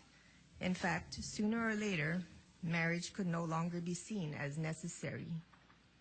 According to the Family Research Council, in 2004, Massachusetts became the first state to legalize same-sex marriage. By 2006, 2 years later, only 52% of same-sex couples even bothered to marry. In the Netherlands, the same-sex marriage rate is only 12%. To me, this sounds like marriage is not really what the LGBT community is after. As the senator said, the LGBT community asked for reciprocal benefits in 1997. It was granted to them. Then in 2011, they wanted civil unions, and they got it. Now they want same-sex marriage. Will they be satisfied with that? I don't think so. The way that SB1 is currently written, there is a lot of room for interpretation by the courts, room for First Amendment rights of freedom of religion to be overridden. Please do not allow this faulty bill to pass. Please have the foresight and the courage to vote no. I would also like to thank Representative Ward for standing up for us last night so I and thousands could speak today. Okay, thank you. Next up, please come up.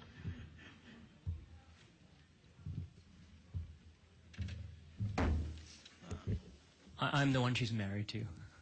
My name is Mark Au, and number 2641. Aloha, Thielen, Representative Gene Ward.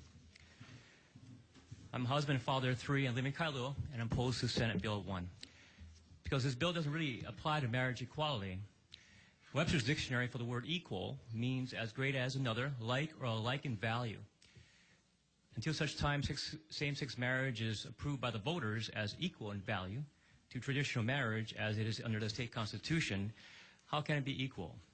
In 1998, the marriage amendment in the state constitution was ratified by over 70%. We're aware of that, to reserve the right, marriage to opposite couples. However, I think the legislature acted rashly by deleting the traditional marriage language in page 14, line 16, and proposed SB1 without, again, an amendment to the marriage amendment. This requires a referendum and letting the people decide before SB1 is passed. Another example of how the bill is not really marriage equality can be found on page 14, section B of the bill. If you are married in Hawaii, either as a traditional or same-sex couple, and choose to annul, divorce, or separate while living in another state, according to the bill's language, opposite couples must return to Hawaii. In most cases, same-sex couples are not required to return to Hawaii for court actions, which may include child custody, spousal support, and child support. Therefore, to have the same-sex couples who live in another state divorce, annul, and separate, or other court actions, taxpayers will bear the brunt of added expenses by having our courts pay for someone to fly out to speak to them and provide information and get from them. This special treatment of same-sex couples is unfair, and I think unequal to opposite-sex couples who must return to Hawaii for the same actions. This provision appears to benefit non-residents who come to Hawaii for same-sex marriages and they return to their home state, and to avoid an undue burden to them are not required to Hawaii for court actions, unlike opposite couples who are required to return to Hawaii. Before you make a decision, I ask you to please consider this question, why this provision is in the bill. Thank you. Thank you. Okay, any questions for the group of testifiers who just went? Representative Ward.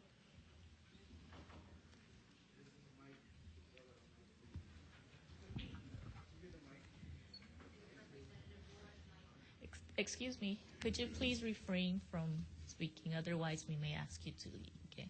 Okay, Representative Ward. Yeah. Number 2562, Watapangyang Junkaran, 2562. Excuse me. Are you here?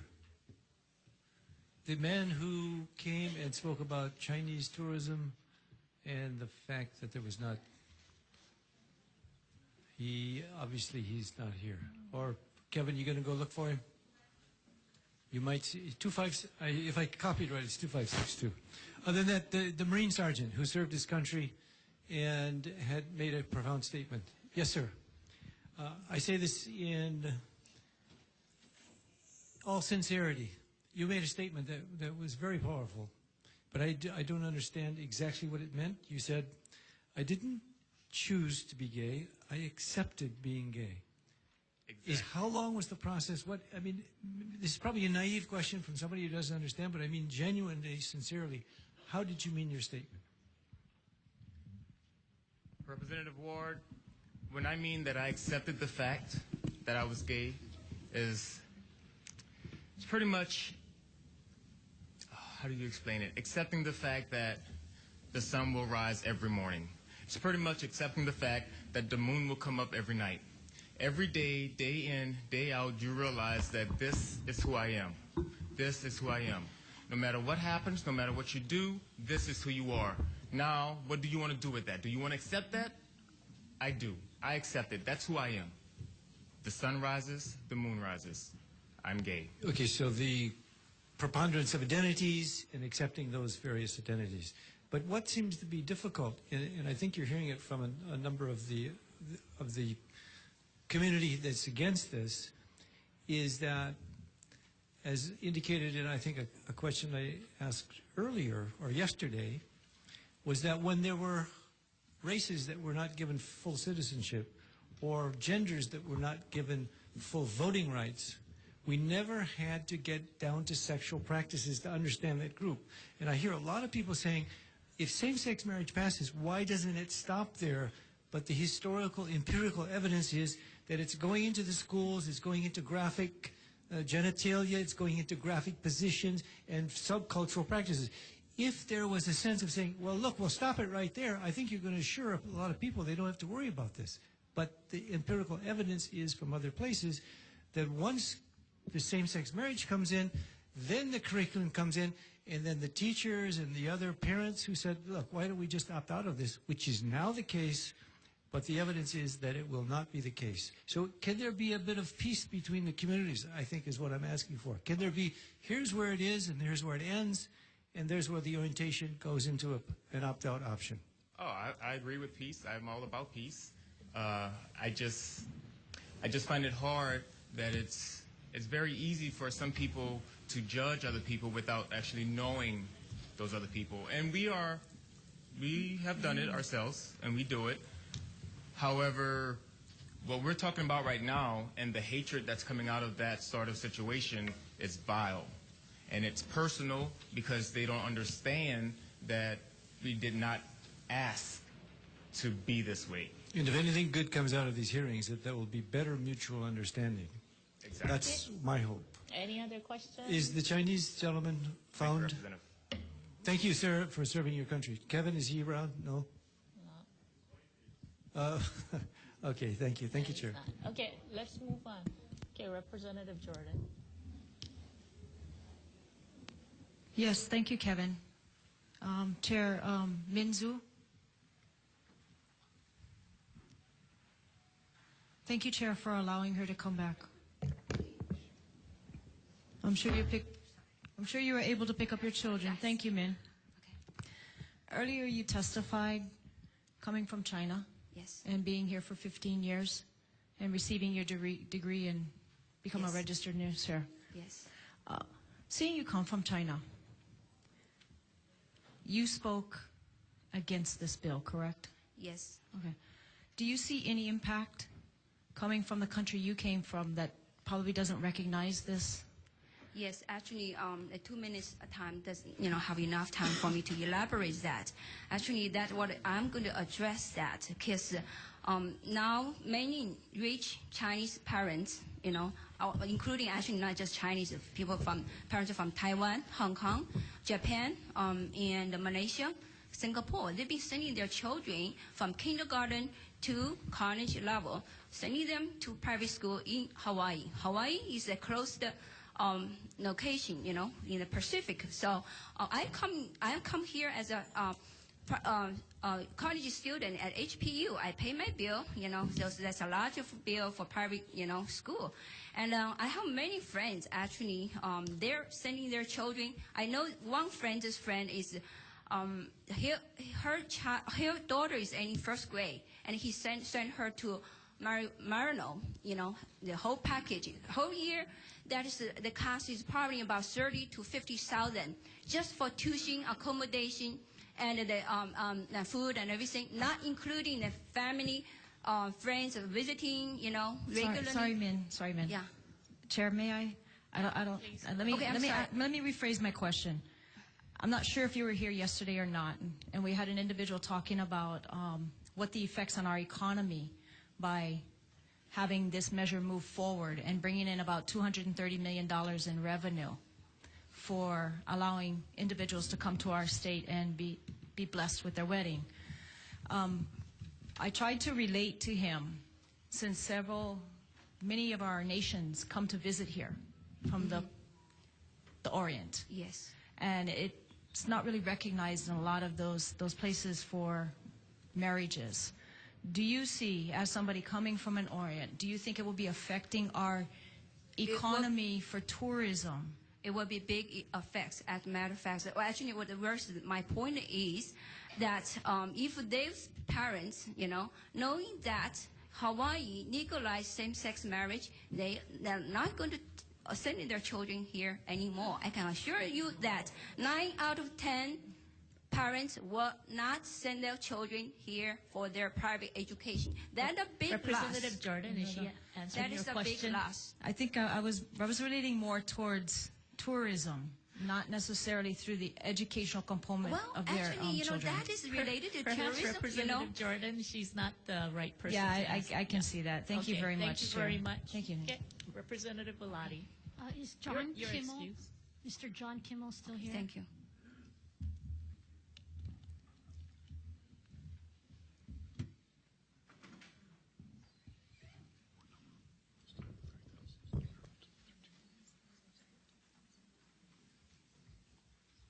It's me.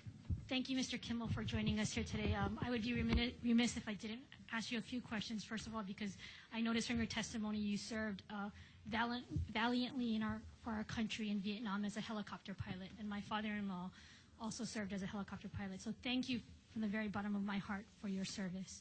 You're welcome. And it's a long time coming. Thank you. My question is, if SB1 were to pass, would you and your partner exercise the right you would enjoy under that and get married? As quick as we could. And what one or two tangible benefits would you receive from that marriage that you do not receive under civil unions? First of all, my partner of 26 years who didn't take on this task of taking care of me lightly, we would get Social Security benefits that he would receive. He would receive benefits from the VA for taking care of me, and other tangible benefits that are available, privileges to use the PX, privileges to go on base, and medical care. Thank you. Thank you, Mr. Kimmel. Thank you. Representative Onishi. Yeah, yes. Can I have that the lady from China back again?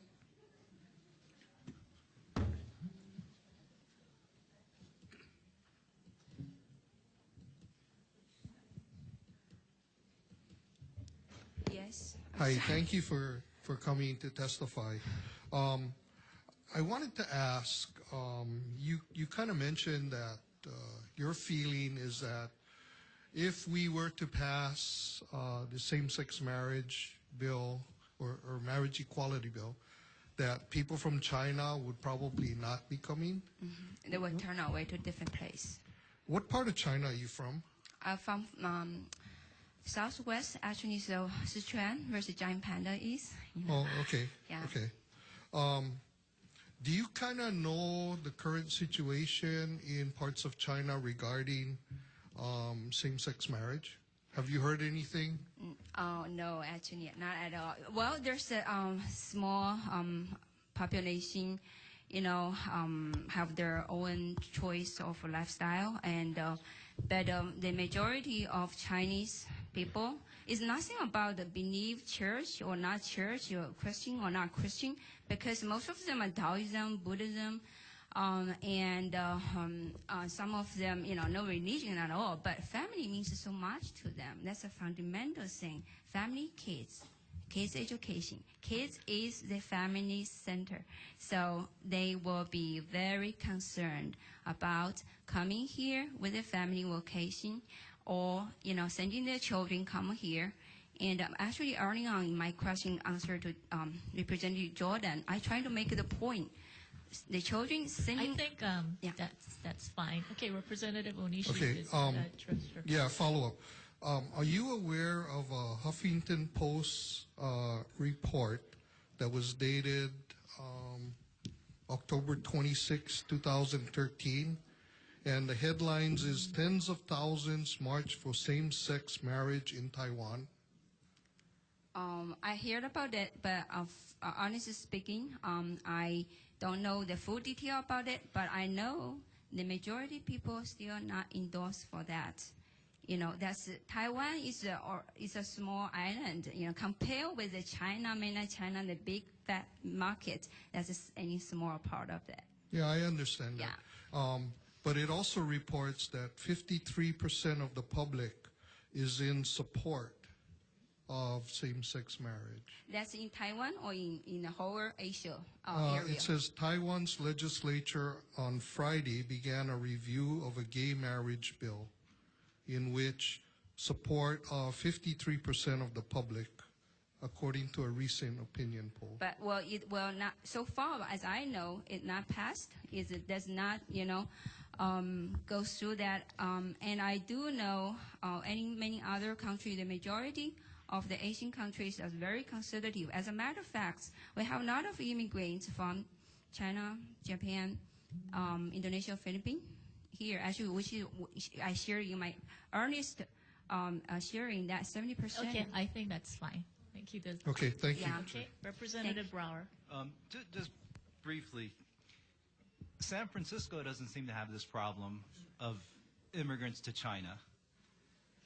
And actually, a lot of what our country is built on is people who were outcast in other countries for whatever reason, politically or culturally.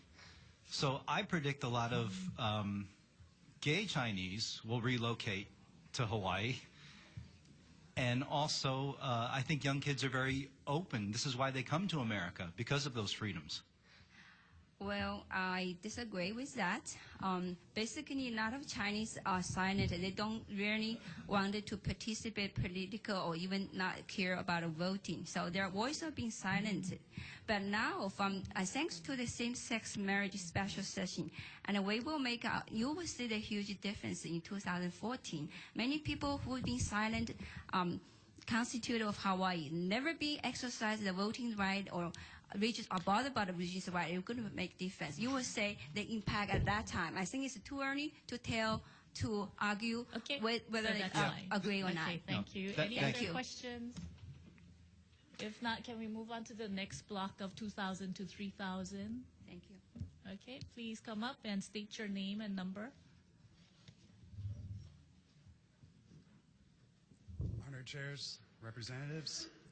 I, number 2710, Sean Dupuis of Kahalu, a 24-year-old student in the UH system. On the question of this bill relating to equal rights.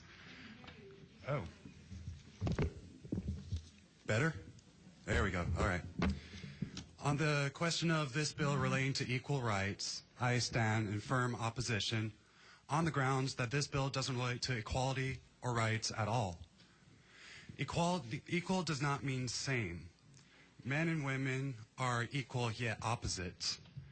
We already have marriage equality because any man can marry any woman and any woman can marry any man. To say that men and women are the same would be lunacy, and as such, men should not be allowed to marry the same people that women can, that is, other men.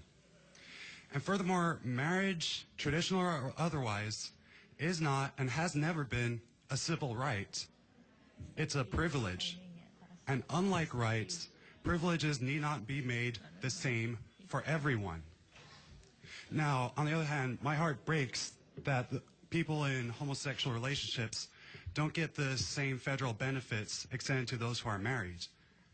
But frankly, that's not your job to fix. Those are federal benefits, and that fight should be taken to the federal government. There's no good reason for you honored representatives to be here, quite frankly. So in summary, I ask that you do not vote yes to this farce of a bill and just call it a day. Thank you for your time. Next up, please come up.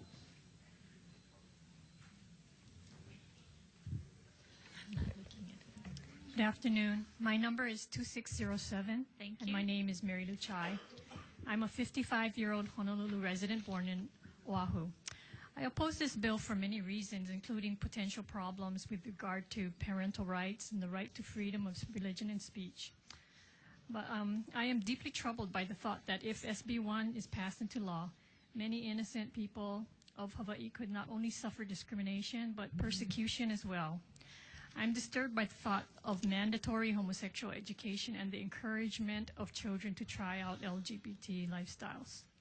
But I am also disturbed to know that children who live in states where same-sex marriage has been approved are prohibited from giving oral presentations in their classrooms in which they state a belief in opposite-sex marriage. One student was even suspended for simply expressing that belief. I do not want this to happen in Hawaii. I also felt disturbed when I read that adults who reside in those states have been fired from their jobs simply because they have stated a belief in opposite-sex marriage. None of these people I have read about had actually stood up and volunteered this information to anyone at work. In one case, the fired employee was badgered by a coworker and asked what his opinion of same-sex marriage was. When he finally admitted it, a complaint was filed with Human Resources and he was fired. Other people were similarly fired because they had expressed support of opposite-sex marriage on Facebook and Twitter.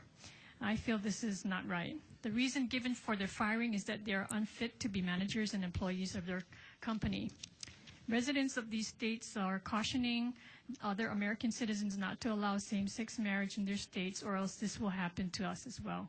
So please do not pass SB1. Thank you. Thank you. Next up, please come up.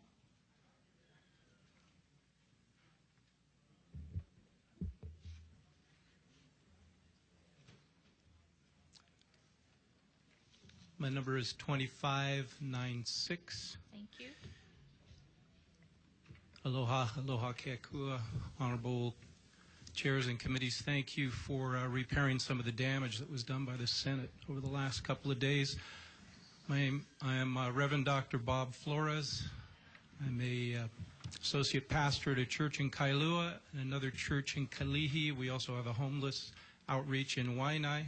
Previous to that, I was a college administrator, professor of political science and leadership classes for 25 years at a college that had an enrollment of 35,000, and I was continually balancing my own sacred with societal secular. And during the time that I was involved in leadership, I was oftentimes asked to consult with individual legislators and groups at the local, statewide, and national level. And just like this, oftentimes the question wasn't whether you could do something, because the law was always on your side, but we talked more and more, which is what's happening here, about whether you should. And the issue, I guess I'll take the people's side of the civics lesson today. The issue is always about power with and power over. In the legislative process here, you're the people who we're supposed to have power with. We know the governor has power over. That's why we're here. We know the courts will have power over when you send things to them that won't stand the muster. So what I'm afraid of right now, because I saw this happen in California, is that we're on the precipice of a referendum against, that the people will feel that they don't have power with you, that you have power over them, you're not listening. And I hate to see that happen. And probably to break this down, in my sense as a political scientist, very simple. Bad bill, bad process, bad legislation. Please don't let it happen. It will only happen if you vote for it. Okay, next up. Number 2545, Keith Kenyon. Chairs and members of the committees, my name is Keith Kenyon. I live in Kapolei, and I strongly oppose SB1. I encourage you to vote no on this version of the same-sex marriage bill. I stand by my written testimony, but it kept timing out to over 4 minutes, and I don't have that much time, so I'd like to make a couple of main points here and get off the stage. First, being gay is not a right. It's a choice. Marriage is not a right. It is a God-given institution designed for one man and one woman.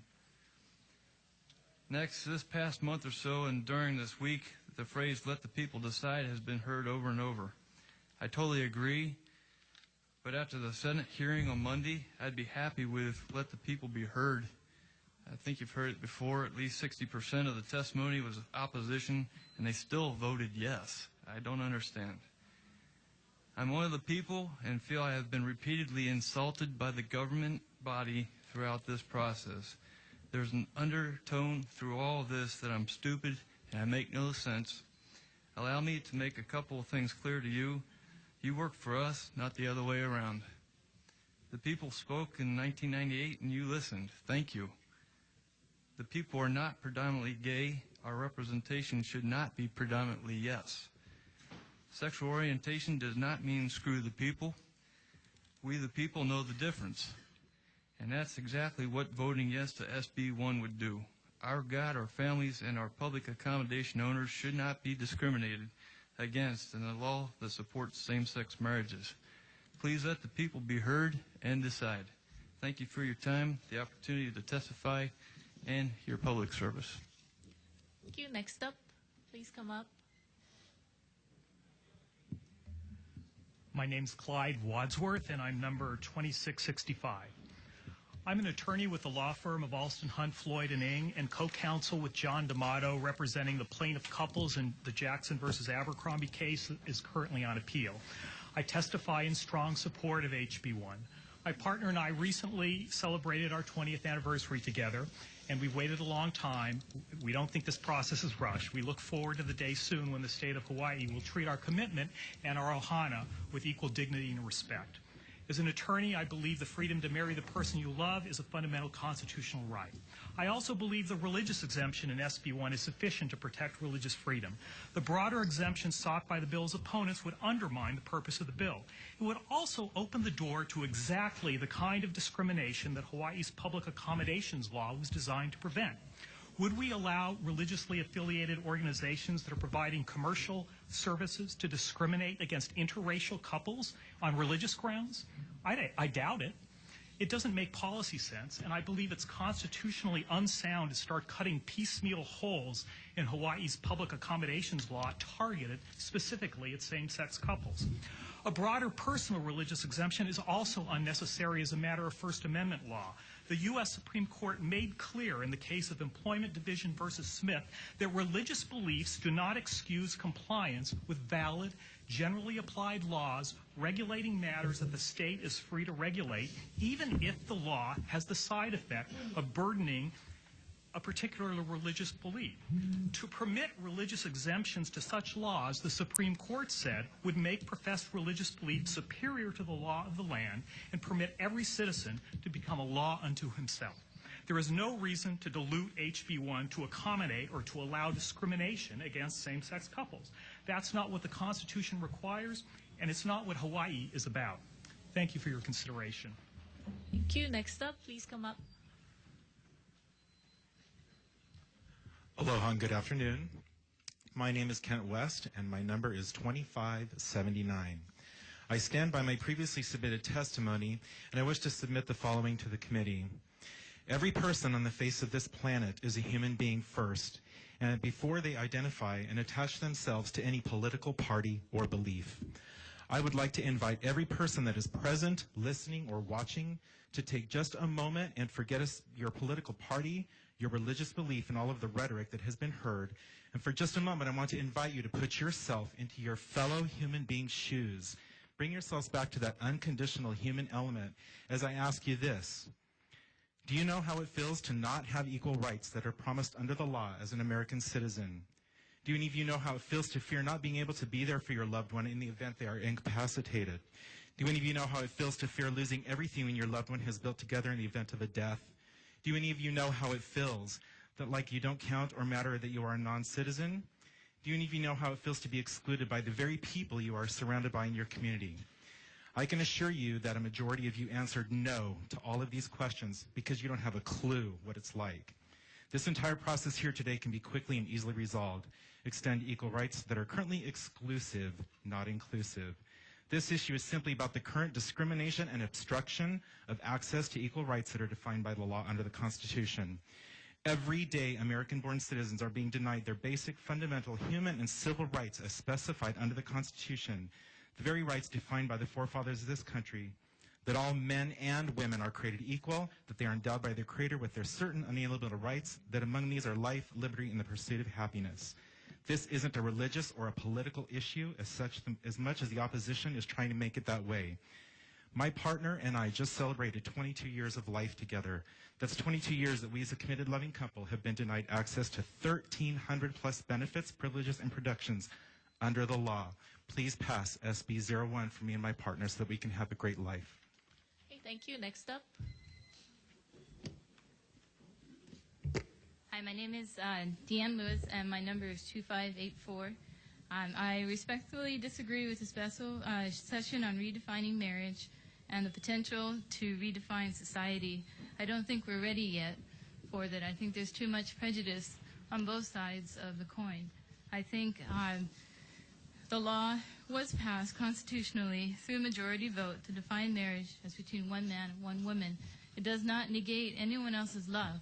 It merely defines, as our state, between one man and one woman.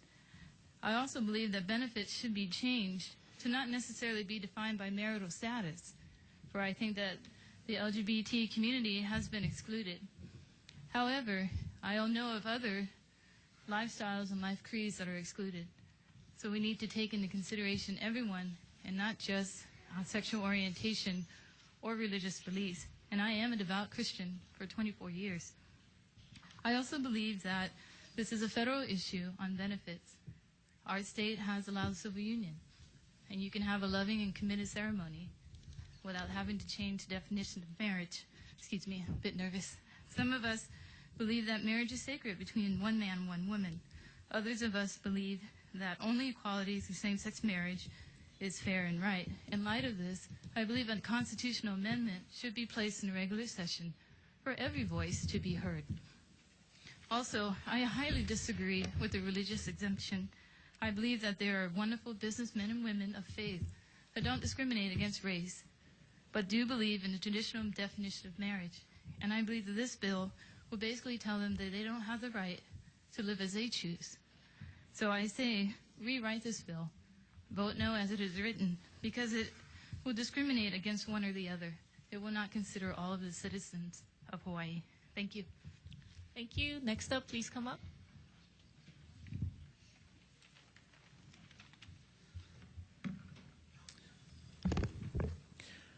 Hi, my number is 2697. Okay, thank you. All right. My name is Robert William Apak. My mom is Danette Lorna Lemamo Apak Naukekoha. My dad is Sonny Joseph Apak. My dad passed away when I was a senior in high school. My mom has taught me so much that my father could not. My dad taught me so much that my mom could not. I oppose this bill, this SB1 bill. You know, 2 minutes is not enough time. And I have mixed emotions of what to say that is not going to be repeated over and over. I can't help, but I'm going to go with my heart. Just last night, I was reading about a story, and this is a lawsuit that is pending in California. It's on Google. You can search it. 2 gay couples, married, a man and a man, raising a young boy. The young boy goes to school. I think he's about 7 years old. We're not talking about what we're being taught.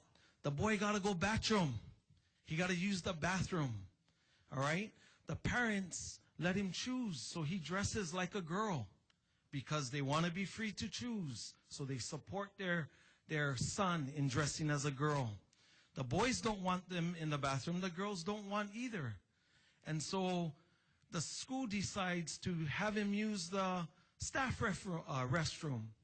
What's happening now? There's a lawsuit because this school has to build a brand new bathroom for this individual.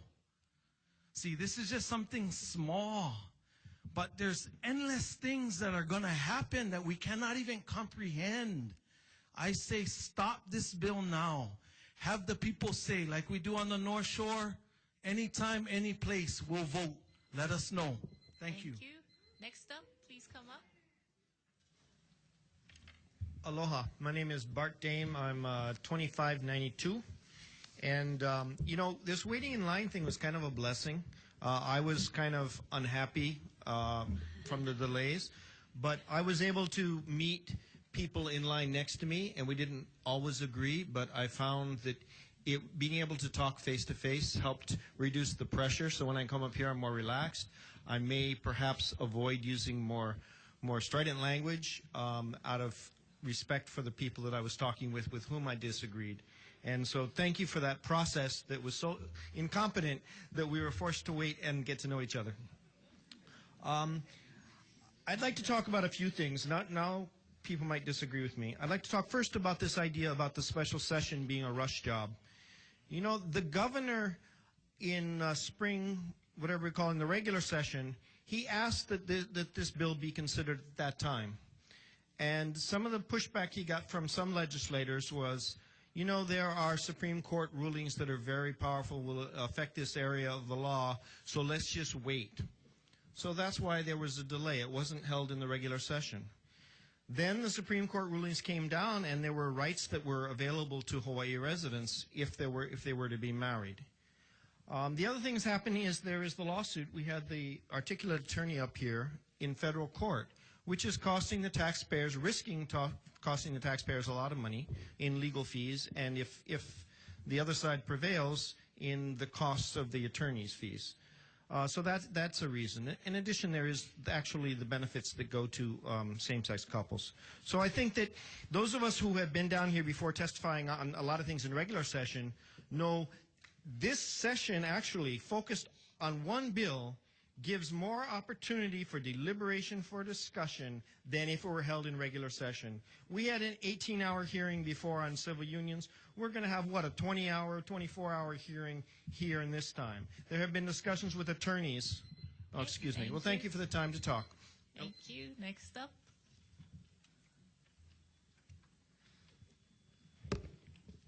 Thank you, Bart, for using my name. I'm 2597, retired Gunnery Sergeant Pugood, which I have privilege of serving our country for 22 years. And although I have respect for supporters of the SB1, I'm here to voice my opposition to the bill. After hearing countless of testimonies and from both supporters and opposing parties of the bill, it is becoming more relative to me that my rights, my freedom of speech, and my rights to express my religion could be compromised. I could probably spend my whole 2 minutes up here letting you know what I believe in and the values that I have. But it's gotten a little bit more deeper than that. Whether this bill or not this bill be passed into law, you know, it's about whether or not that this bill is going to have the due process that the people are asking for. I have fought along in battle with many who have shed their blood. One in Hawaii that we actually do honor, Sergeant Rafael Peralta with 1st Battalion 1-3, which I had a chance to serve with him in Iraq. You know, I would love to believe that his death or the thousands of others lives that were sacrificed in the past be in vain. I respectfully urge you to allow this bill to be decided by the people. If the people do choose to pass this bill, then at least we can say that the people's voice was truly heard. I humbly ask you to please uphold the principles and democracy and the democratic process which are being disregarded in this special session. Let the people decide. Thank you for the opportunity to testify. Semper Fidelis, always faithful to God and always faithful to your country. Okay, thank you. Next up.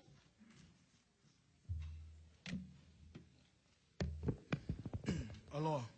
I'm 2809. My name is Anthony Maglenti. I strongly oppose this bill. I want to recite something from a wise man. What is courage? Courage has been defined as bravery. It also has been defined as fear that is said it's prayers. Mark Twain said, courage is the mastery of fear, not the absence of fear. A courageous person is not someone who is fearless. That is effectively a stupid person.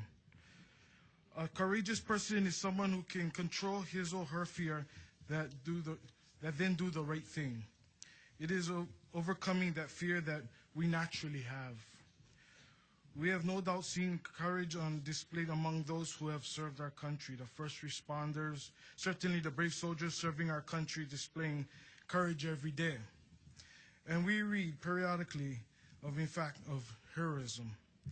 Although I wish we could read more about them because they happen all the time.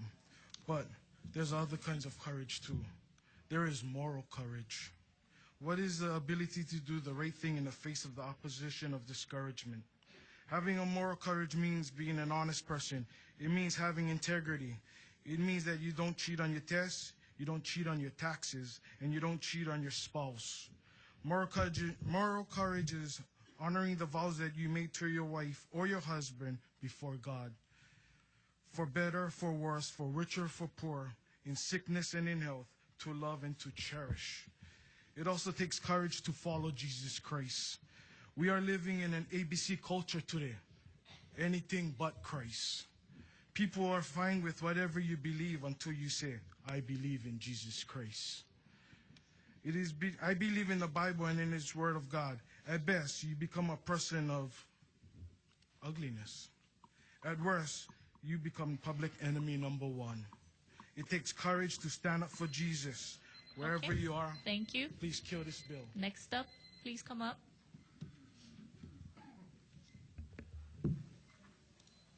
Hello, my name is Eric Iwasa, and I'm number 2611.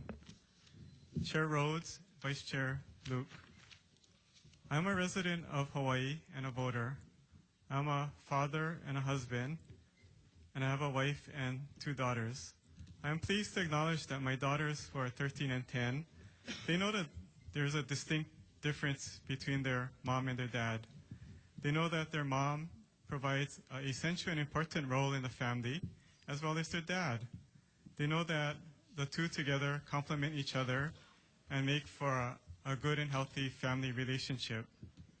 They also know that marriage is between one man and one woman, and marriage between a man or a woman and woman is not normal and shouldn't be addressed by this legislative session. My wife and I believe that marriage is a sacred, legal, and social union ordained by God and is an exclusive relationship between one man and one woman. My wife and I echo the concerns of the hundreds that have come before me last night and at the Senate hearing on Monday, and I voiced our opposition to this bill. I also understand that over 4,000 written testimonies were received, and the overwhelming majority were in opposition to this bill. It is very clear to me that the majority of the people in Hawaii oppose this bill. Please put aside your personal beliefs, the Democratic Party platform, pressure from special interest groups, and the governor, and respect the will of the people. Please vote no for Senate Bill number 1. This issue should be best decided by the people by a constitutional amendment so that it truly reflects the will of the people. Please let the people decide and let them vote. Thank you. Next up, please come up. My number is 2575. My name is Adam Au. I'm opposed SB1. I was born and raised in Hong Kong. Same-sex marriage didn't bother me when I was a student, but it bothered me when I became a father. When my wife and I took the maternity class at Kapilani Hospital several years ago, I learned that breastfeeding is better than formula. Formula was once in my lifetime considered as on the right side of the history. I realized that I'm so tiny in front of nature. A mother nursing her child today in Hawaii is pretty much the same as a mother nursing her child 2,000 years ago in Israel. I believe that there is something within us which is universal and timeless. I think this is what the Asian call the way, or the Western culture called the truth. I believe marriage is not simply a union of two individuals. Marriage is a reunion of a man and a woman. This is the way, this is the truth. This is something that we should preserve, restore, and pass along. However, a friend doesn't agree with me. He told me that all you need is love. But I would like to say all we need is sacrifice. I think sacrifice on those we cannot see and touch is faith. I think I'm here is to fight for the minority that there are not even exist yet. I do so because I have my faith. My conspiracy theory is that there is some business jealous on church. They don't want people to do church offering, but use the money to buy their products. The ultimate goal is to shift religion from spiritual to material. A nation without faith is like a body without spirits. That's scary. I hope that the policy of this land can benefit our future generations that we cannot see more than those we can see. Please vote no on SB1. Thank you. Okay, we're going to take questions for the section of the testifiers who just went. Any questions? Representative Thielen.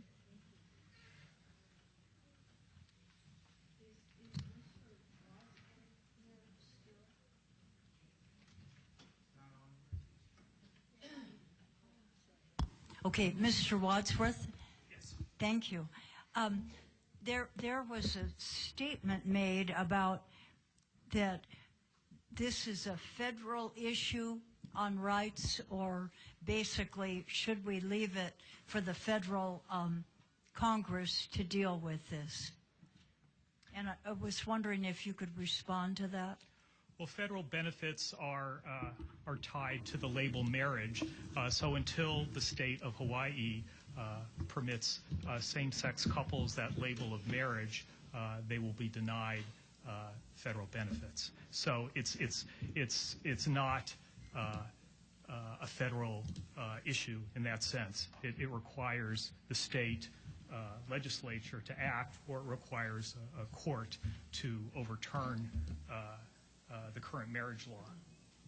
So is that basically the same state by state throughout the United States, that it's going to be a state by state issue?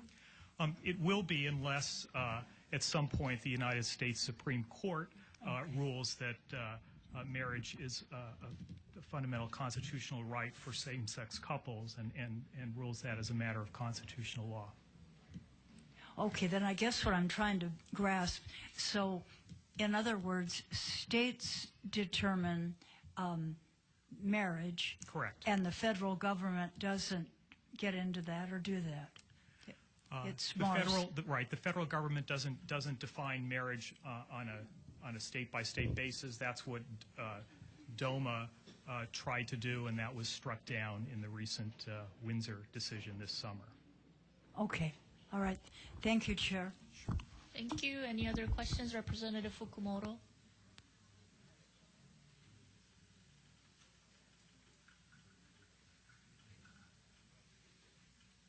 Sorry, for the same gentleman, if you don't mind, I just had a quick question, just to clarify your testimony.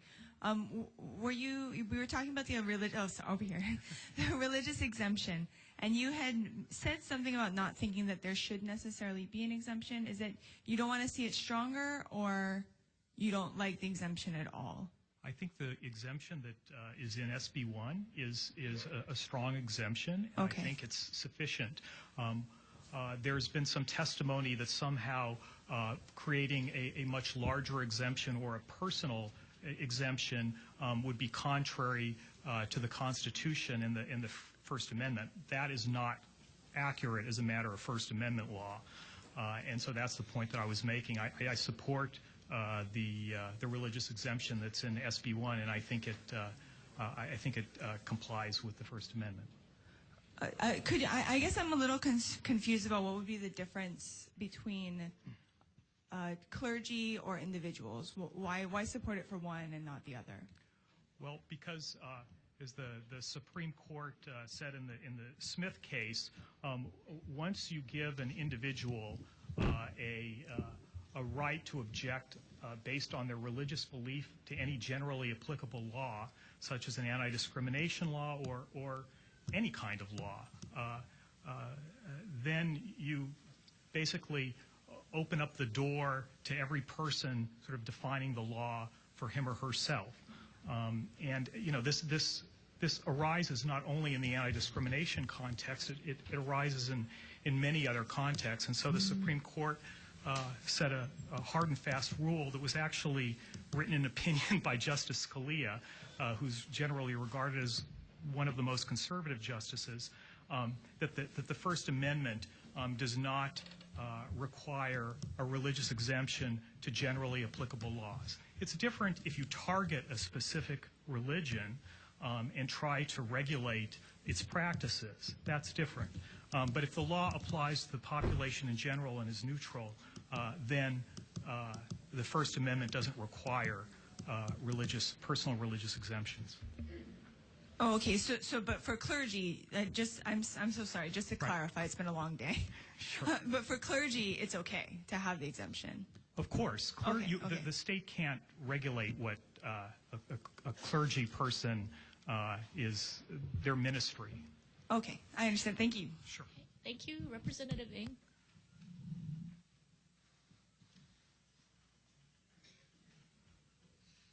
Thank you, Chair. This question is for Anthony, number 2809.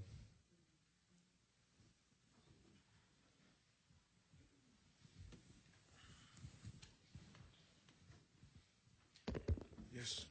Hey, how's it? I thought that was a really strong testimony. I really enjoyed it. I thought your description on courage was very eloquent, and I agree with it.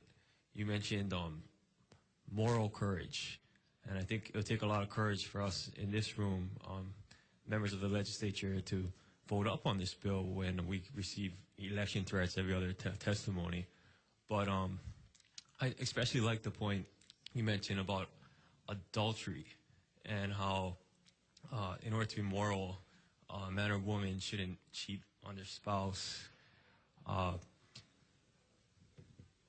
wanted to ask you if you believe that homosexuality is a sin according to the Bible.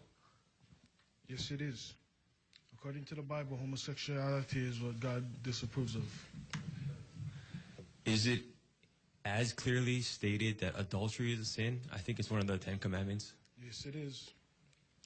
So it follows that, given your opposition to same-sex marriage, that it might follow that you believe that adulterers who cheat on their wives and get divorced should not be able to remarry.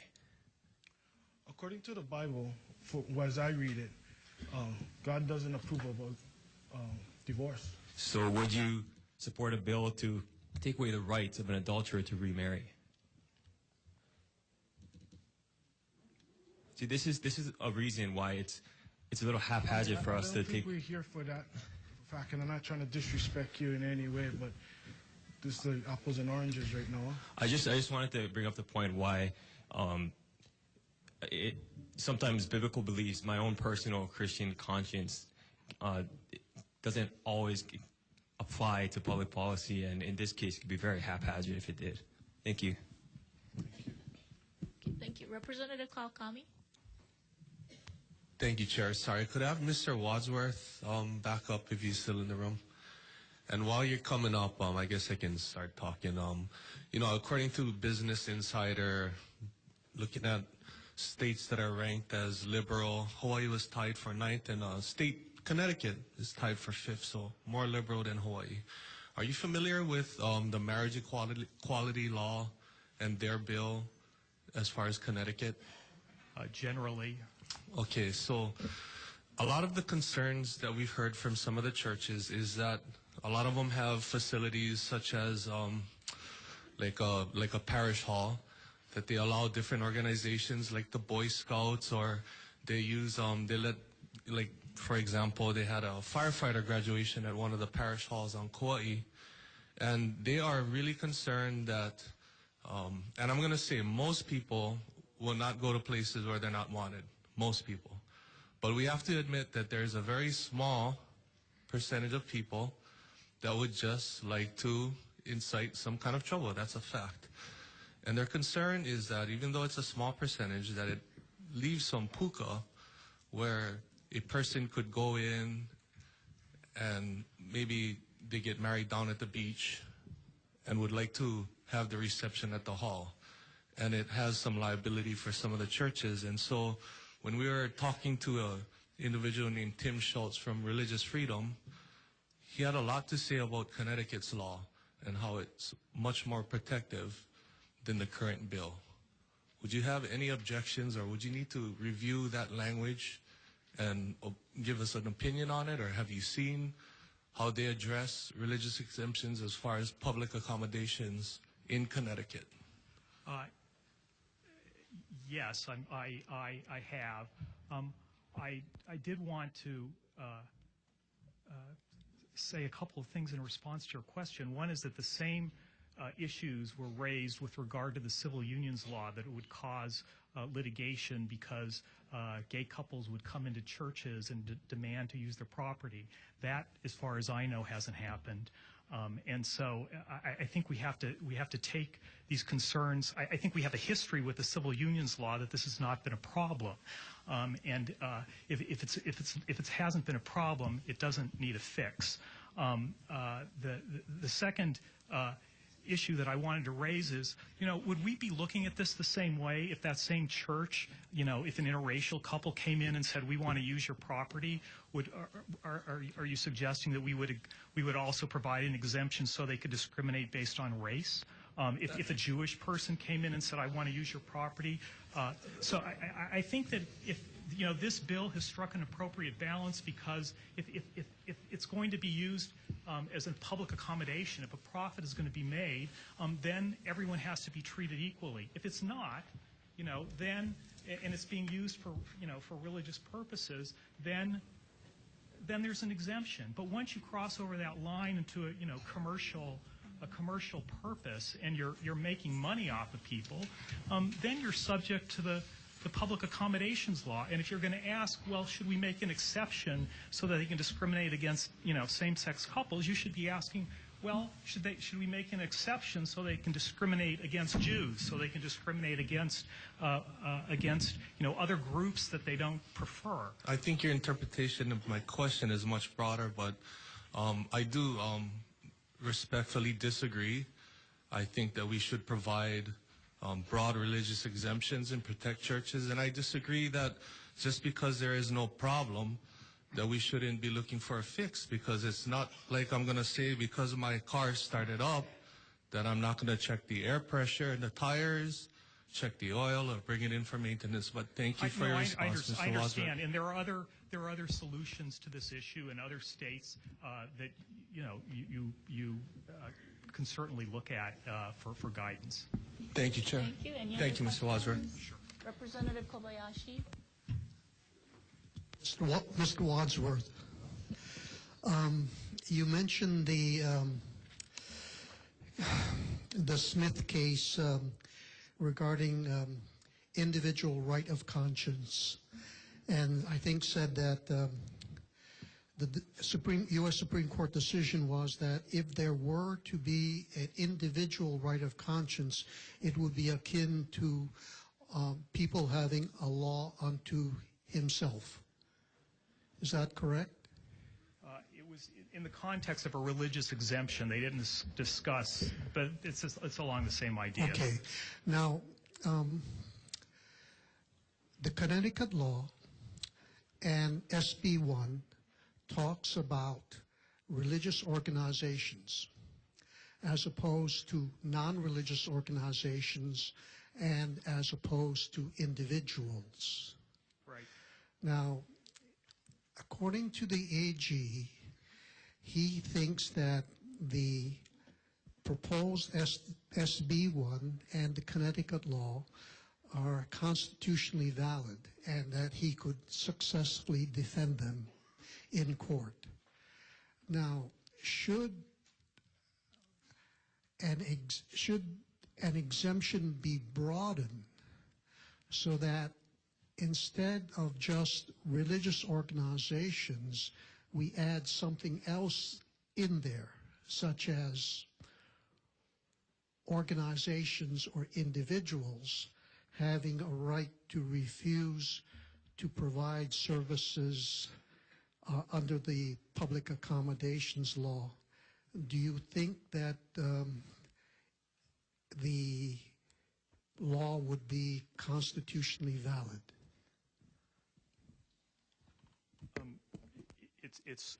it's hard to answer that question as a hypothetical without seeing the specific language. I'm not aware of any state that has tried to put in some kind of a conscience clause because of the discrimination problems it potentially creates, have been explained by previous testifiers. I think that there is potentially a legal argument that when you start targeting specifically same-sex couples for discrimination and just take away selectively their anti-discrimination protections, there's potentially an equal protection argument under the federal Constitution under the Romer versus Evans case. So there is a potential constitutional issue there. Thank you. Any other questions? Representative Jordan? Thank you much. Thank you very much, Chair. I lost it. 2697, Robert? Yes. Mr. Alpa. I listened to your testimony. It's quite different than your online testimony. Yes. Yes. I don't know who's speaking. Right here. Representative Jordan. Oh, sorry. So I listened to your verbal testimony while I read your online testimony. Yes. Could you please elaborate on the second half of your testimony? Because I don't quite understand when you're referring to me. The testimony that I bore now, or? No, you placed online. That I placed online while. I'm a little confused, that's why. Okay. Vili Tuilolo that spoke before me. I know if you read my testimony, he was asked not to say anything, I guess in regards to Senator He. Therefore, I didn't speak anything about that. Sorry, Chair. I'm actually talking about the second half of your testimony, not the first half online. Were you referring to me? Well, I didn't understand your question, sorry. In your online testimony, you're saying other legislators in the second half of your testimony, and you're referring to me. So I'm just asking you clarification in your testimony. What are you referring to? I'm just asking that you, if there's others that haven't made up their mind, that if you could consider my testimony and stop the bill. That's what I was referring to. Okay. Were you thinking about all the legislators or just these particular legislators? Well, in general, I'm speaking to all of them. But I personally emailed several because I felt that they needed to hear my voice. Okay. You know, and I'm here, you know, I said my name because it's important to my kids. I'm sitting at home and my son is saying, Dad, what do you believe? And I said, you know what I believe? And then he asked me, well, why aren't you there voicing? And that's what drove me to come here, is my family. So I know really in all fairness, what all of us say is feelings and we feel, yeah, but with facts, there's nothing right about a man and a man being intimate. There's nothing. It's not human. Okay, I think. And so that's why I'm here. That's why I'm here. Okay. Well, thank you very much, Chair. I just want to say thank you. I read your testimony. Thank you very much. Thank you. Representative Ward, followed by Representative Thank you, Madam Chair. Farr. Mr. Wadsworth, you're getting quite a workout back and forth. This is your exercise for the day. You noted that there were... we're getting an exercise that our backside can withstand only, or let's say our minds can only withstand so much that our backsides... No, it's like this. Our minds can absorb only so much as our backsides can withstand. And this is, I think, in the 20th hour of sort. But my question was, when you said that you're not aware of any litigation regarding same-sex couples vis-a-vis church premises, are you aware of the St. Stephen's Diocese on the Pali Highway that was sued by a gay couple who wanted to have a reception there, which is still ongoing? I may have, I'm not, I don't know the details of that Okay, suit. you might want to look into that. Okay, thank you, Chair. Okay, thank you. Representative Farr. Good afternoon, Mr. Wadsworth. Thank you for afternoon. being here. I'm sorry that you're getting so many questions. You know, proponents of this measure will say that we are here today because of the Supreme Court's ruling in the Windsor case. As a result of the Supreme Court striking down Section 3 of the Defense of Marriage Act, that is why we are here attempting to pass same-sex marriage. Had the Supreme Court opined that in states that have legalized same-sex marriage, as well as civil unions, reciprocal beneficiaries, domestic partnerships, so too will in those states that have recognized those types of contractual relationships, so too will the federal government for purposes of federal benefits. Do you think that our civil unions law would cover that situation for federal benefits in that case? You mean if the federal government decided to recognize civil unions as marriages for reciprocal all purposes beneficiaries, under domestic federal law? partnerships, in the event that SCOTUS did in fact expand their opinion? If we entered that alternate universe, yes, that would do it. But there's been no effort to do that, and as we all know, this Congress is pretty much dysfunctional along those lines. Yeah. But this is a follow-up, and it's somewhat of the converse to what Representative Thielen had talked about, that marriage is a state's right.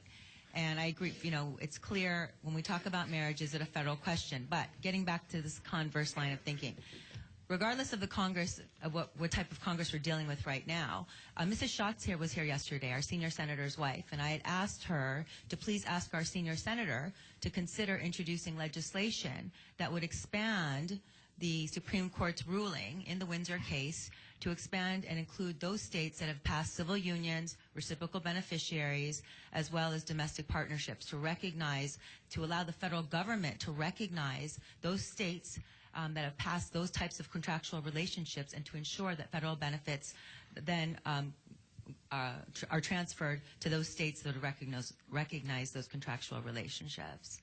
Okay, and I have another question for you regarding the Jackson versus Abercrombie case. I do understand you're one of the attorneys for the plaintiffs, correct? Correct. Okay, so it's my understanding you did lose at the district court level? I wasn't involved in the case at that point, but yes. Okay, so have you, in fact, have you appealed on behalf of the plaintiffs? Yes. Okay, so the appeal has been filed on behalf of the, I'm sorry, who do you represent? I represent the plaintiffs on appeal. I just didn't below at the district court level, but I've joined counsel at the appellate court level, and that case is currently being briefed before the Ninth Circuit, as you've probably heard. Okay, so the appeal has been filed on behalf of your clients? Yes. Okay, great. Thank you. Thank you, Madam Chair. Any other questions? Representative Woolley? Thank you, Madam Chair. Bart Dame, is he still here?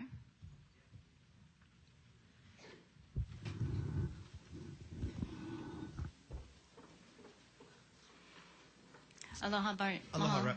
Mahalo for joining us. You're actually the first person for me to ask a question to.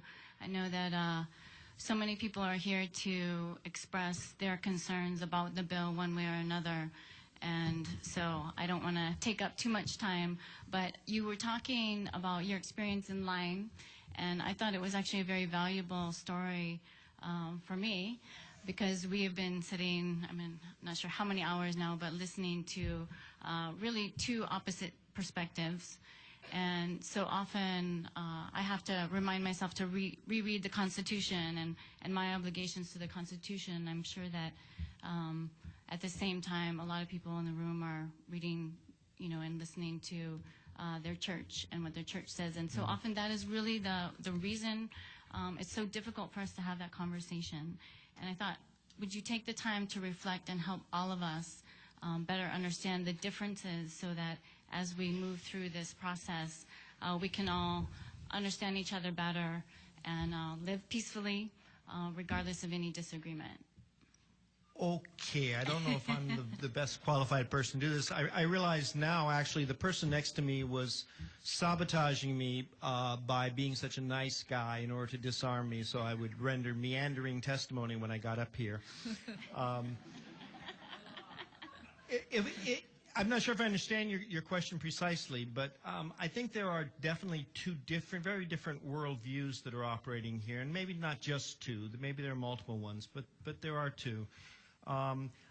As I was researching this stuff, I noticed there was a lot of discussion on the question of separation in church and state, and how do we, deal with that balance. And I'm not an attorney, and I'm not as articulate as some of the attorneys have been, but I went to look at the Thomas Jefferson, when he died, he wanted to have three things on his tombstone. He wanted to be noted as the author of the Declaration of Independence, of the author of the Virginia Statute on Religious Freedom, and the founder of the University of Virginia. And I looked at the Virginia Statute on Religious Freedom became the basis for the First Amendment. And that, plus the letter to the Danbury Baptist Church, I think gives us a very clear understanding of what was meant by the separation of church and state and how people with different worldviews can coexist. The religious freedom that we were taught as kids, we were taught that the Pilgrims came to America because they wanted religious freedom. Well, I've been doing genealogical research, and my ancestors who arrived in New Hampshire in 1633 were devout Puritans, and my first ancestor in North America was a deacon in the Puritan church, the Congregational Church. And as I read the history of New Hampshire, it was basically a suburb of Massachusetts where they burned witches and they whipped Quakers, and they even executed them. They didn't believe in religious freedom. They believed in freedom for their point of view and not that of others. So the different colonies, the 13 colonies at the time, had different groups that were religiously dominant. Some were Episcopalian or Anglican, some were Congregationalists, some were Baptists were coming up, these troublemakers, the Baptists. And so what happened, the reason why they developed religious tolerance was because they couldn't get agreement as to which church should be dominant, so they had a pragmatic kind of solution of live and let live.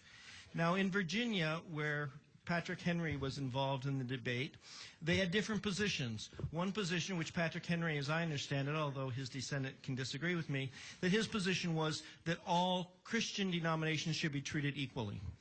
Thomas Jefferson, as the author of the statute that was being debated, although he was absent, and James Madison is the man who did the legwork to pass it, their view was not just Christians, but Quakers, Jews, I think they even said Muslim, I think is the word they used, and non-believers should have equal rights, and they shouldn't be forced to support a government dominated by another religious group, by any religious group. So the letter to the Danbury Baptists, which Jim Hochberg described as protecting the church from government, is making a mistake, because they were not afraid of a secular government dominating. They were afraid of a religious denomination taking control of the government apparatus and using it to impose their vision. And that's what we have to worry about here. Some of the people here embrace a view very similar to my Puritan forefathers, and they want to impose their vision based on their understanding of the Bible, and that makes it difficult to coexist. Well, that's not the answer I expected, but maybe I can rephrase something to, is the exemption in SB1 broad enough to address these religious concerns, the church's concerns, in your opinion? You know, I'm afraid that I have not had the kind of granular, detailed kind of analysis of it, so I yield to other people. Okay, thank you. Thank you. Any other questions? If not, let's move on to the next section. Please come up.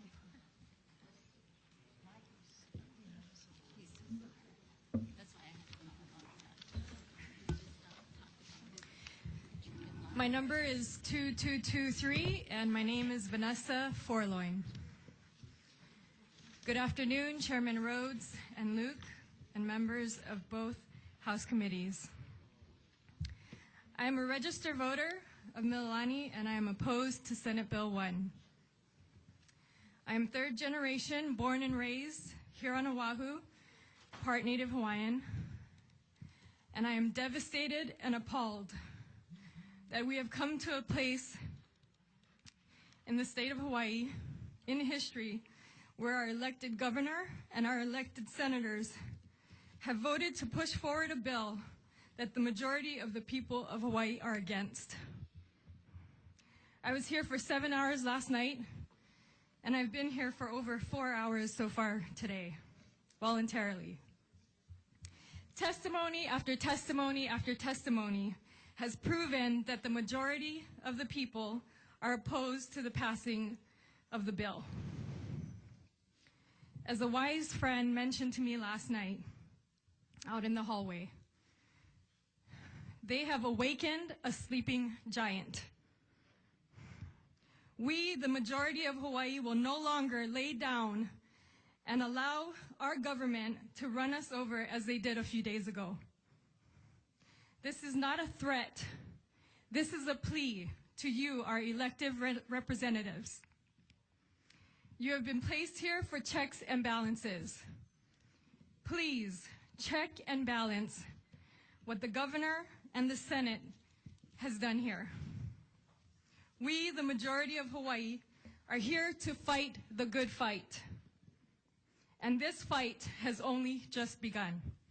Mahalo, and thank you for the time and given opportunity to testify. Thank you. Next up, please proceed. My name is Chris Fenrice, number 2963. I stand here in unyielding support of HB1. I would like to give you my heartfelt thanks for going through this arduous process and holding this special session with the explicit intent of recognizing my fundamental equality and granting me my civil rights. Rights that it is very clear the majority of my fellow citizens would prefer that I didn't have. I want to share with you something that I wrote yesterday on my husband's and I 5th wedding anniversary. 5 years ago today, thanks in part to the wisdom of California's Supreme Court, the most amazing person I've ever met and I were married. We married in California because our home state at the time, Colorado, would not allow it. 4 days later, the decision was overturned. Proposition 8 was passed, forbidding marriages like ours in California again. Our marriage remained legal, stood strong as it does today. Ironically, 5 years later, we celebrate in our new home of Hawaii, where once again, the legality of our marriage is being decided and other marriages like ours. What is a marriage like ours? It's a marriage based on love, commitment, understanding, laughter, forgiveness, hope, and trust. It is a marriage that acknowledges each other as equals. Ours is a marriage where each of us cherishes and takes responsibility for the other. It is a marriage where neither of us can imagine as full of a life without the other. It is a marriage where each of us promises to accompany the other through all that is still to come. It is as real a marriage as I have ever known. Happy anniversary, baby. I love you as much as I can love another, more than I have words for. And on this most amazing anniversary, I hope with all of my heart that we get to celebrate a new day in Hawaii where any committed, consenting adult couple that wishes to take the journey that we have is given the chance, the opportunity, and the right to do so. Regardless of what is decided today, our marriage will continue to triumph and our lives will flourish. The question is whether we will be moving forward and living our lives as first-class equal citizens under the law or something less. Okay, next, please come up.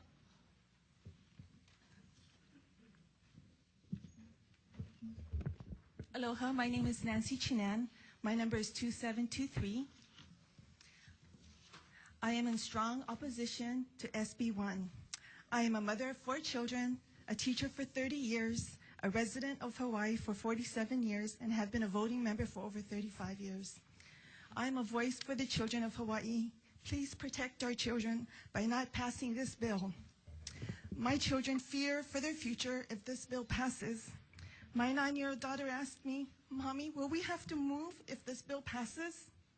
In other places where same-sex marriage has passed, there is a K-12 curriculum modeling for teachers how to integrate positive lesbian, gay, bisexual, and transgender messages. Teachers are told not to inform families of sensitive curriculum, for example, same-sex instruction. It further tells teachers parents are not allowed to remove their children from such sessions.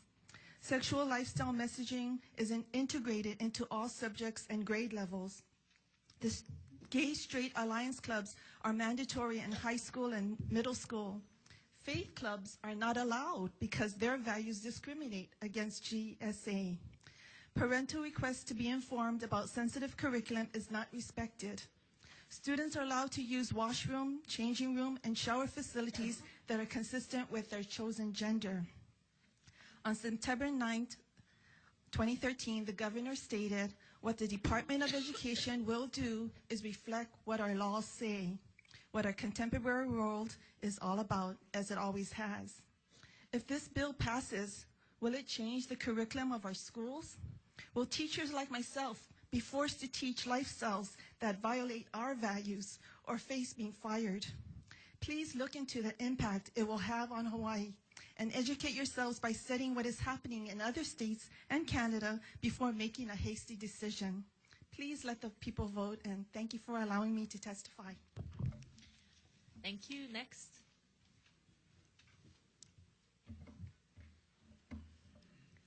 My number is 2558, and my name is Sharon Williams. My sister and sister-in-law are lesbians. My uncle, when he was alive, was gay, and I have friends who were born one sex but are now living another, and I love them all without reservation. Knowing that I was coming here to testify, my sister hugged me and told me how proud she was, that I have the courage to stand up for my convictions. I'm sorry. Didn't you testify before? We already have 2558 checked off. No. Sharon Williams? No, I have not. Unless somebody else was using your number. Okay, go ahead. And that is how we should all be handling things. I stand here in strong opposition of this bill. A yes vote on this bill will hurt the majority of our population in one way or another. Currently, our civil union law affords all of the state benefits of marriage. A federal law can and should correct any benefit discrepancies for people in civil unions or domestic partnerships. Forcing small businesses to provide services against their beliefs is like forcing hulas to host functions for the Westboro Baptist. It is wrong. It will do nothing but promote further discord in our communities, as well as clog our courts with preventable lawsuits. You are elected to represent your constituents and not to serve your own needs or preferences over those of the people who put you here. I believe the people of Hawaii should be able to vote on this important matter. I have lived in Hawaii nearly my entire life, and I have family who have been here for generations. This bill is severely flawed and will have many unintended consequences. Please do what is right. I ask that you table this bill during the special session, or that you vote no, come back during a regular session and have this done correctly. Thank you. Okay, next. Jonathan Domingo, 2679. Thank you, Chair Luke, Rhodes Committee. Also, since I'm here, personally thank Representative Takayama. Thank you so much for all that you do to support our pro-city community. Today, I stand here before you folks. In my written testimony, I pointed out 3 points. I want to focus on one in the next minute and a half. The main reason why I strongly oppose this is that word marriage. As a young child, I grew up learning from my parents, my grandparents, of what marriage is. I pulled out a Webster's dictionary from what I've had since 6th grade, and the definition says marriage as a formal union of a man and a woman. I also went google.com and put definition of marriage just to make sure times have changed, make sure definition has not changed. It says the same thing. Now, I'm a simple kind of guy for people that know me, and I'm trying to make the phrase same-sex marriage click in my head, and it doesn't. It bumps. And for me, that's why I oppose that. The past 2 days I've been here with many of you, okay? I've seen, I don't know how many bills you folks go through in the session, hundreds. And I'm sure there's about 200, 300, 400 people that come and testify, right, per bill. I don't know. Standing out here, there's thousands of people. I don't need to tell you word for word why I oppose this, because people have already shared it. There's hundreds of people around this building also going to share the same thing. But there's one common thing here. Let the people decide. That's all we're asking for you folks to do. Please hear us out here. Let the people decide. Governor give you an agenda. Line item on that agenda where it says SB1, cross it out. Right in there, let the people decide. Please say no. Thank you very much. Okay, next.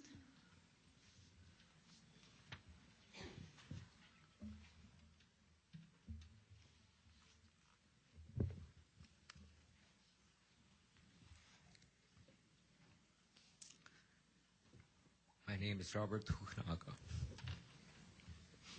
My number is 2664. I'm a descendant of Patricia Mullins and John Adler. In 1610, we left England and went to Holland because of persecution. In 1620, we came over on a boat called the Mayflower. It was another 156 years before the revolution. We are 237 years old.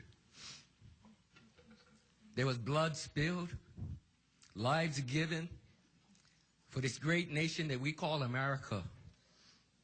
And I've heard today and through the Senate how people have waited 20, 30 years for due process. We're not here to bash anybody.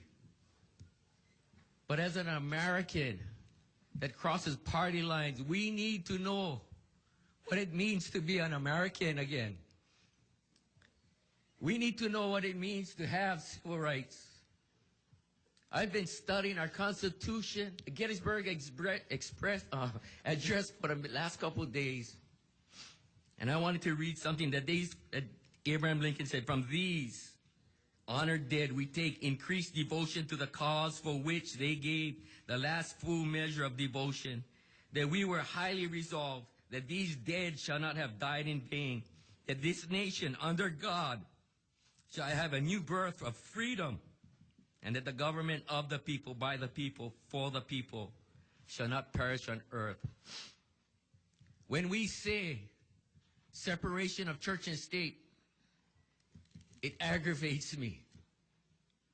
You can choose whatever God or lifestyle you want, but don't forget who we are as Americans. Okay.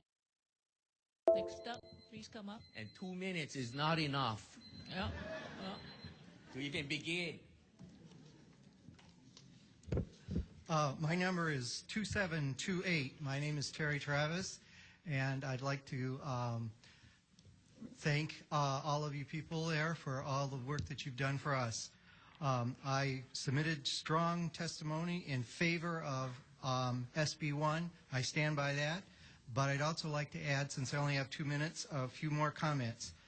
As I was listening to the testimony yesterday from representatives of the Catholic Church and their front organizations, I hear them saying that passing marriage equality bill will harm children and all kinds of other scary stuff. I would like to respectfully remind you that the Catholic Church is the same institution in which its bishops and cardinals shuffled around pedophile priests from parish to parish so that they could continue to molest kids. Where is their concern for the children in that kind of situation? Now, they might argue that those cases happened years ago, but there's recent cases. In fact, a criminal investigation was just opened against the Bishop of Minneapolis-St. Paul Diocese for an incident that happened earlier this year. Now, is this the kind of religious beliefs that you want to protect? 7 dioceses had to declare bankruptcy because of those kinds of things. And yet now they're saying, oh my gosh, this marriage equality bill is going to hurt everything. Okay, so just to make things clear, I was born Catholic, raised Catholic, went to Catholic schools for 16 years, and I still go to church regularly every Sunday. But I am appalled at what the hierarchy of the Catholic Church is trying to scare people into it. And one last thing. Did you ever... this is about equal benefits, actually. Oh, and by the way, I have been married to my lovely wife for over 46 years, and we have 4 children. My son and daughter-in-law are teachers in Hawaii, and they are in favor of this bill.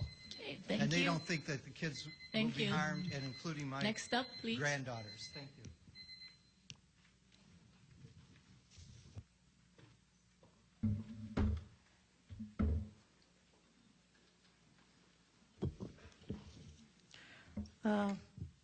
That was a mouthful. My name is Susan Asantisa Solomon, and I am number 2650. I just wanted to say to all of you before I start that I feel for all of you. As God feels for us, He loves all of us. I am standing here to voice my opposition to SB1.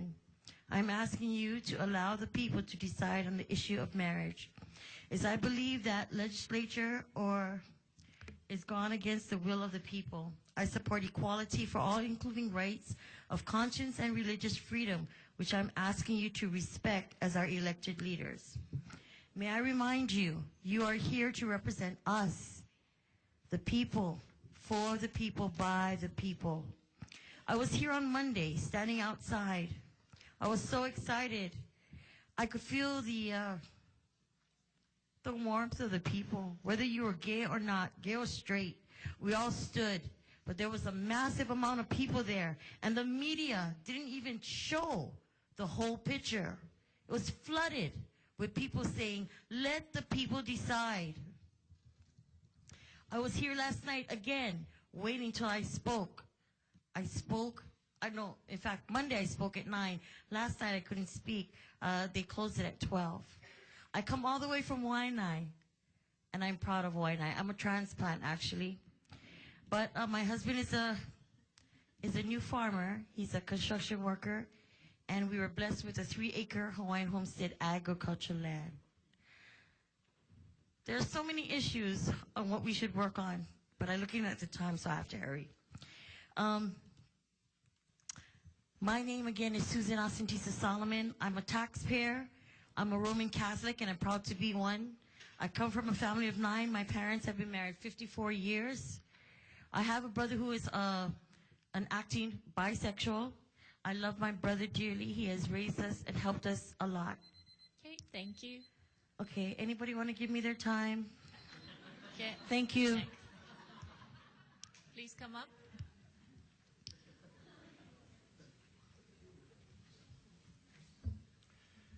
Good afternoon, Chair Luke and members of the committee. I am 2658 Ron Arnold. I'm the senior pastor at Kaimuki Christian Church. And I, too, met someone in line on the opposing side, and we had a great conversation. And we have a lot in common. But one thing we don't have in common is, and we respected each other for, is a fundamental disagreement over this because of our opinions about marriage.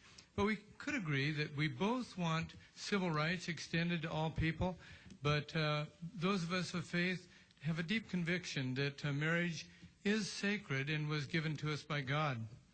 Don't try to attack gays. We really want to express love, respect, and tolerance. I mean that from the bottom of my heart.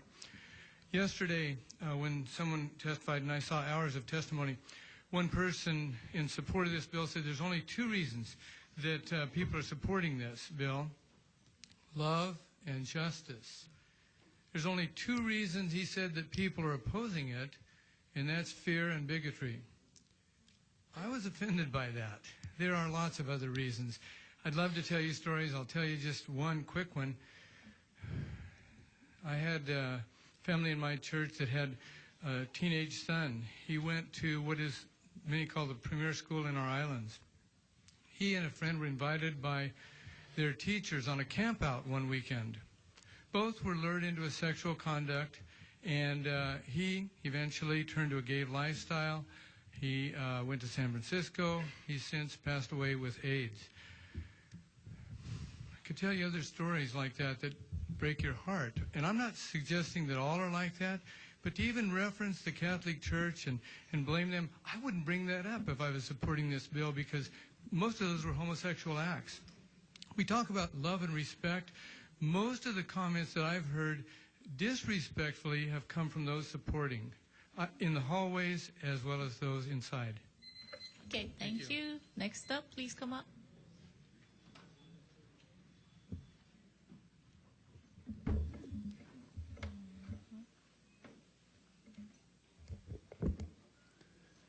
Good evening. My name is David Georges, and my number is 2767. I'm a registered voter in Kailua, and I oppose SB1. Let the people vote. First, I want to thank you, honorable chairpersons and committee members, for your obvious dedication to serve this blessed state. Even more important, I thank my Lord Jesus Christ for giving me a voice to speak. I have lived in Hawaii for 12 years. I know it doesn't make me a local, but the Hawaiian wahine I married is graciously allowing me to borrow her local status. This is my daughter, Tatiana, and she is here to make sure I say it right. And I stand before you representing my ohana, including some of her family on the Big Island that can't make it here to testify for themselves. Let me express some of my concerns with a real-world story. I am a retired naval officer and a disabled veteran. Last week I had an appointment at Tripoli Hospital. Oh wait, first let me remind everyone that someone decided that the military now must fully accept the gay and lesbian lifestyle. Oh wait, that was our president. Anyway, back to my story.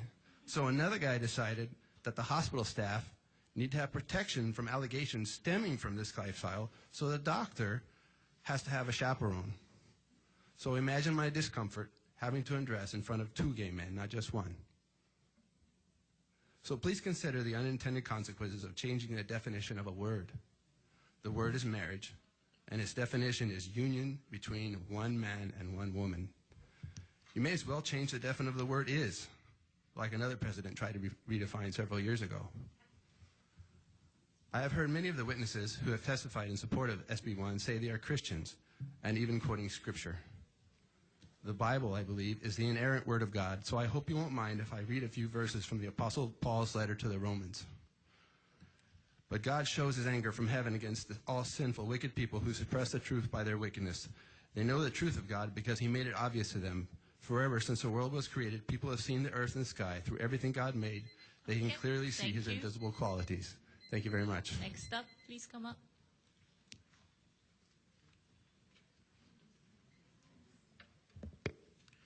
Aloha, State of Hawaii representatives and good people of Hawaii. My name is Larry Fenton. I'm state leader for Overpasses for Obama's Impeachment Hawaii. I just found out 20 minutes ago that my car has been towed away in front of Iolani Palace. Okay. So let the record show that I am willing to sacrifice my vehicle in the pursuit of justice. And what opposition. number are you? Excuse me, Mr. Fenton, what number are you? I am not a number. I am a free man. Excuse me, I need to For find out your purposes number. of discussion, it is 2588. Okay. Now, I am a graduate of Chaminade University from the School of Historical and Political Studies, magna cum laude, and I am also an honorably discharged veteran. I took a vow when I joined the Army at age 17 that I would uphold, defend, and support the Constitution of the United States. And I've never disavowed that vow or relinquished it. So, in my view, it's still in effect. Now, our constitutional rights and civil liberties are under attack. And SB1 is just one more tool that oppressors are using to take away freedom from the people. And our government needs to be reminded on occasion that it is a government of the people, by the people, and for the people. They did not start the Constitution with the words, "We the legislators." They began it with "We the people." And it's been very obvious to me, the vast majority of the people have been in opposition to this bill. And you need to respect their wishes as a legislature, because you are supposed to represent the people that elected you into office. So I have a lot of gay friends from San Francisco, where I used to live. In fact, one of them was author of Proposition 215. His name is Dennis Perone, the Medical Marijuana Initiative. And so when your friend is wrong, you tell them that they are wrong. And they're wrong on this issue, and they should respect the people's view and the majority in this issue. Okay, thank you for your time. Thank you. Aloha. Next up, please come up.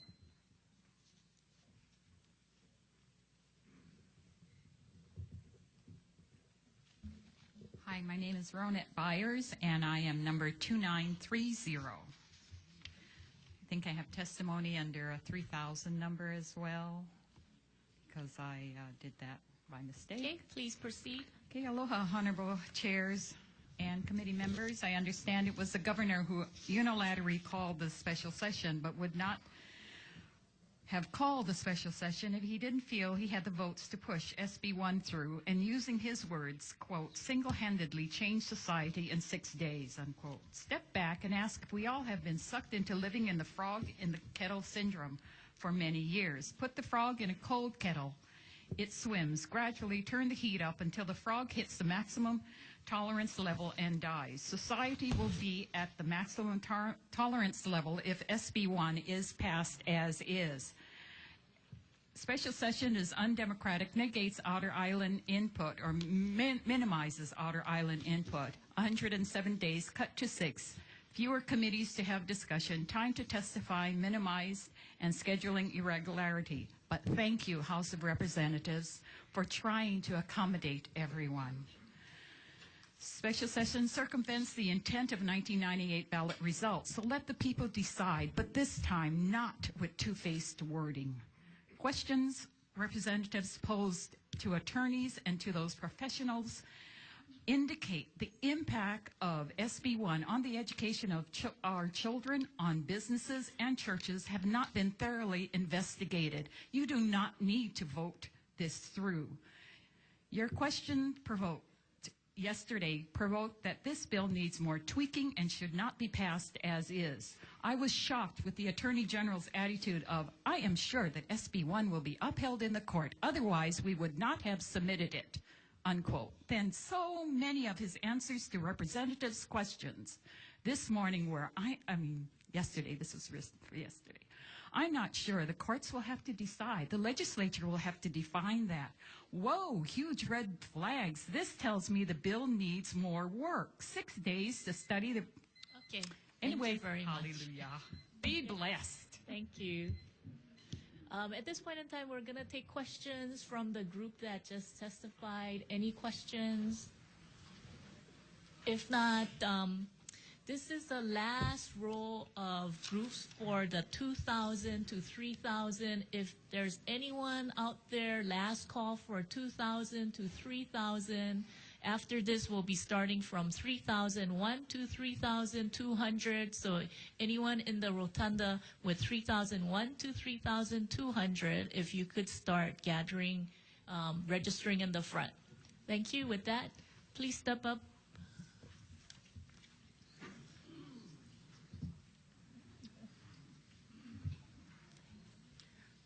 Aloha. My number is 2738. My name is Michelle Ke'alinohomoku-Connie Davis, and I oppose SB1. The reason why I oppose this bill, I believe it takes away my religious rights, because all churches are going to be forced to marry same-sex marriages. I also oppose this bill because I care about the children of this world. They should not be exposed or forced by this bill and having their rights taken away. The governor is making this bill to become like Sodom and Gomorrah. So you need to stop this bill because you're causing a feuding between God's people, and God will cause hell on earth. It is said, God loves the sinner, but hates the sin. I am a sinner, and I love everyone. And I only pray for the sake of my children and my grandchildren. That's why I stand here and voice myself and voting you in as senators to represent us. I plead with you as you pleaded with us to ask to vote you in. And this will cause a ratification as well, not just to us, but to you, because the election that is coming up around the corner is just shortly coming. And I want to thank you for letting me have this time to speak, to testify, not just for myself, but for all my brothers and sisters that are here. We are all God's children. I love you all. I have family members and friends who are gays, and Thank I you. love them greatly. And God bless you and yours. Thank you. you so much. Next up, please step up. I'm Carol Spangler-Vaughn, number 2118. I have 4 concerns I'd like to share with you. The first is the amount of weight that seems to be given to the opinions of outsiders from the mainland. I've been blessed to be here just over 2 years as a military wife, and I've observed that the people of Hawaii, they are very open and accepting, and they are not discriminatory. It's a true melting pot. My children are Hapa and have never felt so accepted in any community. I've observed that this culture is based on love, humility, and respect, and a deep love for the children, for the keiki, that are blessed to grow up here on this island. My first request, please give the opinions and culture of your people more value than people from outside who do not understand the culture. The second concern I have is about the rushed process. It is unprecedented, and it seems a little suspicious. I do not understand why it needs to be rushed so quickly in a 5-day process. It's a very complicated issue. My second request, please slow down and make a careful, smart decision. There's no defensible reason to rush this. My third has to do with listening to a lot of the debate. This does not really seem like a rights issue. Those against are not saying same-gender couples should not be together. They're not saying same-gender couples should be denied rights, such as health care or tax-related. But the people in opposition are saying rights should not be granted to one set of individuals that takes away the rights from others. My understanding is that civil union laws exist to protect these important rights. My third request, please review and fix any problems with the civil union laws and fix any remaining discrimination issues. I think that's the appropriate place to do it. My last concern has to do with marriage. That's a term that's tossed around a lot. It's a Christian tradition like baptism and communion. Whether or not you believe in the God of the Bible is a historical text backed up by over 40,000 original manuscripts, such as the Dead Sea Scrolls. That historical document defines marriage as between one man and a woman. It's okay for same-sex couples to be together, but it isn't okay to hijack a Christian tradition. My last request is do not redefine marriage, but instead start a new tradition to define the new partnership. Thank you. Next up, please come up.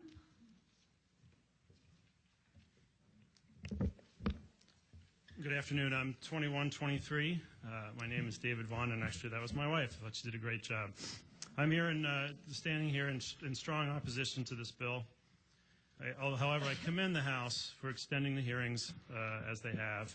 It's a shame that we can't really say the same about the Senate's conduct. Why the rush? Lots of people have said the same thing. This is an incredibly important issue.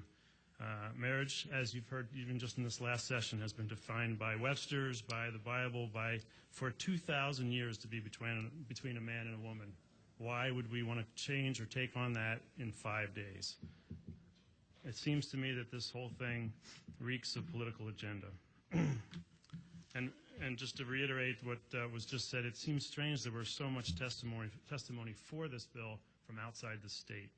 I believe it should be decided by those people who live in the state. This is the state of Hawaii.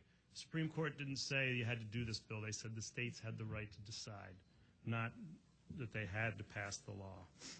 It seems to me that this is really not about entitlements or rights.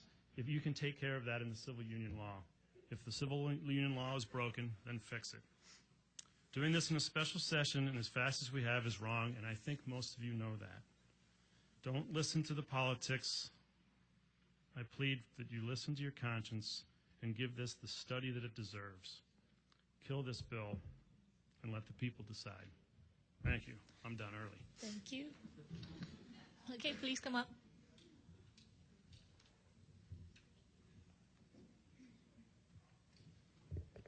This is the first time that I'm testifying at the Capitol.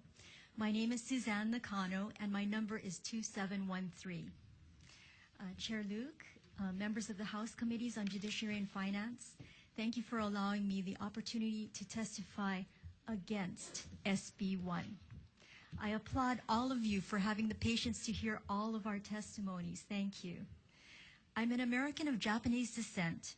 My family was stripped of most of their belongings and all of their real estate and interned against their will in the 1940s, only because of an ethnicity that they could not change.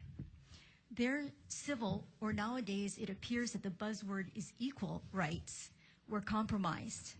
In clear contrast, this bill is not an equal rights issue. Ethnicity or race cannot be changed. Lifestyles can and do change. Please do not be deceived by those who twist God's word or anything else to make it appear that SB1 is acceptable. Satan twists the truth to lead us into pain, destruction, and death. This is the only bill that is in direct opposition to God. Whomever opposes God loses 100% of the time. What is the price of your soul? Would you consider your soul priceless? How about the souls of all of us in Hawaii? Your soul is of immeasurable value. Before you vote on this bill, please think about not selling your soul and the souls of the people of Hawaii, that of which is priceless, to your political party, peer pressure, or anything else. Lastly, I believe that we can have different beliefs and maintain aloha for each other, just as Christ did not veer from what God told him to do, while maintaining aloha for all. I humbly urge you to vote no to this same-sex marriage bill. Thank you very much. Thank you. Please come up.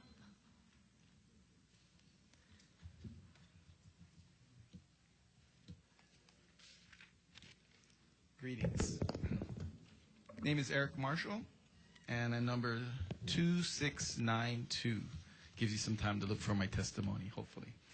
Okay, at the risk of sounding like a commercial, I want to say that I so opposed this bill so much that I ran for office. In 2010, 2012, I ran for office knowing that this was coming. This day that we're having here was the slippery slope we talked about with the civil beneficiaries and the civil unions. The argument back then was what we knew now is what this is, why we're here. We're here to debate marriage as supposedly rights, but obviously I don't think that was the issue back then, because the real issue was what they're here to try to do with their agenda. It's interesting, I don't see the Hawaii separation of church and state, who should be representing us, Mr. Mitch Kale and Holly Huber. I'm not sure where you are, but I imagine you should be supporting our side. And we talk about sides of history has been said several times. Obviously, you guys think that if you're going to be siding in the history, we already know what the history of homosexuality and the deviant lifestyle is. It's in the Bible, of course, and it's called, it did lead, we're talking about things that, like, are we playing with fire? Well, we know what happened back then. Sodom and Gomorrah, brimstone and fire is pretty much what happened back then. So if you want to side with history, we already have history that can tell you what's going to happen. The other thing in this debate is sexual orientation. If you make that a class that's protected, then anybody can say and choose, I want to have sex with a boy. Natural, the North American Men-Boy Love Association has existed for years. Are they going to be a protected class that says, we want to pedophile kids? Is that something you want to do? And for you, the representatives, I know you guys weren't forced here, and Abercrombie was yesterday doing his little strutting at the fashion show while you guys were serving the people. Do you guys want to be a lame duck like him? He's going to go down in 2014 probably, and if you guys kind of follow his wings, then go ahead and feel free to follow his wings down the road to a lame duck session. So, and I just also want to bring up HB5, which is what we are talking about. Let the people decide. Let it have a reading in this Okay. Congress. Right, thank you. Okay, next up.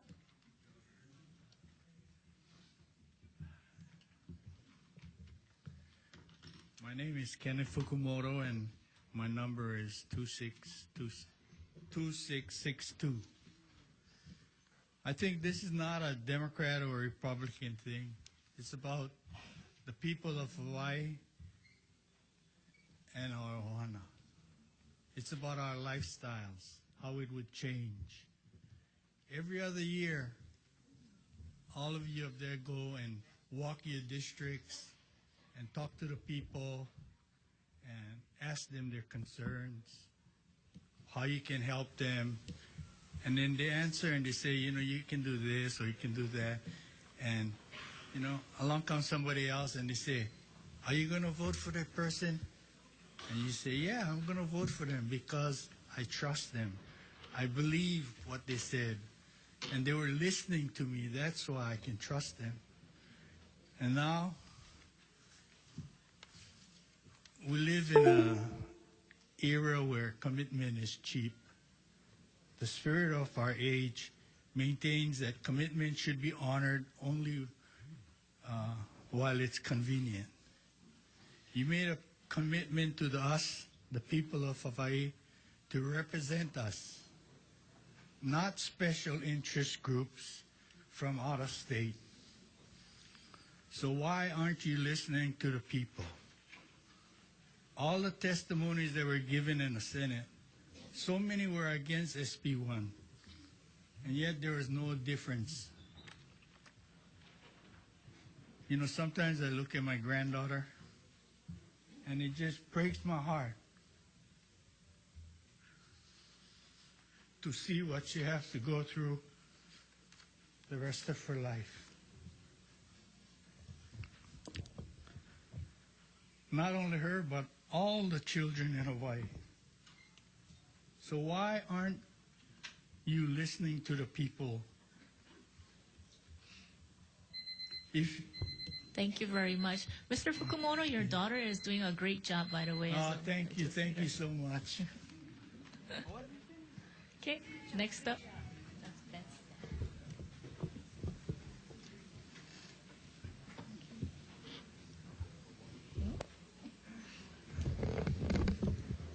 I'm number 2605, Lisa Inoue. Excuse me. I submitted my opposition to SB1 online, but I'd like to add to it today. As I sat here on Monday and also watched these hearings on Olelo, there were a couple of red flags I'd like to raise. First of all, when an elected senator and educated elected official at the conclusion of Monday's 11 to 12-hour lengthy hearing states that her reason or logic for passing this bill to the Senate floor is simply because of reverse psychology, and then presents an analogy of the effects of reverse psychology on her son, what I got from that, what my understanding of that is, she is basically saying that it can't be done. Despite the many opponents against this bill, instead it made her want to go in the opposite direction to support this bill. This logic concerns me greatly. Representatives, just because something can't be done doesn't mean it should be done. I hope you will put more thought and consideration into your reasons as to why you are for or against this bill. Secondly, another red flag. You know, I've heard it suggested to Monday's committee that you should set up a task force before passing this bill. Great suggestion.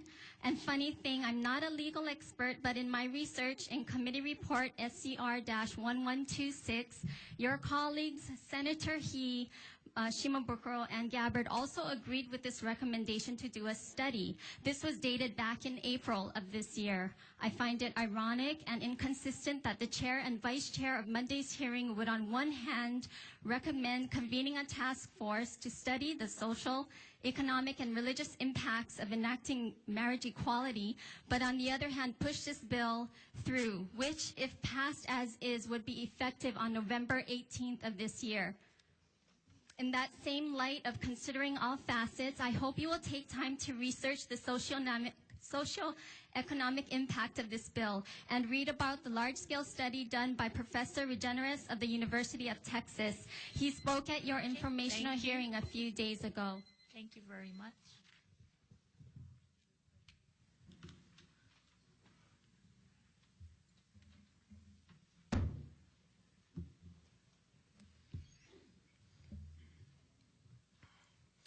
Good afternoon. My name is Eric Kialvi.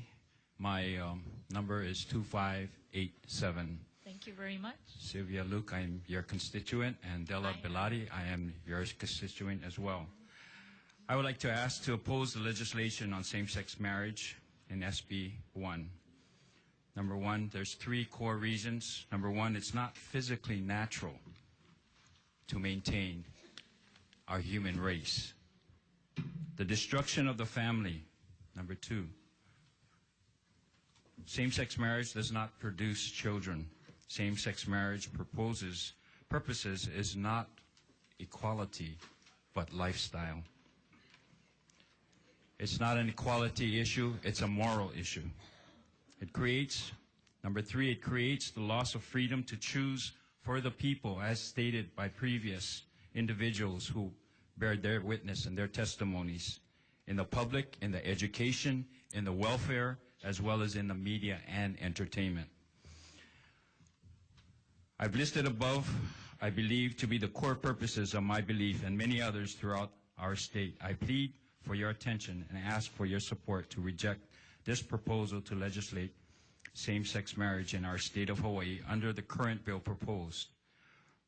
For the sake of my children, my grandchildren, my posterity to follow, you jeopardize my genealogy in the future. My children, my grandchildren. I have friends and family members who live same-sex lifestyle. We love each other because of our mutual bond.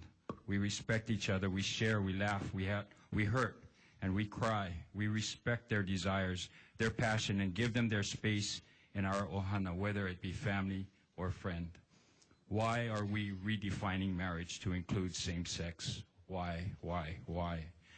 There are laws already in place to give them their rights and their free agency to share their lives with each other as they wish. These laws are the exception. Why is it now that we the people, or the majority, will have to lean towards them? Thank you very much. Thank you. Thank you. Next up, please come up.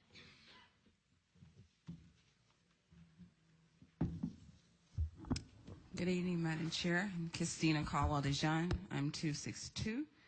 I wish to just read to you really quickly. You're placed here as the senators. I got a letter from the senator. It says, I'm very sorry of the situation of your son, Kyle. I understand that you're seeking legislation that would protect your family from any of the same experiences. Number one, having a child kidnapped for 12 years is not a situation. It's called a kidnapping, a custodial interference. I say you get what you vote for. When I ran for governor in 2010 of Honolulu, Hawaii, I wasn't placed on a ballot. 2010, I had to step up to the plate and run for mayor that same year.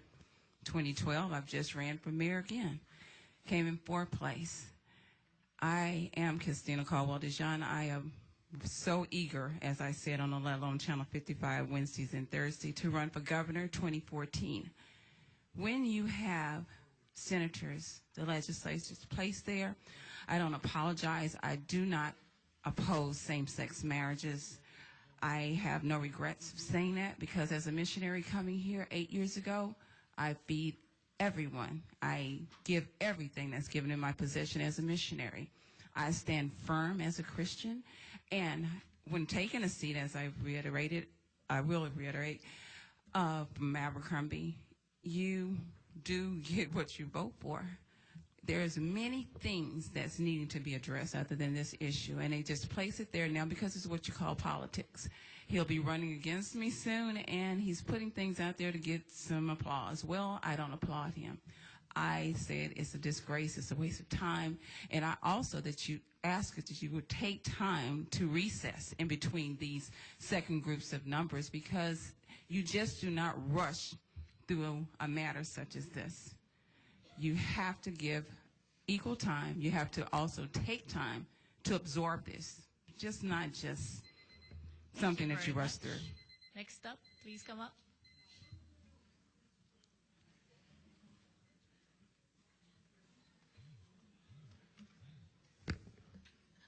Good afternoon. My name is Kiyomi Larika, 2783.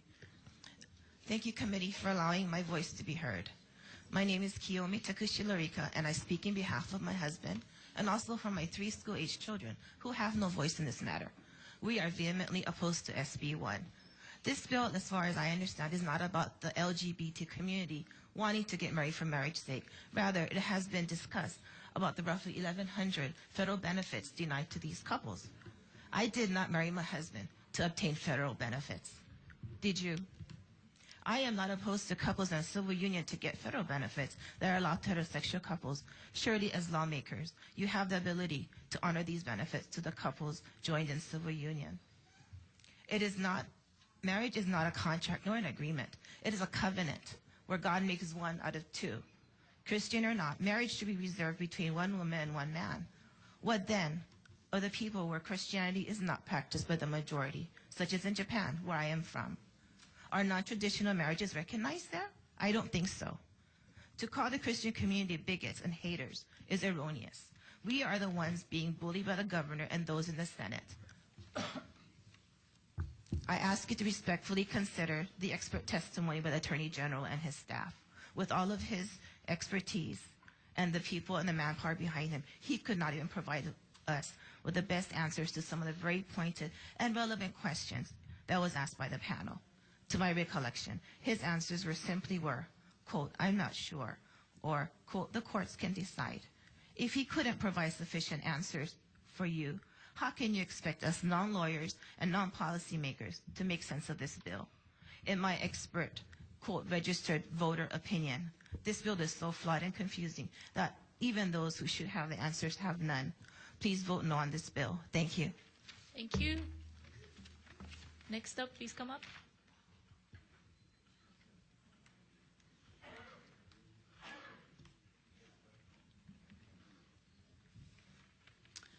Aloha.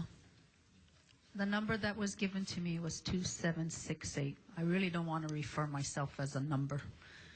But anyway, thank you to the representatives, members. My name is Lana Lando, and I reside in Kailua, where I've lived all my life. Thank you today for taking the time to hear your people, because we are your people. I just want you to say, please think twice before you make a hasty decision on an issue that is sacred as this. You know, I've been looking at the newspaper on how you are all thinking to vote, and it really breaks my heart. Sometimes I wonder, how did you come to a decision like this before giving any thought of what kind of outcome or repercussion that might follow something with a magnitude like this?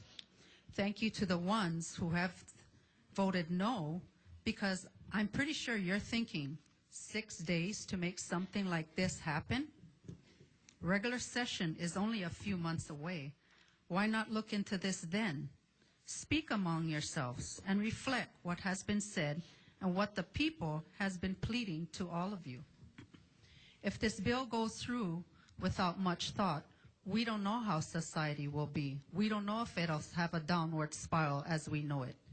My children, grandchildren, everyone will suffer the consequences of your actions.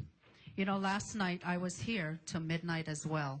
I stood out there with my 16 and 14-year-old grandsons, while my 9-year-old and 6-year-old granddaughter was with the other side of the family. And this was the first time that I didn't get to spend time with them on a Halloween night, which we always do as a family. Now they are outside waiting, one with a fever, because I was very adamant of coming for you folks to hear me. So I really want you to take this into consideration. I just would like to end with this. The life of the land is perpetuated in righteousness. What does righteousness mean? Acting in accord with divine or moral law. Okay, Thank you. Next up.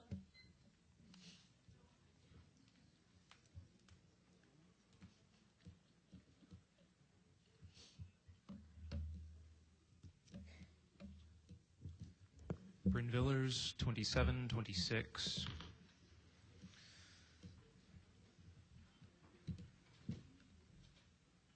Dear Honorable Chairs Rhodes and Luke, members of the Committee on Judiciary and Finance, aloha. Thank you for your service and graciousness over the last 2 days. My name is Bryn Villers. I am a registered voter in House District 21. I have a BS in zoology, and I oppose SB1. To claim a civil right, a group must share an immutable characteristic. You've heard quite a few people say it is not a choice. You've also heard people say it was a choice. Is the gay community calling those people liars, or saying they are bad people or deceived? Science doesn't help the case. Monozygous same DNA twins should 100% be both gay or straight.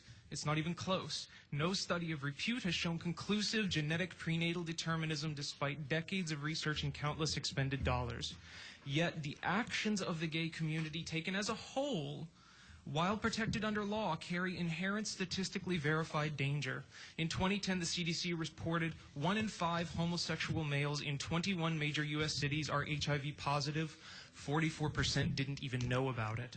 And biology does not stand still. A treatment-resistant HIV mutation has been found, which is estimated to have a 300% increased rate of death over normal HIV patients. These are terrible statistics. It's people dying Where's that special session? The state's place is to regulate, not promote detrimental behavior and foster beneficial behavior while respecting freedoms. This bill does neither. You've heard a lot about love. The state does not recognize love. If it did, there would be a love examination before the state conferred marriage. The state has an absolute interest in promoting the heterosexual, monogamous, biological parent family above all other situations. It's statistical.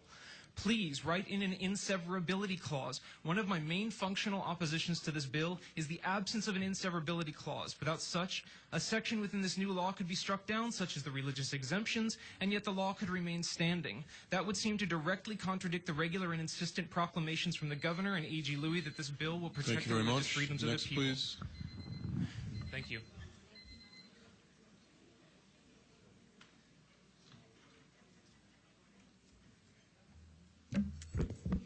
Carrie Villers, 2727. Thank you guys for being so accommodating to us and allowing as many people as possible to testify. I appreciate that.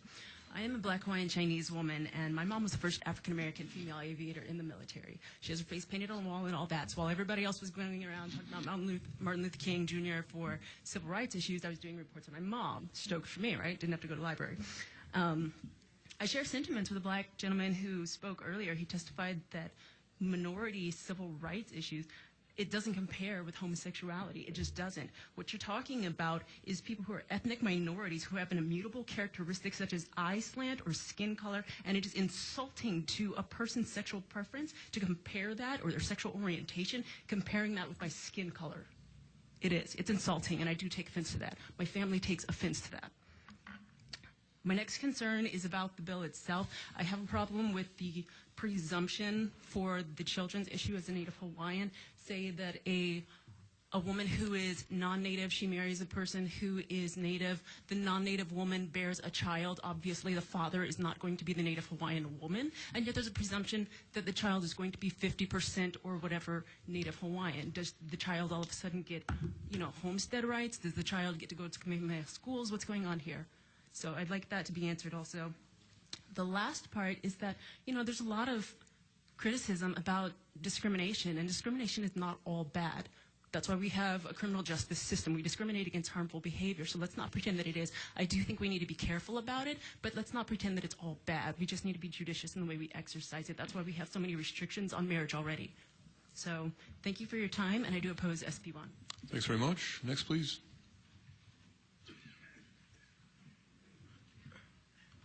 Gerald Wong, number 2548, one senior citizen concerned for the future generations of Hawaii.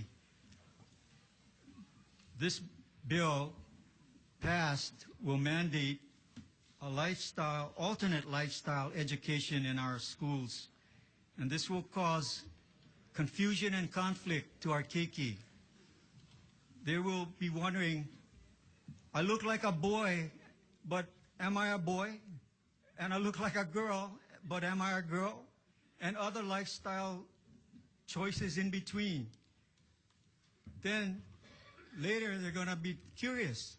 Hey, chance it, try them, let's do it.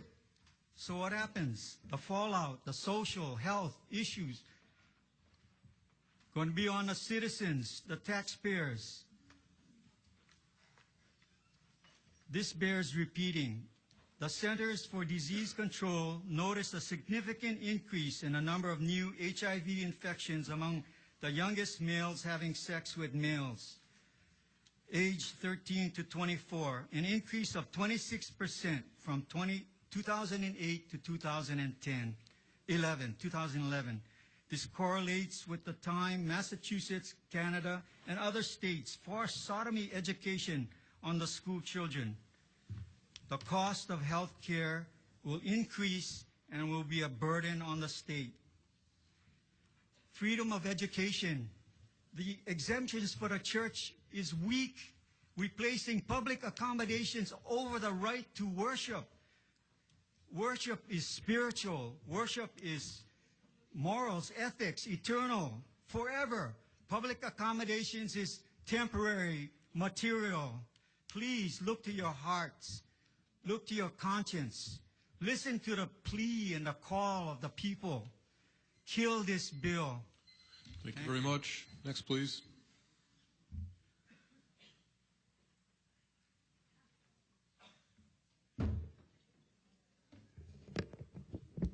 Good evening. My number is 2199. My name is April Paned, a registered voter of Eva Beach. I came here for the sake of my daughters to beg you to vote no for this SB1.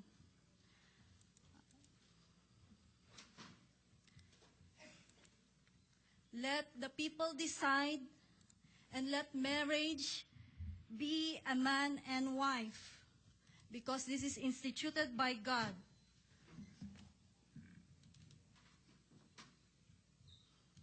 Please, I beg you to represent the true voice of Hawaii people, to let the people decide. Thank you. Thank you very much. Next, please.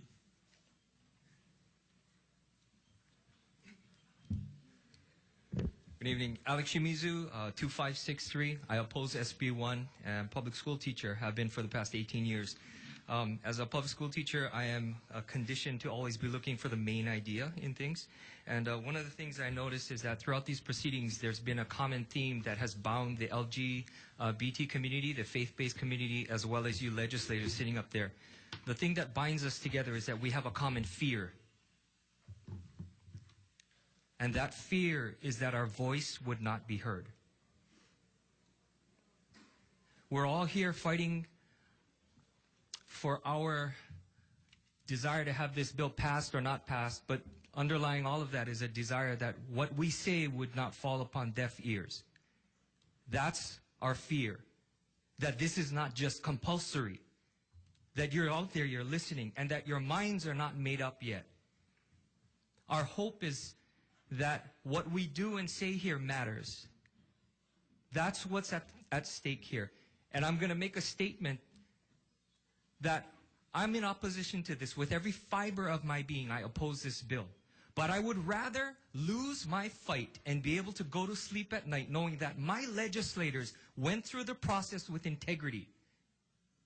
I would rather lose and sleep well at night rather than to win this fight, but knowing somewhere if I won, I was happy because my desire lined up with the hidden agenda. I wouldn't have peace because I'd win this fight, but what about the next fight and the next one after that? You have enough data from past voter history, from the testimonies. You know what the people want. Please do not corroborate our greatest fear. Please do not live it out. By hearing all of this and making your decision without hearing us, and having our worst fears come true. Let the people decide. Thank you. Thanks very much. Next, please.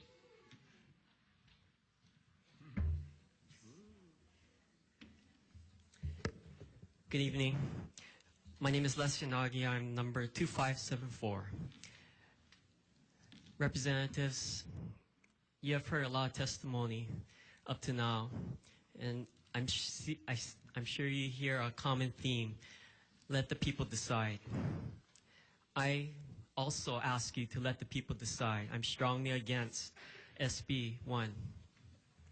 Churches will not have their First Amendment rights protected. If they provide marriage counseling services, they may be asked to do so by a same-sex couple.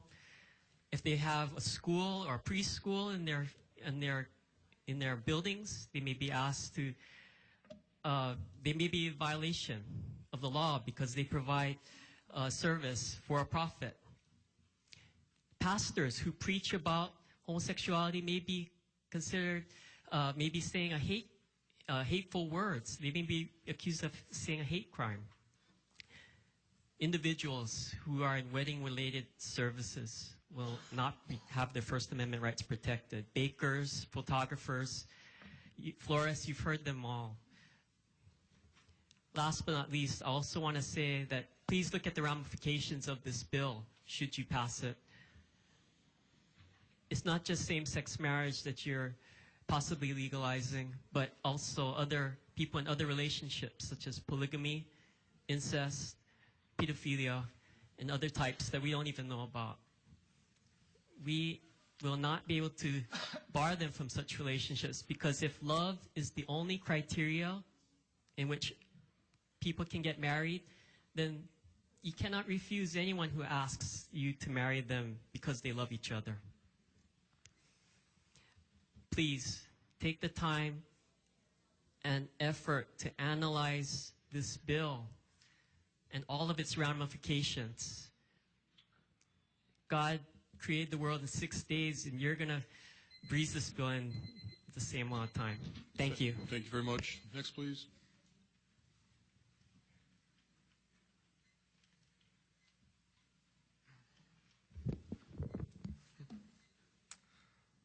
Hi, my name is Michael Colon Yoshimoto, and I am number 2613. I apologize if I start speaking really fast, but I was born and raised in Eva Beach and Honolulu, and I currently go to Hawaii Pacific University. I want to thank you, first of all, for allowing me to voice my opinion on the topic at hand, and I want to thank all of you representatives for patiently enduring all these testimonies, so that way you can make a decision that will further benefit our lovely state of Hawaii. First off, a little bit of a roadmap about what I'll be talking about. First, I want to talk a little bit about the bill. Second, I want to talk about the word freedom. And third, about the questions that we essentially need to be asking. First off, there are kinks in the bill. We all know that. We all recognize that. So why do we want to pass something if we know that it's going to be problematic in the future? Secondly, words like freedom. Words like freedom and rights, these things are God words, and if we continue to use words that are so absolute, somebody's going to lose. Either we lose our rights or they lose their rights. Somebody's going to lose in the end, and we cannot weigh our freedom, or we cannot weigh whose freedom is greater than who else's freedom. Instead, we need to have a discourse about what is the best thing for our society. We need to have this conversation on the impact of this bill. We need to understand what will be the future because of this. Without proper foresight, we're just going to have more traffic on the H1 without room to accommodate. Can I say it? Can I get an amen? I mean, we need to have this conversation so we can analyze what's happening in other states as well as other countries and see if it's something that we want in our state. First off, in California, after the passage of same-sex marriage, they developed gender-neutral bathrooms. In countries like Canada, after the passage of same-sex marriage, they started teaching sex ed in elementary schools to second graders, to third graders, to 7-year-olds, to 8-year-olds. We need to ask ourselves, is this something that we are comfortable with? We need to ask ourselves, is this something that we really want in our state of Hawaii? I don't. This is not the Hawaii that I want my children to grow up in. I do not want my baby daughter to be walking into a public restroom not knowing who might be on the other side of that door. My name is Michael Colon Yoshimoto, and I'm number 2613. Thank you very much, guys. Thank you. Next, please.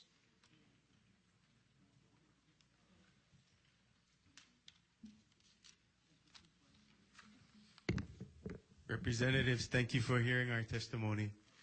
My name is Darryl He. This is my wife, Desiree. We have 2 sons and 1 grandson, and we're from the Windward Side, Chris Lee's district. Do you mind telling us your number, too? 2871. Thank you very much. The state of Hawaii is a big, beautiful machine. It's a big, beautiful, old machine, almost antique, with a lot of history behind it. So beautiful, in fact, that many people from around the world come to see it every day to admire it. It's not a perfect machine. It has some hiccups, but it's humming along pretty well. The people are the fuel that help this machine keep working. You, the lawmakers, are the mechanics, the engineers, if you will, that help make adjustments to it, tweak it, and turn things to keep it running as smoothly as you can. And you've been doing a great job so far. Now, the boss all of a sudden has called you in, the engineers and the mechanics, and when you come in, you see him holding a giant monkey wrench labeled SB1. He says to you, I know you guys are not really supposed to be working right now, but I called you in to help me decide something. I have the feeling that if I throw this monkey wrench into this big, beautiful machine, it'll run better. I need you to take a few days to help me with this. And then he says, I know we usually take way longer time to figure these things out, but I'm just giving you a few days this time. It seems to me that most of the people, the fuel, are asking you to not let the boss drop the monkey wrench into the machine. We fear it will mess things up, that it will break a lot of parts that are essential for it to run well. it'll simply be a mess. A few are asking to go ahead and drop the wrench in because they think it's needed, but the monkey wrench, SB1, is really not needed. Please do not let the SB1 monkey wrench drop into the big, beautiful machine we call Hawaii. Please hear HB5 and let the people decide. Thank you. Thank you very much. Next, please. Hi. Good evening. My name is Desiree He, and my registration number is 2869. I am against SB1 like everybody else, or a lot of people that are here this evening. I live in Waimanalo on Hawaiian Homestead. And Chris Lee, I believe you are my representative. But I didn't vote for you, and come November, I probably won't vote for you again. I have a grandson who's just made 8 months old, and I'd like him to have the opportunities that I've had. I stayed up till like after midnight watching you guys on this same television.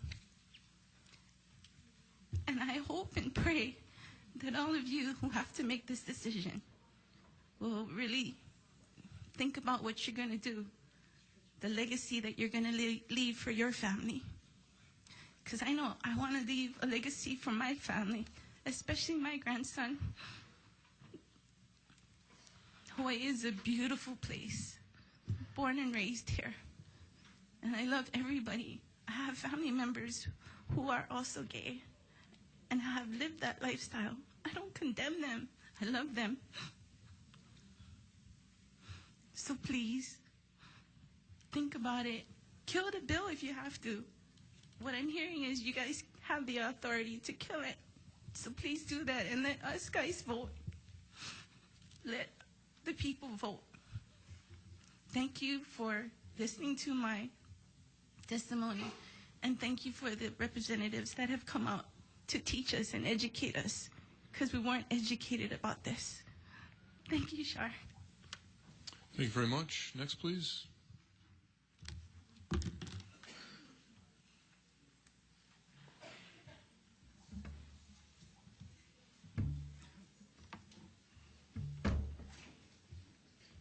guess I'm short. Hi, everyone. Good afternoon. Number 2622. And just to let you know, my name is Annette Oda, and I'm really excited to know that I see Representative Togioka here and Representative Derek Kaukami from the wonderful Garden Island, Kauai, and my home. So I'm 60 plus years old, retired, tenured Hawaii DOE teacher of 30 plus years, mother of 3 grown children, grandmother of 5 3/4, a wife of 37 plus years from Kauai. I want you to know that I've been here since Monday morning because this is really, really important to me and my family till the end of each day. It's been a really interesting week. The robotic demeanor of the 20 senators was disgusting. But you representatives, my inspiration of hope, respect, and integrity has been restored. Thank you so much. As a U.S. citizen and a longtime Hawaii resident and voter, I see a ray of democracy reigning in the House of Representatives here. So please, I want you to know I'm strongly opposed to same-sex marriage bill or SB1.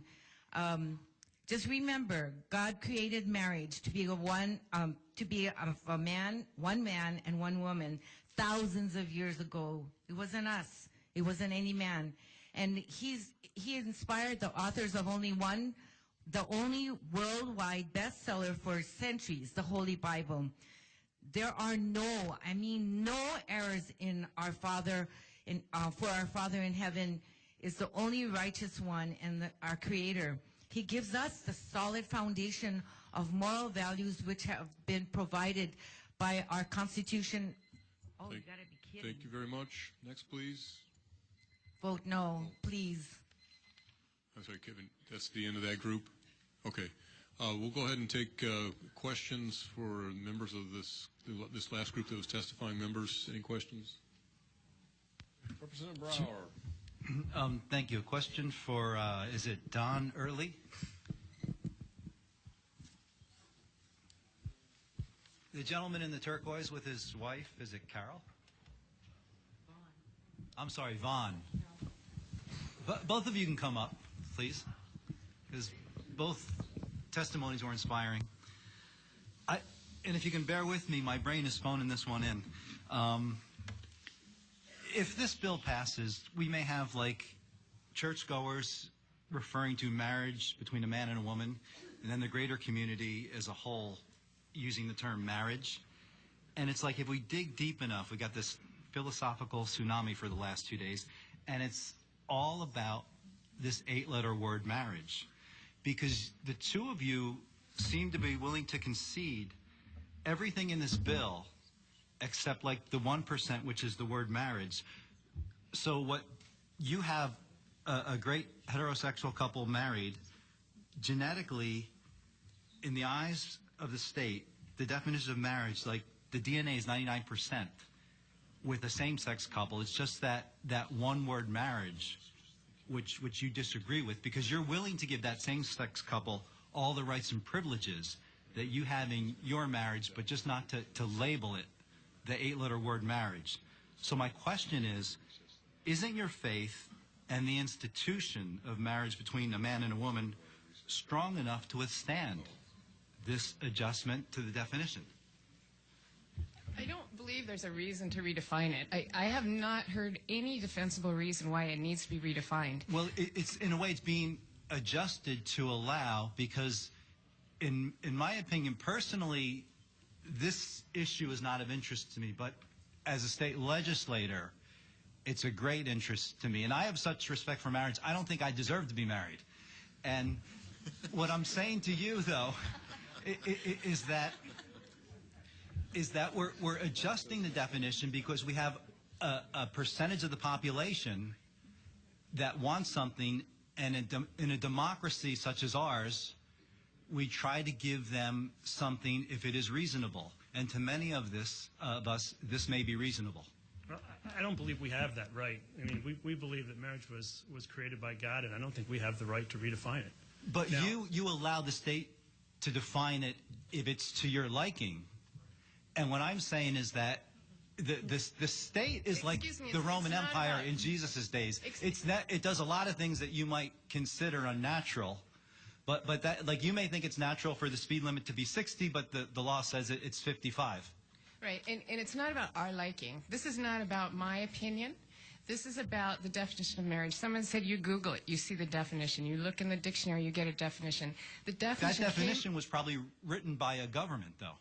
Well, the definition, the real definition, if you want to look at it, if you want to look at the historical document where it came from, and the Bible is a historical document, it doesn't matter what your beliefs are. If you want to look back, it is the most highly documented piece of literature that we have in the world, because it's got so many factual original manuscripts.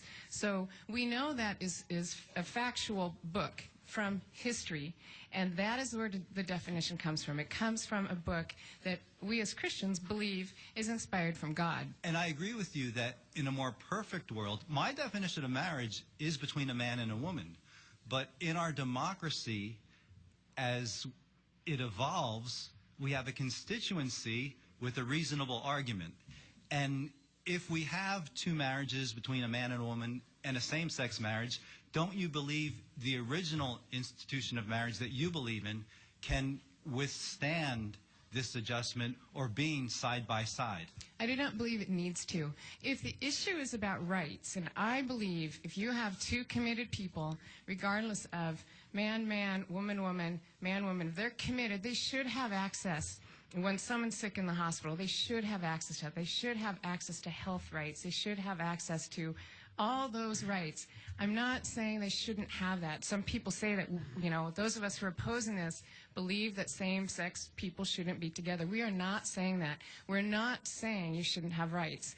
People are saying it's about rights. It's not about rights. It's just that we have a tradition in our faith which is called marriage, and as it is defined in the Bible, which is a historical document, it's between a man and a woman. We have a tradition called baptism, defined in that same historical document. I don't think it would be right for the legislature to come in and redefine has changed baptism. also in the sense that sometimes it's your body that is baptized underwater. Sometimes it's just the head. I know we've had a lot of theology today, but maybe this is getting a little too theological. Okay.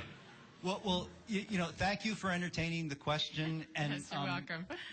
Mr. Chair, with your permission, since Don is there, if he just wanted to end this conversation with a sentence or two. Vaughn. Oh, I'm sorry, David. Oh, I think it's all been said. I'm not sure what else what else we need to add. I think that's perfect. Okay, thank you. Members, any other questions? Mr. Chair.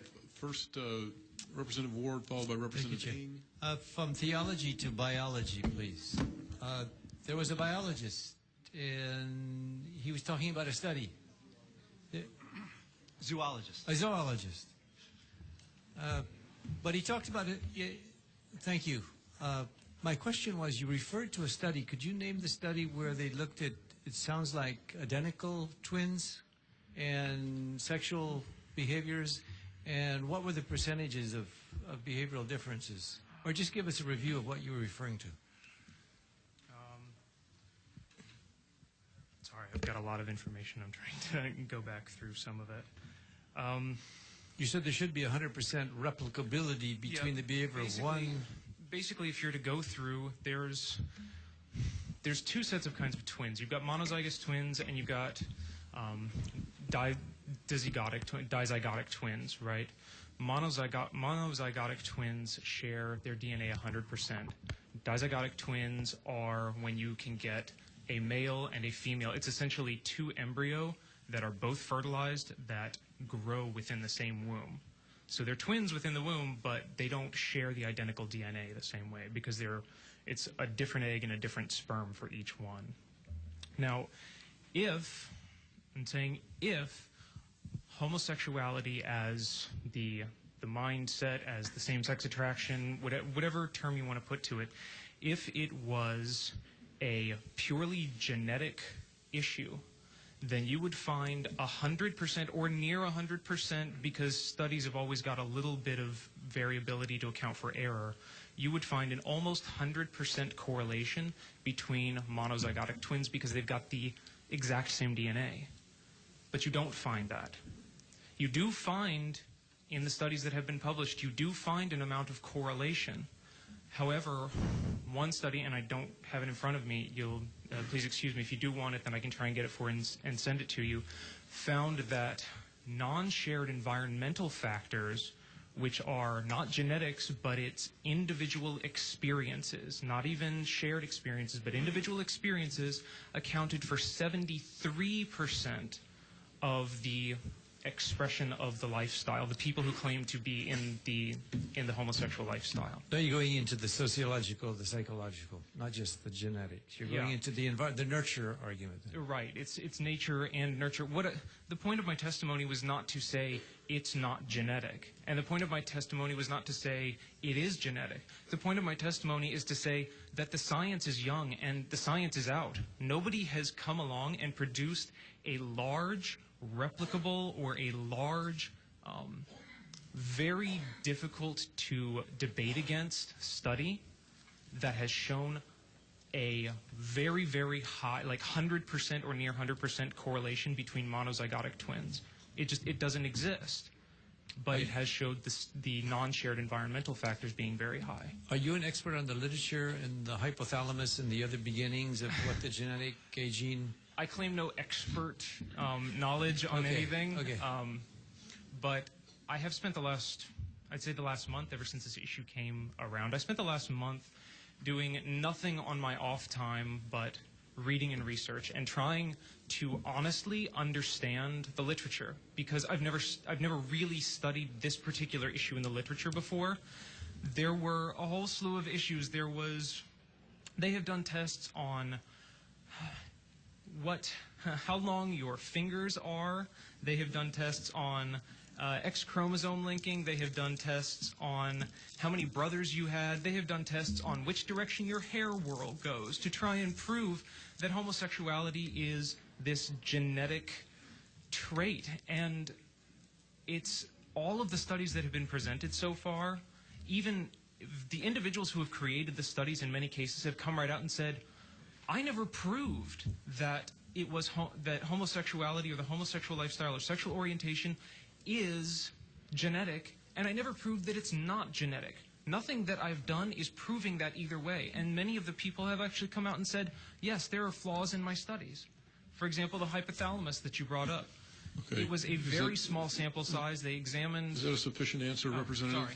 Well, the fact that we're getting some science rather than just some things that are outside of it is a bit refreshing. We Okay. learned economics, but I Can think we go we've ahead and got move the on? point that there's some questions that really remain Okay. on the outside. So Fair thank enough. you. Let's see. Thank Who you was very next? much. Representative Ng, followed by Representative Tokioka.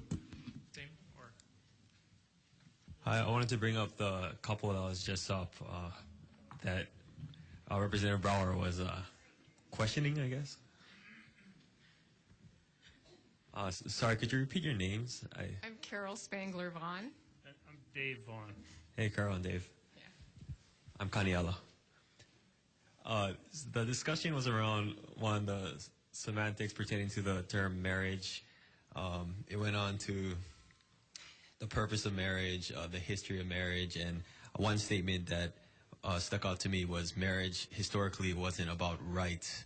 So I wanted my feeling is in ancient Israel, marriage was much about inheritance rights as anything else.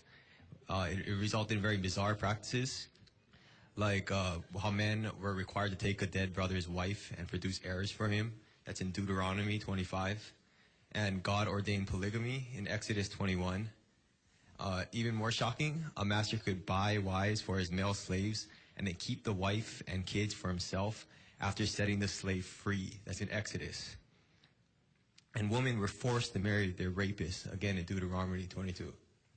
So if you're talking about the history of marriage and traditional marriage and not being about rights, I find that completely false, but I'd like to hear your opinion elaborated. Well, one thing I will point out that in all those situations that you mentioned, so you obviously know a little about the Bible, so that's Old Testament, okay? So everything sort of changes at the birth of Jesus, okay? So we're talking about some history, but in all those examples you mentioned, however, they're pretty distasteful.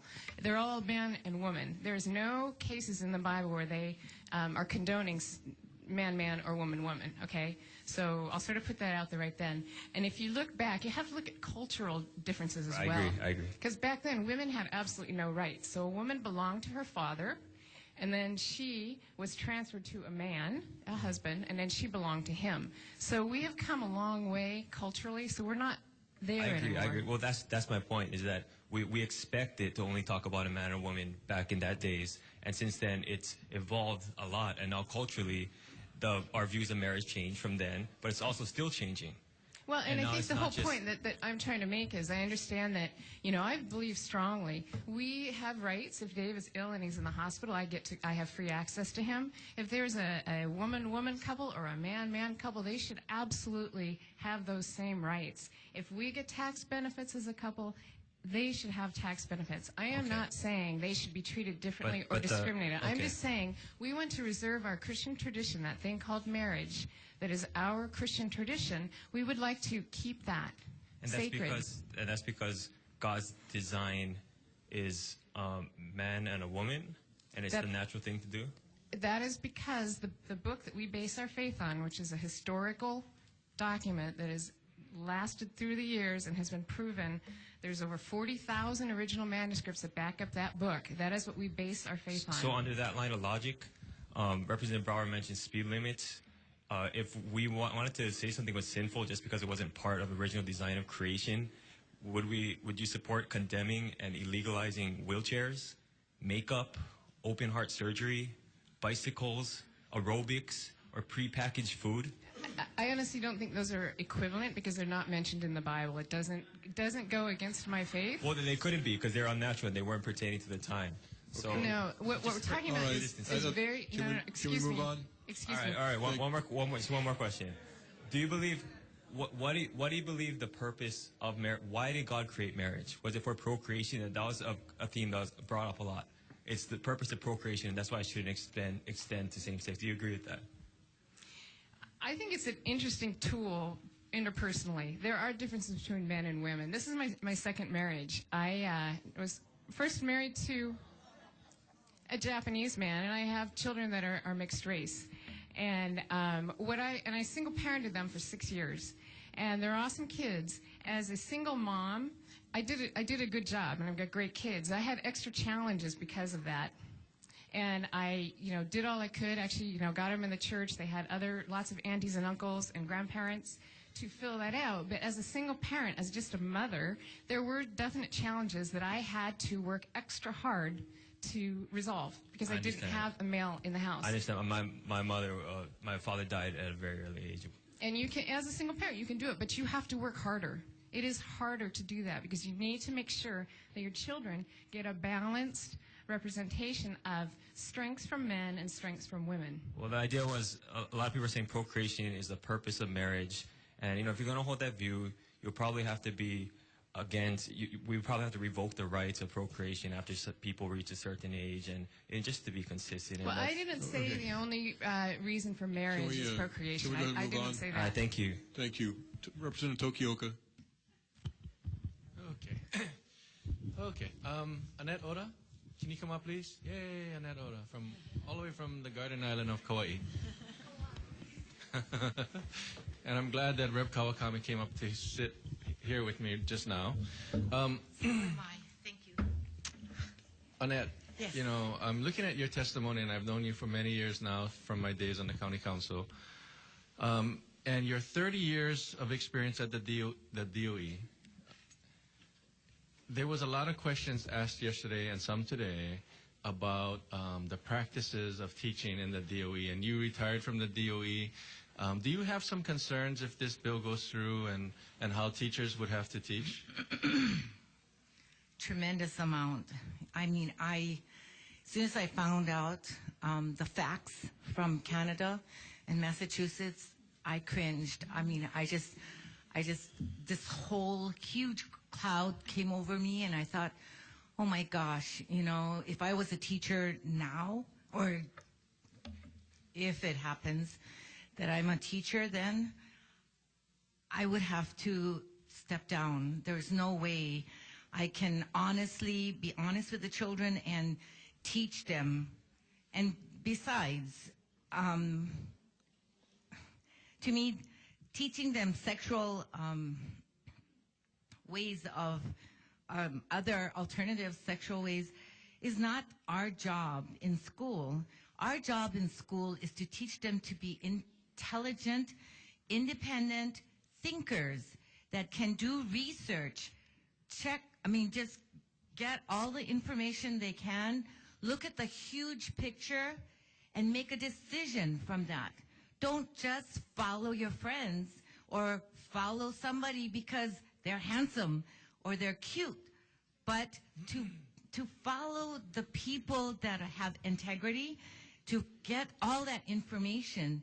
And that's where, and also, I was teaching mostly the 5th and 6th graders, but the 5th graders, we do cover American history, and I can see where there would be a real big problem for me, because I go through the whole democratic process, checks and balances, the whole works, but then we also cover the beginnings of the American government. And where did it stem from? It stemmed from the Pilgrims and the Puritans. What were they doing? They came over for one purpose, one very, very important purpose, and that was for Christian religious freedom, not Buddhist, not Muslim, not anything else, but Christian religious freedom. So if you look at all the documents that they have produced, all our forefathers have produced, there's nothing that says or disputes that they weren't Christians. Look at, and there's God in everything. How can you say, oh, wait, we got to take God out. What? That's insulting them. That's not their intent. Okay, so for us to even discuss this here to see whether we should, allow these other alternatives that's not even mentioned in the Bible or the government documents, the foundation, the essential foundation of American government is embedded in the Christian principles. Okay. How do we get our laws? Yeah, Laws are from knowing right from wrong. Okay. Where else do we get the right from wrong? Are you good with that? Are you good with that answer, Annette, Representative thank you. Tokioka? Thank you for answering the question, and Yeah. thank you for coming all the way from Kauai. Yes, thank you. Thank you for calling me back. Okay, members, any other questions? Representative Vice Chair Har. Thank you, Chair. Is Alex Shimizu still here? Good evening, Mr. Shimizu. Thank you very much for your passionate testimony. Good evening. I want to just clarify something. You had talked about, well, let me take a step back. A lot of proponents will say that opponents of the bill are just promoting fear-mongering. So when you talked about fear, I was a little bit surprised to hear what your fear was. Where would you get that from? What would make you say something like that? Yeah. I've been here since Monday, and even prior to Monday, there's been a lot of talk about preparing for this. And if you look at what's happened throughout the course of the proceedings, it's become so divisive. And at the root of all of this is something beautiful that can happen, is where the gay community can shout at the top of their lungs what they believe in, and that's good. And we can do the same. And there are legislators like Representative McDermott, Representative Ward, who have served in combat, served in the military to win us those freedoms. A buddy of mine, Josh Falloran, came up earlier and he testified about his military service. And when we think back about what this is really about, issues come and go. Our nation has changed so much. But for us to be able to come in an open forum like this and with as much transparency and passion as we can to say what we feel and to express what's important to us and our families and our values and our convictions, it's important. And when that's threatened, it becomes less about the issue and the agenda. And it becomes more about, we won, you lost, but in the end, nobody got served. What I fear is that we come here and go through the motions and nothing gets done that is consistent with what we as a nation believe in. And I know it sounds like, that's all history and whatnot, but it's not. It's what we believe in. Whether we are from whichever community, we believe in it. And we hold it dear to our hearts. And when it's threatened, that's the issue. And so my fear is identified, but my hope is identified as well. My hope is that this process will carry itself through, and the legislators that we've spoken to will be able to look themselves in the mirror in the morning and say, I went through the process with integrity. And again, win or lose, right? As long as we go through the process, Okay, that's so my Mr. hope. Shimizu, you did say that. You said, please go through the process with integrity. Yep. And we've been here since 8:30 this morning. Yep. We were here for over 12 hours yesterday. Yes. So is there anything that leads you to believe we're not going through the process with integrity? Yeah, good question. And yes, there are things. There are things. When we see the public coming out in droves, when we can quantify numerically who feels what on which issue, and yet a vote is made contrary to that. And I'm not trumpeting my side of the issue, because this is one issue. I'm talking about any issue where the facts are clear, the people have made their voices crystal clear, and a vote was made contrary. What am I as a voter, as a citizen, to think? I'm not here walking the legislative halls. And I think Representative McDermott said it the best in the House floor. He said, this smacks of the kind of slithering backdoor, backroom, underhanded politics that will ruin us. I don't know what you go through. I really don't, because I don't work here. Is that a good enough answer for you? But that's where I get that Can you sense. please And I elaborate? agree, it's subjective, but that's how I feel. Okay. Thank you very much, Mr. Shimizu. Thank you. I have a follow-up question for you, though. So, unless every single person in the entire state came through the door and made their opinion known on this topic, how would you know that what the opinion is of the state? That's not what this is. That's not the point of this. Then why not take a scientific poll and look at those numbers instead? You don't need a scientific poll. Here's Why don't you need a scientific poll? Here's how this is set up. Why is a scientific poll not? I mean, they're very accurate. Excuse me. I'll explain it to you.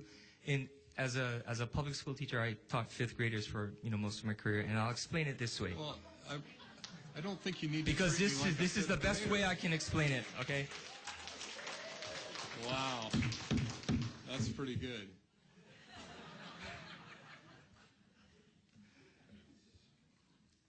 Representation means this, is that I say what I feel, and 1,000 other people say what they feel, but we can't all be there at the same time.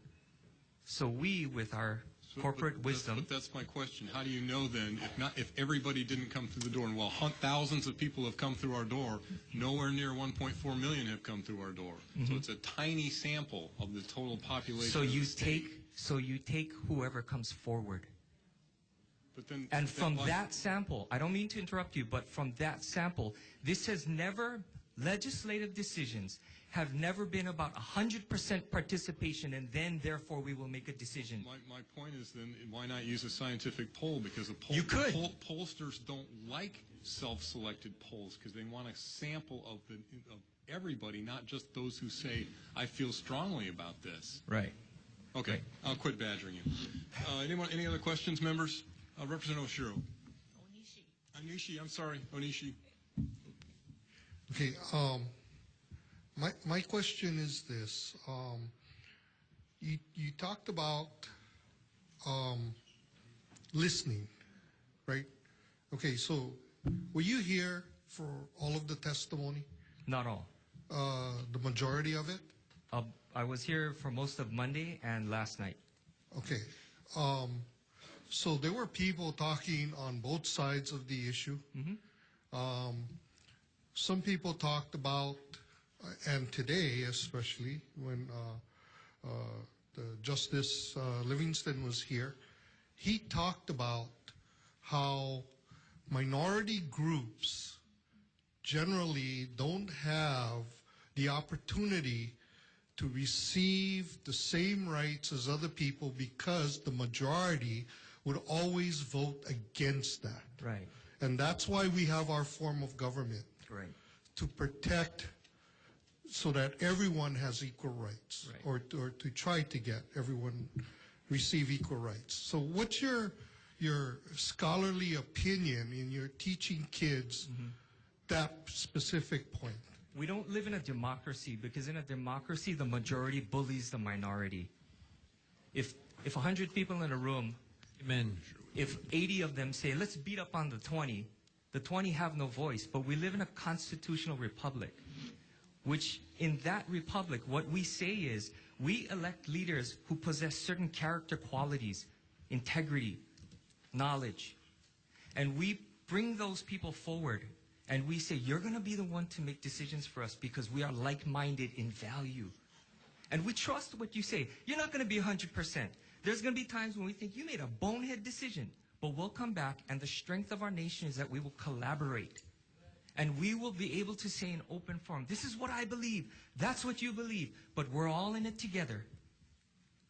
And our leaders will be the ones to represent us based on the Constitution which we have all agreed upon. And so the minority, it's good that they speak up, it's good that they're here to speak up. And just because we're the majority, it doesn't mean we're right, but we have to go through this process where we look at what we corporately believe and disbelieve and hash it out. But we can't do that. We can't rush. So let me ask you this, though. Isn't this the process that we're going through right now?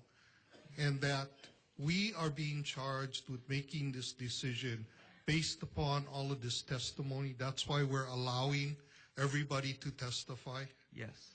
Yes. So, but what you just said earlier about listen to the majority is right. That's No, I didn't contradictory say that. to I what didn't you say that just the said. majority is right. I said that in an organization where the majority is right, that's a democracy where the majority wins no matter what. But we live in a constitutional republic where the majority can say and the minority can say, but we come together to meet at consensus. And some get what they want, don't get what they want, but underlying all of it is a set of corporate beliefs and values that we share. And there can be differences of opinion and whatnot, but what we've seen here, we can't deny that the public, many people have felt like this process has not been carried out with the greatest of integrity, with the thinking of the people in mind, because how many testimonies have we had of, let me decide, and why is this being pushed through? You're here because the governor called you here. You don't have to make a decision. You have to show up. But we can table this and no negative consequences would happen. We could table it now and nothing bad would happen. Representative we can go Yushi's- and talk about it. One more Go point. ahead. Okay, I don't agree with that position, but okay, so when you teach your 5-year-old, fifth grade children, in regards to the right to women's right to vote, in regards to desegregation, okay, do you tell them, okay, what do you tell them in terms of what was the majority opinion and what was the minority opinion, and how the decision was made to change what was the norm? We don't focus on that. Okay, thank you. No, and I'll explain why. No, thank you. Let me thank qualify you. that. Members, What we any other focus on, questions? Okay, seeing none, we're going to take a short recess of maybe 5 to 10 minutes and recess. Members, can we meet in the majority caucus room briefly?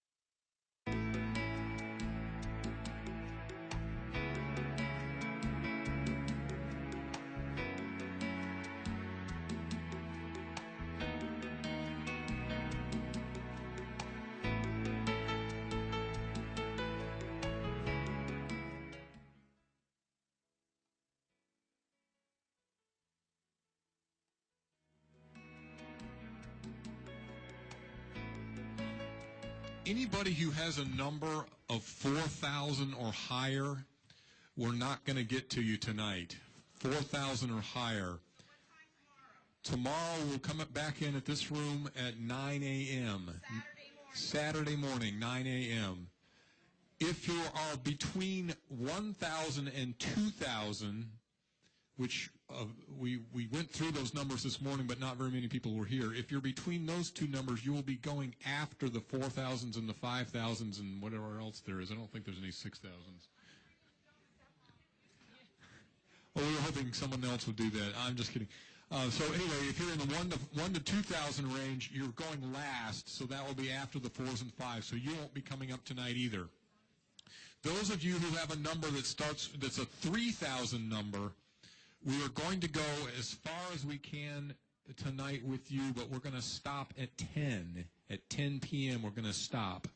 So we probably won't make it through all the 3,000s, but we're going to get through as many 3,000s as we can. Now, if we don't call you tonight, that's where we're going to start tomorrow. And if you missed that for some reason, you can always come back at the very end and we'll still try to work you in. We're going to work on 3,000s right now until 10 o'clock. If we don't make it to all the 3,000s, we'll start up again tomorrow at 9 a.m. with the wherever we stopped with the 3,000s. Okay. One other thing, we are not going to do decision making at least until Monday. So if you're hanging around to find out what the decision is, no need to hang out until Monday. Was there something else? Oh, we will not be meeting on Sunday. We will not be meeting on Sunday. So if we don't get everything done tomorrow, we will have a hearing on Monday, but nothing on Sunday. Okay, so, I'm sorry? It'll be after session, and our session is scheduled for 10 o'clock, so I can't promise anything for sure, but that's what it looks like right now. So, we think it'll be after 10 o'clock. So, we will go back to the 3,000s, and I think that's who's been standing patiently or impatiently back there, so who's next? Come on up if you're in the 3,000 range. Okay. Am I the lucky one that gets to testify in front of 1, 2, 3, 4, 5, 6 people? You should consider that lucky, yes. I'm lucky? Yes. Oh, really? We'll give you extra attention. Oh, We won't grill you nearly as hard. Right. Well, I am Sarah Fatongia, and my number is 3072. I strongly oppose SB1. There are so many flaws that I don't even know where to start. I'm 28 years old, I'm married to my husband of 6 years, and together we have 3 children. We were both born and raised in Hawaii, and I am Native Hawaiian. There is absolutely no reason to rush this bill. None. The appropriate research has not been done, and we do not know the far-reaching effects that it will have. Your children, your grandchildren, and all future generations deserve for this to be thought through. Are you prepared for the AIDS and the other STDs that will arise from legalizing this? Time magazine explains scientists report that gains in controlling the spread of HIV, despite gains in controlling the spread of HIV, the disease continues to spread at an alarming rate. And Washington, D.C.'s HIV/AIDS office says that the principal way that HIV is transmitted is through male homosexual activity. What about the donated blood in our blood banks? Where will the clean blood come from in 50 years in Hawaii to save lives? Have you thought about that? It's disgusting. Are you prepared to build additional hospitals and staff them? All the income that the other side talks about from raising, that the state will gain from tourism, that's all going to go towards HIV. Excuse me. I hate the fact that we come here and we ask for your attention and you sit up there and Wait talk. a minute. I have been listening to testimony for about 20 hours now. I have been paying. So I don't deserve my 2 minutes? I have been paying attention to everyone. Okay. So that's weird. don't give me when you're that. Turning around and facing someone else. Excuse me. If I'm you're gonna- going to be disruptive, I'm going to ask you to leave. But I'm please just continue. asking for your undivided attention. I feel I deserve it. That's all. Please continue. I'm going to go off of my written testimony for a bit to address what Noy Foster talked of. I'm outraged at the fact that the Native Hawaiians will be affected with regards to same-sex couples being allowed to list their children as having Hawaiian ancestry or Hawaiian blood when this is not the case. I demand that you look further into that. It's absurd. The demand of this topic is Okay, thank you very much. you need Next, to please. investigate. Unfair.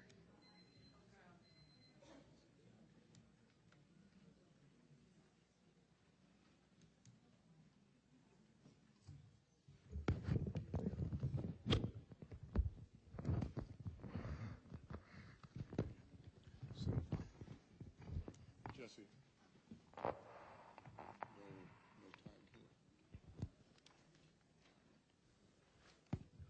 Folder name, press enter for journal. Document to open, press enter for testimony. Change our Hawaii name. God.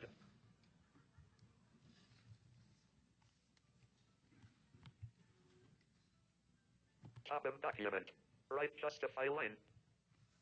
Testimony. My name is Adelinea Shakir. I met Adelinea J. Hare.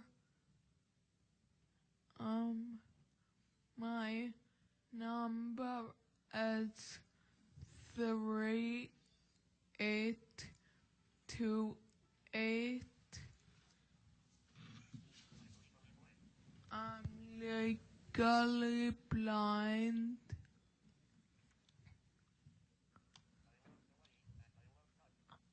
I love Hawaii and I love God.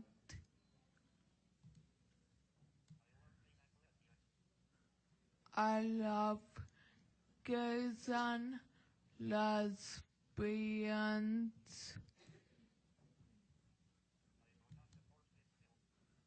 I do not support this SB1 bill.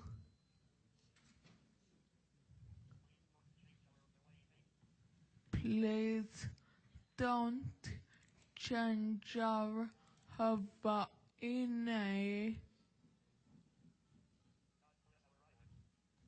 God bless our island, our home, sweet home. God bless our islands, our home, sweet home. Thank you very much. Thank you.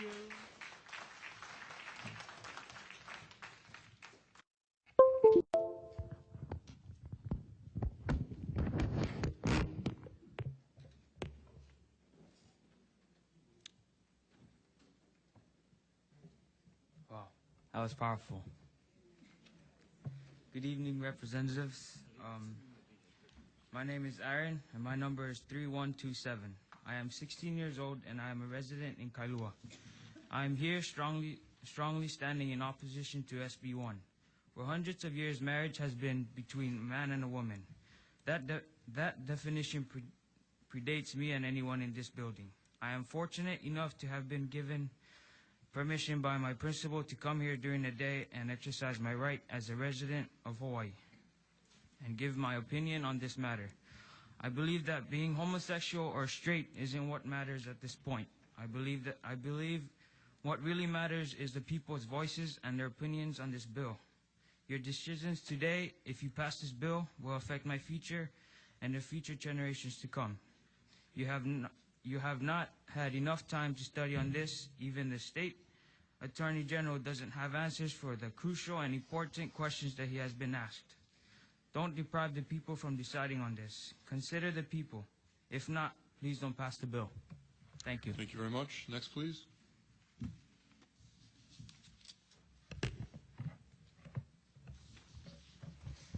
My name is Joanne. My number is 3134.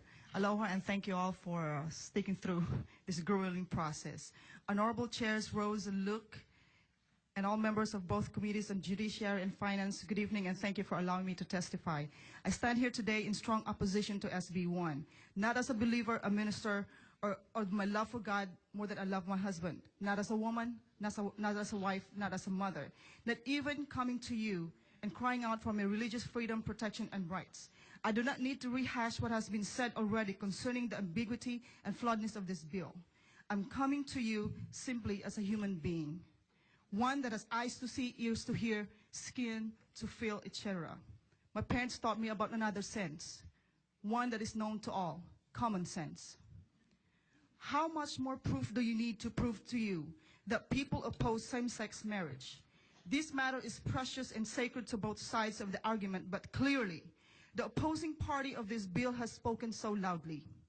The rally on Monday says it, the polls says it, the polls that KITV ran says it, and last night, instead of kids and parents going about their business trick-or-treating, they chose to come here to voice their hearts to you. Law of nature. Your stomach is growling, you must be hungry. Overwhelming number of people are opposing SB1. Common sense, people don't want it. Stop putting people through misery and agony, having to pay the price of your inconsistencies. You already passed the ruling that marriage is reserved between man and woman. History proves it, your own actions prove it. What's the deal? But here's really what made me so embarrassed since yesterday, listening to the Attorney General. He cannot even say a word. He cannot answer important questions that we ask of him. This clearly has not been proven. This clearly has not been given enough time to study. So I'm asking you, do not vote on this bill. Kill the bill. Thank you very much. Next, please.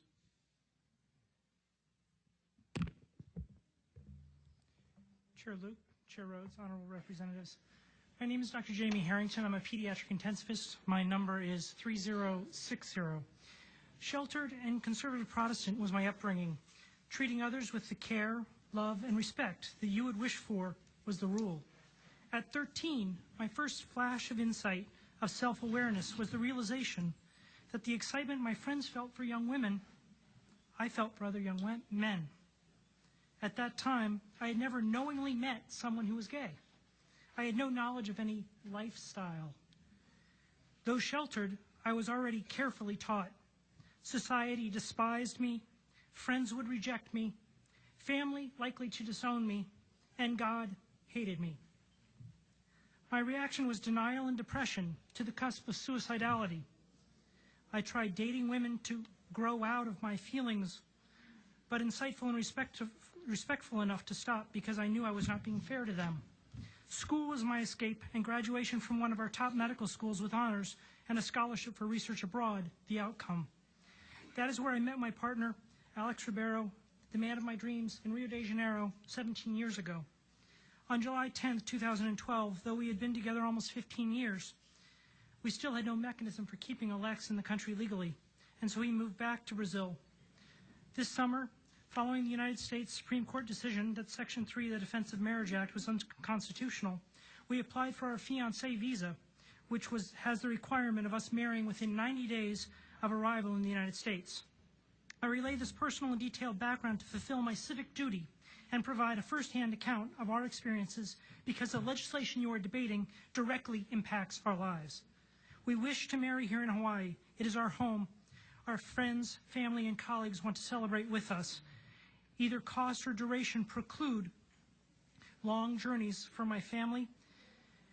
Marrying in California deprives us of that support. Thank you. Thank you very much. Next, please.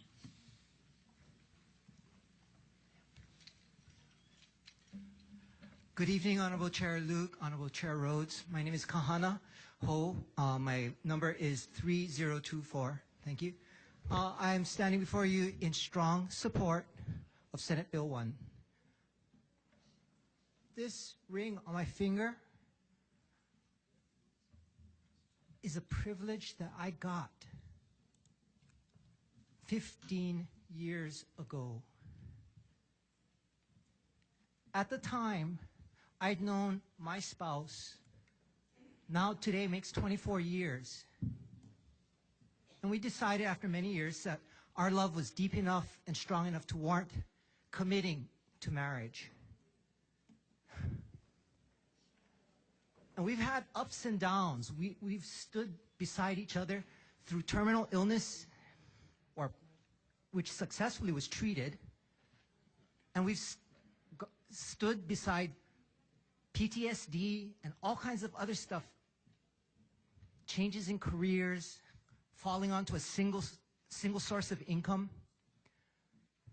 And we stood together through my gender change. And because of my gender change, my marriage now is called into question. We love each other no differently, except deeper than we did 24 years ago. Why is my marriage now going to be put up and considered less than? It shouldn't be. We're the same people with the same, if not deeper, love. Please pass Senate Bill 1. Thank you very much. Thank you. Next, please. Aloha, my name is Crystal Gu, and I am number 3021. I'm a native Hawaiian and was born and raised on the leeward side of Oahu and feel so blessed to have grown up here in Hawaii. I am a teacher, wife, and a mother of 2 and 1 on the way. I strongly oppose SB1. Why the rush? The issue at hand is so important and will have such great lasting impact on the people of Hawaii that we need more time for consideration. As we've heard many who've testified before me from your colleagues, there are flaws in the written bill. Yes, the session was not called by you, so these aren't yours, but you, House of Reps, men and women who have been elected by the people of Hawaii, have the power to modify and fix the flaws. You also have the obligation and duty to represent the voice of the people. Please hear our plea. Wouldn't it be a good idea to take some time to study the consequences that the passing of this bill has had on other states and countries? Wouldn't it be beneficial to take time to collaborate with one another and include your constituents in the process to provide best provisions for all of Hawaii? Today we heard some testimonies regarding ethnicity and documentation of Hawaiian ancestry. As a native Hawaiian conceived by a Japanese mother, as a native Hawaiian conceived by a Japanese mother and Hawaiian father, this concerns me. How will the passage of this bill affect funds that were set for biologically conceived Hawaiians? I have questions regarding this bill, and it worries me. How will this affect the Ali'i Trust and organizations like the Kamehameha Schools Bishop Estate, the Queen Liliuokalani Trust and Children's Center, or the Department of Hawaiian Homelands? Will this bill protect the integrity of these trusts? Our land, our language, and our culture has been taken from us. And if this bill passes, maybe the inheritance that was set aside for my keiki and my keiki's keiki will be taken away. What more can Hawaiians be stripped of? Fellow members of the House Committee, I value your time and your service and hope and pray that you will be strong enough to do the right thing, to stand up and to listen to your constituents and vote no. Thank you so much. Next, please.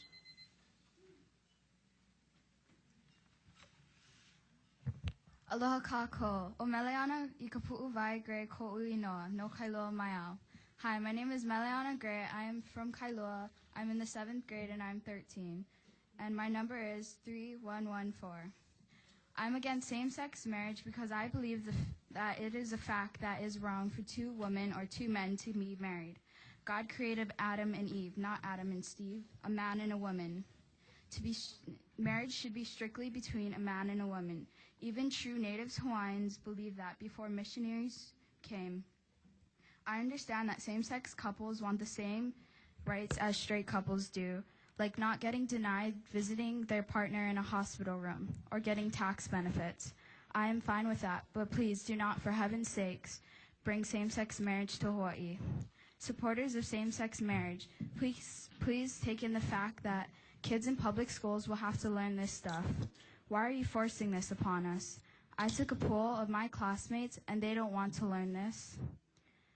One day, if I have a child, do I want him or her to come home saying that they learned in sex ed how a man pleasures another man? Really? Or how about as early as kindergarten, learning about that being normal? Maybe it's normal for your family, but normal for my family is following the Bible. How come you get to force your ways upon my family, but I can't force my ways upon yours? Take the state of Massachusetts, for example. They passed same-sex marriage a long time ago, and this is what their high schoolers have to learn. Most kids don't want to learn about straight couples and what they do in a bedroom. What makes you think they'll feel comfortable about learning gay couples?